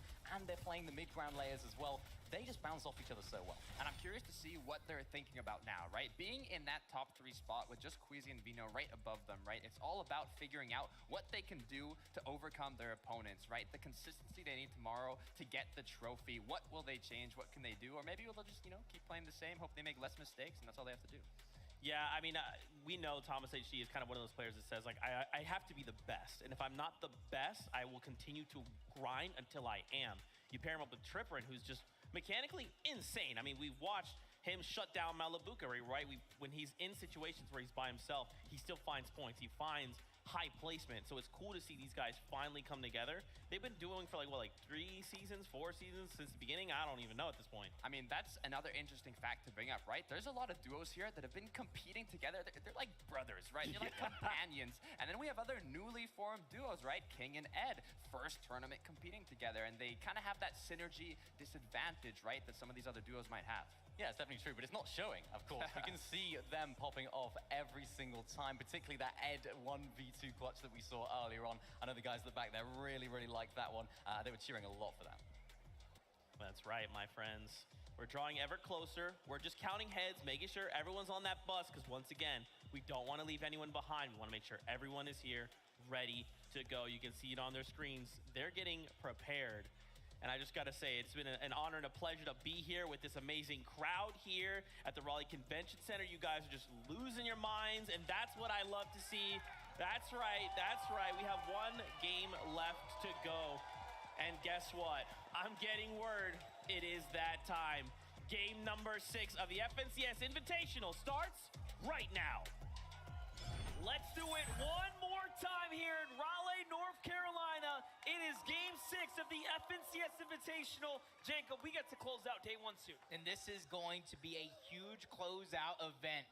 5 games, 5 different Victory Royale teams coming out on top, just going to show that it's honestly anyone's game at this point. That's right, and we've seen so much new attempts and ways for this to all play out. We gave the players time to go ahead and think about how they want to strategize, but here it is. Let's see if it was all worth it. Game 6 is in front of us. Once again, let's make some noise for our players as they take board the battle bus. And that time that you were talking about for preparation has run out. Everybody now taking their position on the map. We've seen wonders over towards Chrome Jam Junction. We've seen so many fights go down towards Fort Jonesy as well, but honestly, interesting enough, neither of them involved these 2 teams going at it off spawn. Not only that, the coast has 2 teams as well, so there's so much going on in this area, and we've seen it play out a few times now, round after round, but this is a first take at Clix and Duke not necessarily being right on top of their opponents, Pink and Anath there. They've given each other some space, and this is, honestly, last game vibes are here. It just makes sense. Everyone wants to take it slow and try to play this one out. Yeah, that's respect to them too, because they know the position that each of them are in. You know what I mean? If you go ahead and take that fight and it doesn't go well for either one of you, that's kind of throwing away that game. So they want to split the loot and try to get more on their path to the center of the zone. But just like very many games before, we're going to have a little bit of a northern zone, which looks like it bode well for Queasy and Vino yet again. Can you believe Smite and Larson are in 3rd place being contested at the Grim Gables? What a way to play some Fortnite today for them. It looked like it was all over when you viewed the paper and you crunched the numbers, but they have really turned all that lemon into lemonade. Yeah, I believe they lost game number 1, but I think that was the game 1 jitters of an international stage. That's right. First in-person Fortnite event in quite a long time. They shake those off, and they're rising to the occasion. NA East, best hope right now to close out day number 1 with a top spot. You can see Vico over towards Reality Tree. Lost Bride pretty early, and that was retake a Novice who also land over here. Hey, listen, I'm from the Bronx. I know all about being scrappy. Vigo and Marine are clawing their way out of the mud here, officially breaking back into top 20 with those 2 elims right there. That's a big point swing for them. It's going to mean all the difference. What's wild about these 2-day formats is anything can happen right now. We have seen teams just in this bubble area range jump all the way back up. You have to stay consistent. Larson and Smite get defended off of their drop effectively. They're pushed out by Muzz and Looter. So that fight will continue. We jump on over to Savage and iDrop versus Bakken on one. Not that 50-50 we saw before. This one's going to be a little bit prolonged, and I think that kind of sits a little bit better for iDrop and Mr. Savage, simply because iDrop knows this POI like the back of his hand. He knows exactly where to get the loot. He knows where a lot of the chests are. He knows every single thing, and he also knows any pathing in order to disengage in a lot of these fights, but it does look like the TSM duo, Epic Whale, strikes first, taking down Scented. That's a big elimination right there, as well as Scented and Cold, and one of the few NA East teams inside of that top 10. And for them to fall to the hands of Epic Whale just around the Tilted Towers is definitely not a part of the plan. Marine finds Falconer in the feed there, but Peterbot and Jamper looking to continue their battle here. We talked about these contested coastal battles, and now we get to see it unfold for the first time from the beginning. Going up against Jace and Basil. So this is going to be an interesting one, because sooner or later, you cannot continue to go down. The chest is down there, and that's where Basil's at, and he's actually just trying to get out. He's trying to escape. You already know that he lost his teammate, trying to do wonders as a solo, and finish off the day strong, because that's the thing. FNCS NA East Chapter 3 Season 3. After day 1, Commandment and Avery were in 9th place. Day number 2, they had the comeback for the Ages to take the top spot, as Peterbot takes the elimination, but flies high to the sky, just a little too high. The shots are coming in. He's finally able to land on his 2 feet and try to stabilize. That's what Peterbot is known for. On1 and Baka, though, fight back here. The last time they won their drop, they turned that into a monstrous endgame, and now they're clawing back in. Savage already down. iDrop. Can they do it? Baka in the mix here. Actually, Savage is on the run right now. Oh, he's going to be able to get out alive, but do On1 and Baka want to chase him. There's so many other teams in the mix as well, including Brazil's very own King and Ed, who where they're at in the leaderboard right now, they want to start getting aggressive. They want to take the game into their own hands. Ed and King here, trying to do something big. We haven't quite seen them put up the numbers on show yet.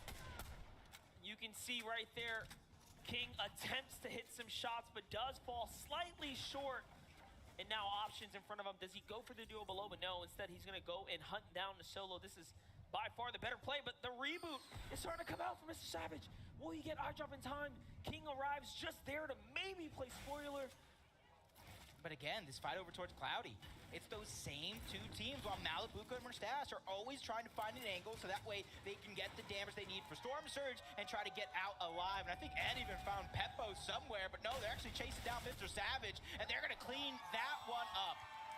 That is huge. And King get their first 2 eliminations onto Mr. Savage and iDrop here in game number 6. Huge deal for him right there. And lucky for us, we are hot on the replay. Take a look there, out the sky. Ed wastes no time. He says, King, you might have missed some shots before, but I got your back. That was a huge outside-of-the-box play. They could have easily pushed Mr. Savage, got the elimination, and got 2 points. Done. Over with. Easy. They allowed Mr. Savage to get the reboot off, got the elimination on iDrop, got the elimination onto Mr. Savage, and got 4 points instead of 2. That's right. Way to play big there, and they need it. Big brain now, play. Back to Larson and Smite. They could have left this battle, but they've won so many times already. They decide, hey, let's stick around, let's fight Muzz and Looter. Ooh, a big 86 on Looter as he tries to go on up. Smite was waiting with the side angle there. Larson now has just enough time to get back with Smite. They're going to be trading minis here. As you saw, Larson's inventory was definitely short. Here it is, that little exchange, the material count too. And honestly, if you're Smite and Larson, though, winning every single one of these fights except for game number 1, you have no reason to leave. It's up to Muzz and Looter to try to change up their plan while you have a hot Larson and Smite on their heels. Zagu is going one-on-one with Hellfire. This is for a huge finish for Zagu because right now they've skidded just a little bit down low on the leaderboard, more than they would like. And what's crazy about this is how the region plays. This is how Asia gets down. They will W key. They play aggressive. They play fast Fortnite. And although it has been a day of performance and end games for Zagu and Marine, this is where he does best. Put him in a one-on-one. Put him in a head-to-head. And look at how quick he is able to capitalize. No, shots come in from the distance. It's not looking good. He's going to have to pause down here. He does have some white heals, but that will kill all the momentum, unfortunately. It's Commandment and Avery with a dual angle here. And you can see where this strategy, landing over towards Rave Cave. They're trying to go to the slower side of zone. They're trying to go as far north as possible, but they're going to go east first before they make that happen, trying to clean up a quick elimination, or what they think could be a quick one at that, but the shots continue to come in. Storm doing work as well. It's only a matter of time as Hellfire is going to be able to clean that one up. Hellfire slides in and down goes Japan's best there. Zagu and Marine sent back to the lobby, back to the drawing board to rethink for day number 2 of the FNCS Invitational. That's how quickly things can change. Yeah, Hen was already down. Now they're just trying to find the second half of that duo. Joe and Zandy, one of 5 teams to get a VR on the day. But Vico somehow took down Avery. They were waiting. They were trying to hunt down the team, and it was them who ended up getting hunted. But Joe and Zandy, they don't want to let this team out of their sight. They have at least 1 elimination against players from 6 different regions. That's the most of any duo, and that goes to show how adaptable they truly are. That is right. Vortex is a solo. As we touched on, Hen is out the lobby. You can see the look of focus on his face here. He recognizes, oh, big read there. He finds a med kit right in the nick of time. He should get it off with about 2 HP left. That's going to be a huge save for him. Meanwhile, Sensen and Cold now making their move. Like we said before, they have been somewhat contested, right? Their draw spot. Maybe not going head-to-head against Pars and Raze there, but possibly trading out some loot. You can see it kind of coming into effect here as the loadout's very much not quite where you want it to be. And that's Acorn and Edgy sitting on top of the blimp, being that nuisance as Cold and Sensen. They have to rotate right back in the way they came from. See if we can make it happen. They're actually taking some elevation right now. This could be huge. Oh. Very interesting for them to go up to high ground here. This is such a risk, right? But of course, we never really know. They want some of that loot. Look at that. They get to the vault. They steal some leftover loot. That's going to be a huge situation here. Meanwhile, Muzz and Looter. You get to see a replay here. Remember, this is up against Smite and Larson, and Muzz turns this around. 3rd place, Smite and Larson now effectively dropped. Yeah, for them, though, you got to give them credit. 128 points on the day. They've done wonders. And now they get to sit back, relax, collect their thoughts, and plan for day number 2 while everybody else is kind of going through this minefield of chaos, which is game number 6. And like I said, from game number 1, where you have 95 players alive when Storm Surge activated, the lobby is now feeling themselves out. They're feeling a little bit more comfortable to try to attack in these moments. Tripper to Thomas sitting on top of the blimp, just trying to get the Storm Surge, so that way, when they do find another rotation, eventually, it's going to be their focus, where they don't have to go ahead and hunt the damage. They can go ahead and do exactly what they want, when they want. Let's take a look at Yumi and Cool here, on the move. Some of our greats from NA West right now, they have really represented today. They did. They have found their moments. I'm proud. They've caught their highlights. Panda's probably proud of the crowd, too. Oh, yeah. Golden Sensen now changing their rotation yet again. Don't want to go through Acorn and Edgy anymore. They got the heals that they wanted out of the vault, and now they're trying to find another way around. And for them, they need scraps. They are in shambles right now, and there's another team right in front of them. They spotted them out, and that would have been a great sneak attempt coming out from Sentin and Cole, but now they have to think of plan B. It's crazy. Cole gets caught out by Thomas HD. Thomas HD, Mr. 6,000 damage coming into game 6 here and adding to the chart here. Joe FN's going to be the victim of a few shots there, but not enough for Sentin to claw out of this tough situation he is in. Now, mind you, NA's 3rd place Larson and Smite are down. Cold and Sensor were in 5th coming into this, and it's looking very, very grim now. Yep, the only other NA East team in there is going to be Acorn and Edgy, who came into this game in 8th place, but in the distance. Scented sees Fabs and Snack. He sees Joe and Z Andy trying to get his Storm Surge damage up while being in the storm without any heals, but luckily enough, his escape plan, you can already see it, it is going to be that launch pad. He's playing a very dangerous game here. He's already been tagged for whites there. There it is, he doubles back now, protects himself as well. There's a med kit. Okay. He knew that. Try to get Scented's card, likely. There it is. Okay, time to med off. He will have enough time. Will he play for the reboot is the true question. We'll find out soon. On the other side, Zeet and KBR are still alive right now. 39 above, they're looking pretty solid. Zeddy finds Jamper in the feed. Peterbot goes down too, so that's had to be an Eastern edge zone rotate that just did not go their way. Yeah, and that south side of the zone right now is just going to become so congested. You're going to have to figure out another way to try to rotate around as Chicho's trying to find some damage. Barely gets above the damage threshold. Gets a knock on the Rapid in the distance as well. And you see some other shots coming through. They know that that player is under pressure. Now the lobby is now taking hands. They're trying to take him out all together.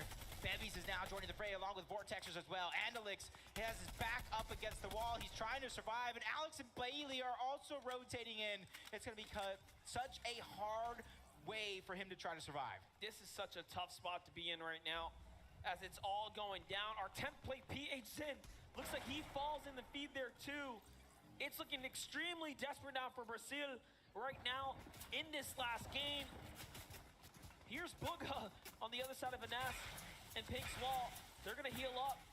Eyes on Mirror and Booga, but no, they wanna get out of here. This is a little too dicey for them now. Lopad's gonna get them right to the safe zone. Pretty decent. It's a great spot to be in right now. They're okay on the surge, but they could use a refresher here. Plenty of options up to be served as well. Hellfire looks like he found Avery. Hellfire was a solo in the zone way north as Commandment and Avery were pointing inwards, and look, Avery fully finished there. The surge possibly finishing the deal. Yeah, that's not good. You can kind of see why they rotated out of Rave Cave, trying to third party some of those fights, but they ended up getting snuck on, which probably turned their entire story around as Booga and Miro trying to get in towards the zone. Focus of the lobby begins. Can Booga try to survive? 43 HP and a dream. Miro's there to try to alleviate some of the pressure, and it does look like it's gonna stop. That was tough. Very, very close right there. Usually when that happens, it's all over, but luckily the teams decided, nah, it's the last game. I can't burn all my resources if I cannot pick up the loot, so everyone slows down. For Taste and Chapix, they are very much comfortable right now. No pressure on them, but there's a lot of players in this vicinity here. Movement, little scarce. And out of Macwood over there, Pars and Rays surviving as well. Cammy and Seti trying to take that top spot back. You hear the analysts, they're having great games, and then they're kind of having a little slip-ups here and there. But luckily for them, this is day number 1. As long as you keep it competitive, you'll be in the mix. And look at our top 4. Top 4 is all EU right now, Monster. That is right. 21 points for Cammy and Seti to catch up to Vino and Queasy. But that top 3 is just European territory right now. Vino, Queasy, Thomas HD, Trippern, and of course Cammy and Seti all fighting for that top 3 currently. It's what you expect. We've seen a lot of our community folk really put those 3 up in the standings and wait for them not to let down the fans, right? I think Malabuka Mustache might be low on Storm Surge. Yet again, being one of the 3 teams over towards Cloudy Condos. Nobody really going at it off of spawn, but a team that doesn't have much to worry about. You saw them high at the top of the blip, Acorn and Edgy, almost 500 above. They're just picking and choosing their battles, trying to figure out what the right play is going to be. And it does make you wonder, although Malabuka and Mustache are contested, being below the surges means that, hey, that first game was a wake-up call. We can't just go battle. Aqua and crew will just come in third party. But look at this, Fatch finds Malabuka there. That's a huge one, and now we get to see Ed and FaZe King's perspective here. King from Argentina, Ed from Brazil. Right here, right now, 2 elims already potentially going head-to-head against On1 in Baka. The young duos from NA West. No, the peak, the punishment. Down goes Baka. Is this going to be able to get it, though. It doesn't He look will. like in the mini-map that they're going over. So, yeah, you are correct. He is going to get a second chance at life as Onwin has placed in the top 10 in every FNCS final he has played in, trying to put NA West on his back along with Yumi and Cool, Fabs and Snacky. So many top competitors in this tournament still, and this is only day number 1. Jonathan Vidil, 120 below, make it 60 now. They do need a little bit more damage. It's gonna continue to fluctuate. Vico finds Baka, down goes on 1 as well. Vico just cleans that up. Meanwhile, Kanata and Macwood, they started off so hot, and now all of a sudden they are in a world of trouble here, surrounded by some of Europe's most dangerous here on this south side of the zone. But hey, they have time, they have plenty to work with here. It shouldn't get too sketchy just yet. If they can keep a low profile for a while, they'll survive to the next moving zone or the half in, half out reveal. Here's a look at 3rd, 4th, 5th. 6th and 7th are down, 5th is down. Hey, that's a blessing for some and a curse for others. For the teams from 8th and below, this is their chance to really close the gap in the final game. That's all of NA East out in game 6. That hurts just a little bit. Just a little bit, but still got Acorn and Edgy still alive. Catching one on to Joe. Janice is going to be left as a solo. As Video just get knocked in that moment. That's Taze and that's Chapix that are hot on the heels. But pressure is coming from all sides for a lot of these teams. And even Macwood and Kanata are trying to put some shots on to Taze and Chapix. You see Janice trying to break through. He is that solo that we were looking at. Trying to survive. Video finally goes down. Janice still knocking on the door. Storm Surge taking him down, but Tayson gets the last laugh. And in the end, it's gonna mean 4 eliminations for Tayson and Chapix.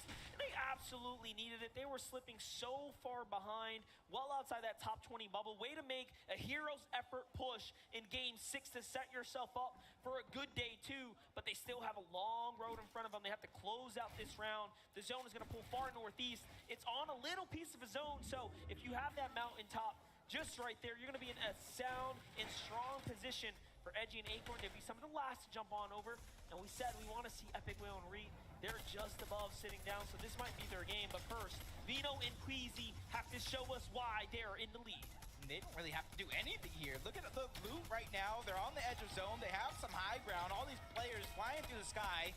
Easy shots. You're just like serving it up on a silver platter for a team that has been playing this good, but only 7 damage below the threshold. And let me tell you something, this is not bad for a team that lands north and then has this half in, half out pull north. It makes a big difference when you are already positioned there and this comes your way. Now they just have to worry about damage management and closing out this last game. But you can see Tripper and Thomas HD are there as well. They have that same story. They are very much close by. Here's our high ground kings, Reet and Epic Whale, the 6X, and of course Reet, a multi-FNCS winner himself, going head-to-head against Refsguard right now. They're starting to crank up, but Reet does not want to give it up, not just yet. He jumps down. This is what he does best, is take those fights, but no, plays a little smarter. He has to play for the end game. And I saw Pink and Anas go down to Pars.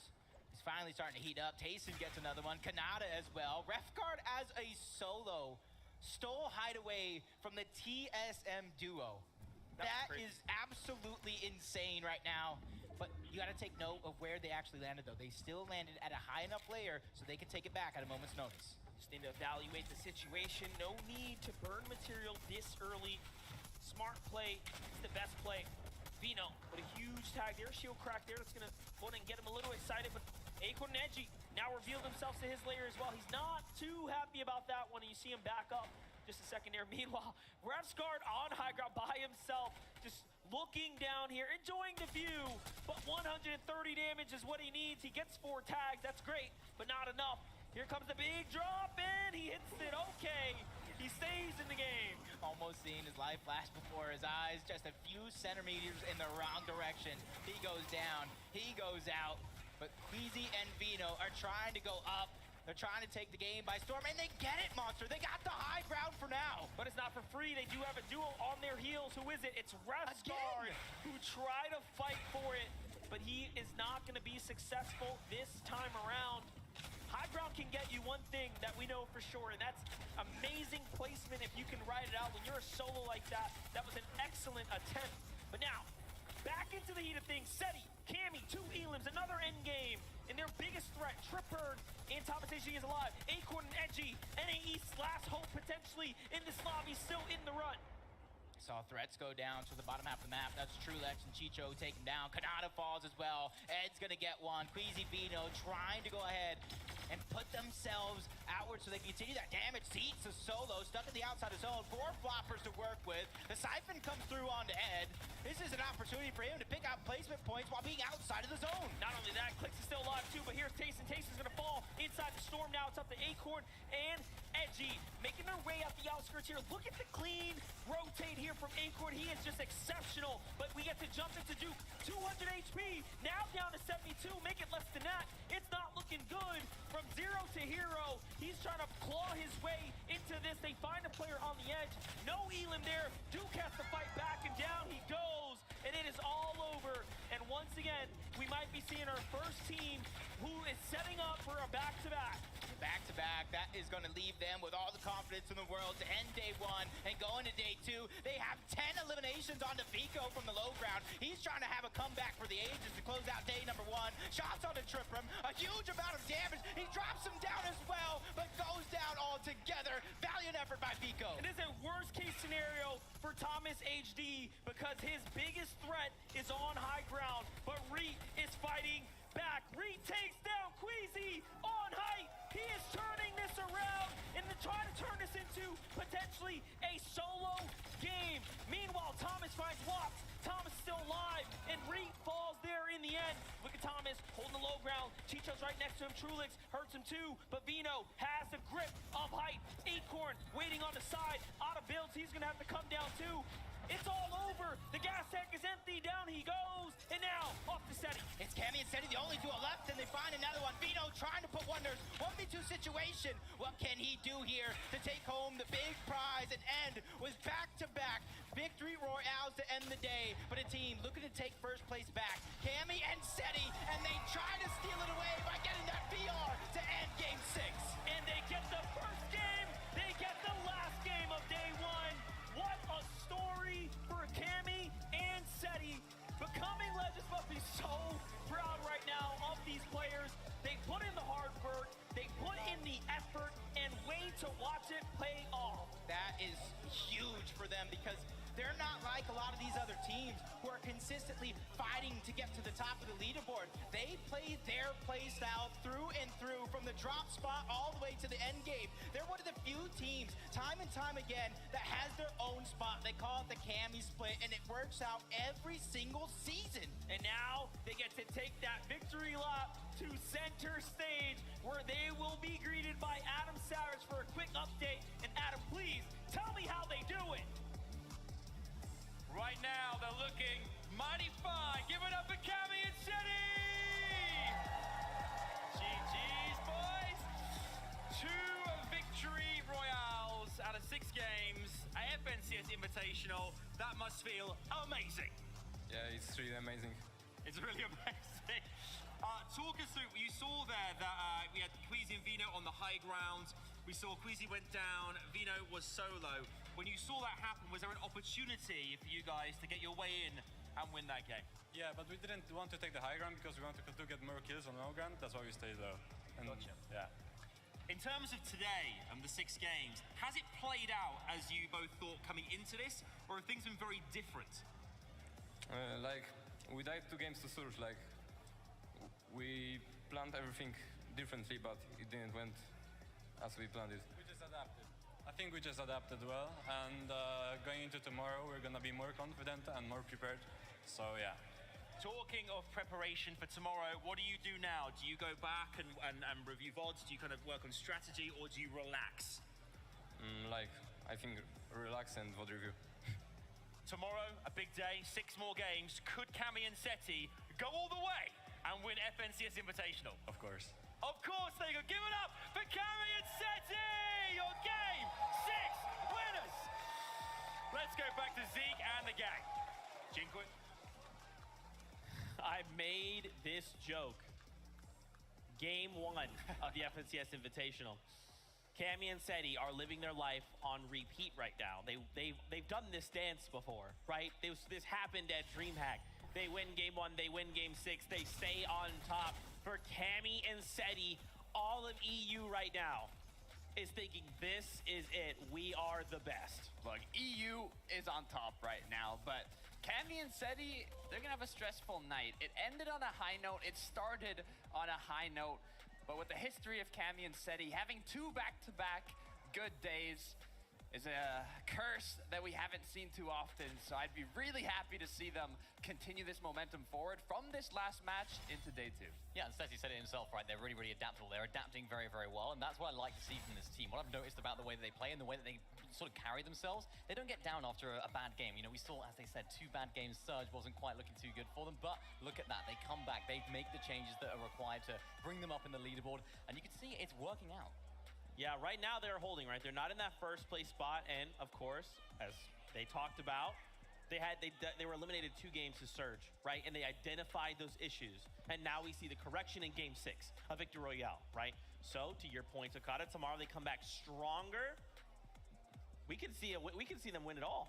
Look, the tricky part is they did adapt very quickly and effectively in that last match. They had a difficult mid-section of the tournament, but the thing is now overnight, those duos that didn't have the best day 1 will also change. They'll also adapt, and maybe the adaptation that Cammy and Seti had for this last match won't be valid in day 2. We will find out. Right now, we have Kelly standing by with the duo in first place. Kelly, take it away. Everyone, I am joined by Vino and Queasy, our first place team out of day 1. All right, so this is a stat that was happening, I think even before Game 6 was going on, but you had the most solo eliminations with 17 elims. I'm sure that is even more now. How do you do it? I'm the best player in the world. I love it. I love the confidence. But how do you know when to go for the elimination and when to, like, step back? It's nice having a balance. It's good having a balance. We have chugs, so a lot of the time when we're playing high ground, I can drop back and look for kills, especially when I have the Ranger shotgun because of the range on it. And that's when you can at least get a lot more kills. And I used the Ranger shotgun really well the other game. I got a kill on the Asia team, Zagu, I think, and that led us to winning that game. I mean, obviously, it's not just winning you the game, but it's also winning you the whole tournament right now. Queasy, after that VR in Game 5, to almost do it again in Game 6 as well. I mean, obviously, you're going into day 2 pretty confident. Yeah, of course. I mean, the lobby is not that hard. I feel like we should have been way better than we are right now. We had, like, a hard choke in Game 4 and 5, I think. Or no, Wait, 3 you and got 4? the VR in Game 5. 3 and 4. But yeah, other than that, feeling confident going tomorrow. I mean, obviously, you guys are doing something right. You're in first place right now. Good luck in day 2, and thank you for joining me here for an interview. And we're going to head back on to the desk. Thank you so much, Kelly. And this is just, like, I talked about this earlier on in the day. Vino is a player who is constantly evolving. I just want to kind of consider how this could have gone differently, right, for Cammy and Seti. It was a 1v2 against Vino. And it's because Reet played spoiler and eliminated Queasy. In the same other universe I talked about, you know, this one earlier on in the show, you know what I'm talking about. Yeah. In this other alternate universe, Queasy's still alive. And then we see a true 2v2 against Queasy and Vino versus Cammy and Seti. The way these guys have been playing, I think it would have gone to Queasy and Vino. Look, we could have seen the back-to-back Victory Royale from Vino and Queasy, right? They had it all lined up. But I'm also, happy to see what we saw, right? When Cammy and Seti got the VR, it was the first VR from down in the ground, right? On the low ground. They managed to secure it. All the Victory Royales came from that high ground up above, so it was great to see a little change up. But that change up was because Queasy ended up going down and Vino was left in the 1v2. Yeah, we saw it, right? We saw Queasy going down, but of course it opened the floodgates for the players down below to really just rack up eliminations, rack up the placements as well. And there was a few moments here I thought, well, you know what? We talked so highly of Vino, and you could tell by the interview, he's oozing with confidence. I could feel it from over here. He could clutch this, right? He could clutch this 1v2. Couldn't quite work out for him, though, although we've seen it do him so many times. Yeah, and I don't want to take anything away from Seti and Cammy. They are phenomenal players, and they deserve that Victory Royale in that moment. I just want to see some good Fortnite, man. And in this alternate universe, we got to see a 2v2 against two of the greatest in the world. Now, I do want to take a moment. I'm getting word that none other than Adam Savage is sitting by with one of our duos currently in the top 10. It is Smite and Larson. That is right. Thank you very much, Zeke. Smite and Larson, everybody! Bear in mind, Smite and Larson are an average size. I'm just an anomaly. I am massive.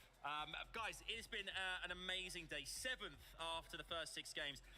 You must be feeling great. Was there a target prior to this after day 1 that you aimed for, and did you exceed expectations? Well, we tried to end around 150. We didn't really reach that, but off spawn, we did way better than we thought we would, and it was amazing. Talking about off spawn as well, obviously Muzz and Looter, Grim Gables, going head to head. Larson, how many of the 6 battles did you guys win? We won 4 out of 6, but it should have been better. It should have been 6-0, but it's all good. We saw your reaction as well. We loved seeing your reaction to some of the moments. You look like you're enjoying yourself and getting quite passive-aggressive at the same time. Yeah, I had to let them know that they're trash, and we're beating them every game tomorrow. Okay, I like the fighting talk here as well. Smite, going into this evening as well, how do you guys prepare for day 2 tomorrow? Do you go and relax, or is it back to grinding this evening? We're gonna go over VOD, see what we did wrong, and fix it for tomorrow, and we're gonna hopefully win every game. Okay, everybody, Smite and Larson, thank you so much. Let's head to my man Vivid on the main stage. Here we go. We've had plenty of opportunities to talk about the teams in top 3, Queasy and Vito included, and of course Cammy and Seti. But Thomas, HD, and Trippin sneaking into that 2nd place position here. And, you know, I want to check in, see how they were doing all spawn. Obviously, they are landed over at Rave Cave alongside Commandment and Avery. How are they getting out of this so unscathed, right? Every single game, you can see here, it's kind of this race to this balloon and mountain position over here. And this game, Thomas, HD, and Trippin win that race. They instantly poise up on top of this balloon and on top of this mountain. And basically what this allows them to do is sit here for pretty much the rest of the game. And this is where they get a lot of their storm surge from. But it also allows them to control pretty much this entire side of the map. Since they are so high up on that higher ground, they can just fire down shots on anybody that decides to rotate through. So as you can see here, look at the map. There is not a single soul around them. And that's really, really good coming into the rotations that are going to happen for the end game. And then the balloon is awesome, right? Because it does provide you with that immense high ground, but then they can also just use it for those rotations that I was just mentioning. Of course, that is not possible if they aren't allowed to control that much of an area. So well done for them. Coming into day number 2, I want to see more of that out of them. Now, Adam tosses to me. I'm going to toss it right back to him. Thank you very much, my man. I'm with right now Thomas and Trippin, everyone. The dynamic Danes here. What a great day. We talked earlier on at the beginning of the show about this being potentially 3rd time lucky for you guys, and so far 2nd place, Thomas, after day 1. Surely you guys are thrilled. Yeah, I'm proud of Trippin and me. Like, we played a lot of, really good today, and yeah, and hopefully we can do even better tomorrow to take the win. Absolutely. How do you improve on tomorrow? Was there anything today in your game that you thought could use improvement, or did you feel it went pretty solidly? Our late games could have gone better. Like, we could have more kills. We had 3 or 4 kills every game, I think. We I don't know. I feel like we played pretty average today, from what we can play. So hopefully we pop off tomorrow again. Absolutely. We saw as well in that game 6, you managed to get high ground quite early. You managed to get storm surge tags as well. How important are those tags in situations like that where you can kind of maintain and hold fort up high? We didn't really play high ground today, but the surge tags are of course important. That's why he has me. Yeah. Dare I say it, I'm going to ask you guys, do you think potentially you could be the favorites? You could win the FNCS Invitational tomorrow. In 2nd, Trippin, it's looking pretty good. Maybe, we'll see. Maybe we'll see. Guys, give it up for Trippin and Thomas HD! Love to see it. Let's head back to the desk. Over to you guys. Thank you so much. That's crazy. Adam did an interview with Smite and Larson and said he was the anomaly. I guess there was 3 anomalies there. I'll see myself out. Don't worry about that. MDF, Jacob, before we say goodbye, we want to get your thoughts on the day. It has been a great day indeed. Listen, I enjoyed every single moment of this awesome competition. I've been entertained through and through from games 1 to game 6. It honestly exceeded my expectations. And you know what? The player that stood out the most to me, the duo that stood out the most to me. To us, for sure. It has to be Mareem and Zagu, representing for the Asia region, the Japanese powerhouse, the champions of the Asia region. Let's talk about it. Yeah, and honestly, could you even believe that this is their 2nd FNCS finals together? They played together last season. They took home the Axe of Champions, and they're looking to do it here yet again. But no story, would not come without its ups and downs. They had a good start to the day, not necessarily the best start in the end, but they're still exceeding my expectations. And if they can somehow come out on top with that same fire tomorrow, it'd be amazing. And that's the interesting thing about the way this all played out. You had these first 3 games, they popped off, and they could have probably took that momentum, but then we hit that small break, right? Everyone gets to reset, reevaluate, and all of a sudden, it was a tougher back half. So tomorrow, they get the full day to reset. If they can kick things off and stay explosive,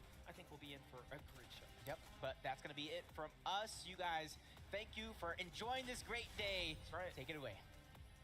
Thank you so much, Jacob and MDF. Joining me right now, I have Marim and Zago, the FNCS Chapter 3 Season 3 title winners right now. And I have to ask, how exactly did they achieve that Chapter 3 Season 3 win? シーズン3の勝ちはどうやってできたんですか？ビクトリーロイヤル、ハイグラウンドを取ってビクトリーロイヤルを4回したんで勝てました。はい。We were able to do that because we were able to capture the high ground about 4 times, and that's why we were able to win it. High ground always wins games, and I do want to ask, obviously the Invitational is a very big deal. What has your preparation and practice been like? この大会はもう本当に貴重な機会でどのような練習をしてきたのかっていうのが聞きたいんです。アジアとアジアサーバーとそのレベルが違うのでリプレイとか見ながら。Zago, Marim, I really appreciate it. And obviously, you guys started the day off. You want me to translate that? Oh, I'm so sorry. So, yeah, there's quite a big level difference in terms of the players on the Asian server. So we just tried to, reevaluate how we performed by revisiting the replays over and over again. And obviously, you're going to be revisiting those replays today. What are you going to be doing to prepare for tomorrow? まあ今日のリプレイも見て明日までの、準備は何をすると思いますか？そうですね。まあダメだったところを改善して明日もっといいプレーできるように頑張りたいと思います。So we're going to try and reevaluate what we did wrong so we can improve upon that and do our best to win tomorrow. I would love to see it. Thank you guys so much again for joining me here for an interview, and we're going to head back on to the desk. A fantastic interview there. And I just got to say, before we kind of wrap up the day, the thing that's impressed me the most is just how humble a lot of these players have been. Obviously, there's been quite a bit of smack talk, sure, this is competition, that's going to happen, but you can tell for a lot of these players when they are kind of talking about their gameplay, what they want to improve on, there is that level of respect. Like, look, I am trying to be the best at this, and I'm aware that I'm not yet. I got to do a couple things, and then I'll be there. And I think that's kind of my key takeaway. It's an understandable reserve celebration, though, from the players, because you have to keep in mind, this is only day 1. The first 6 games, we might have found a conclusion for our top 10 leaderboard today, but tomorrow could be a different story altogether. A lot of these players have already talked about the fact they want to basically run it back with the VOD reviews, see where they can try and correct some of the mistakes or just moments that didn't necessarily go their way earlier on. But I do have to give it to EU. They kind of ruined the pattern for today because we had, for every single game today, EU, NA, EU, NA, and then EU, EU for the Victory Royale finishes. Look, they did a great job, but I'm also impressed on how every region performed, right? 7 regions competing today. And we saw some nice showings from Asia, from Middle East, from Brazil. And just looking at the top 20 of that leaderboard there, I saw multiple regions scattered all over. And with 6 more matches to be played out tomorrow, anything is still possible. It really is, and we saw a few of our Titan teams as well, a little bit lower down than we would have expected. Maybe Malibuka and Mustache, one of them, Tayson and Champix, of course, as well. Not quite having the best day, and I think it just shows that although we've seen these teams popping off in their own regions, when we're on an international stage like this, anything can happen. Although Tayson and Champix, they're so decorated in the EU region, when you throw a few spanners in the works from different regions with different playstyles, different metas, things can really go south. And it's okay, right? We have tonight to reset, come back even stronger tomorrow. Now, Kelly is standing by with one of our more wholesome duos. It's Pamsto and Fatch. Hey guys, I am indeed joined by Pamsto and Fatch. And I just wanted you to talk a little bit about your drop spot. What was the decision behind it? We got pretty lucky with zones. We were really a lot of node zones today, and it's kind of hard for search for us because everybody just they go away from Yugo, and that's where we sit usually. So we had to find new strategies, but we managed to work our way around it pretty well. Yeah, obviously adaptation is the name of the game after day one. How are you feeling? I'm feeling pretty good. 10, I think it's a really good place if we keep going tomorrow. So any changes that you're going to be making in your playstyle for tomorrow, and how are you going to be preparing tonight? Probably just voting with our coach, just watching the game, seeing how teams play, and maybe be a bit more aggressive tomorrow. So aggressive obviously is a double-edged sword. You can get those eliminations, but you can also be taken down. How do you know when the right time is to strike? It's very hard, but the more you play the game, the more you're gonna have a good mindset on when to kill someone. But yeah. Thank you guys so much for this quick interview, and obviously good luck tomorrow, guys. Let's head on back to the desk. Shout-outs once again to the players for just giving us a moment of their time, right? Hearing that insight from them. But that's pretty much it for us from today. Now, don't forget, we have another 6 games tomorrow. So before we say goodbye, any last words, Mini Miner? So many, but so little time, right? But we've had an incredible day today. We've had day number 1 of the FNCS Invitational. It has been so much fun to see all of these different teams popping off. We've seen high eliminations. Vico in that final game, 10 eliminations on his own, just to highlight one. It's just been crazy, and I'm excited to see what changes in day 2. There's really nothing like it, right? An international event to this caliber, we haven't had it in years. The emotion from the crowd, the expressions of the players, the excitement from the solo clutches, and the roaring you hear from the audience. It's really something that's unique, and it's got a special place in my heart, and it feels amazing to live it once again. I'm just ready for day 2 already. Like, I kind of wish it could just be tomorrow already. Well, we don't have to wait all that much longer. Fortnite fans, we love y'all so much. Remember, tomorrow, coming back at you, 6 games, 1 incredible trophy, all live from Raleigh, North Carolina. We love you. Keep yourselves safe. And as always, we'll see you on that battle bus. Beep, beep.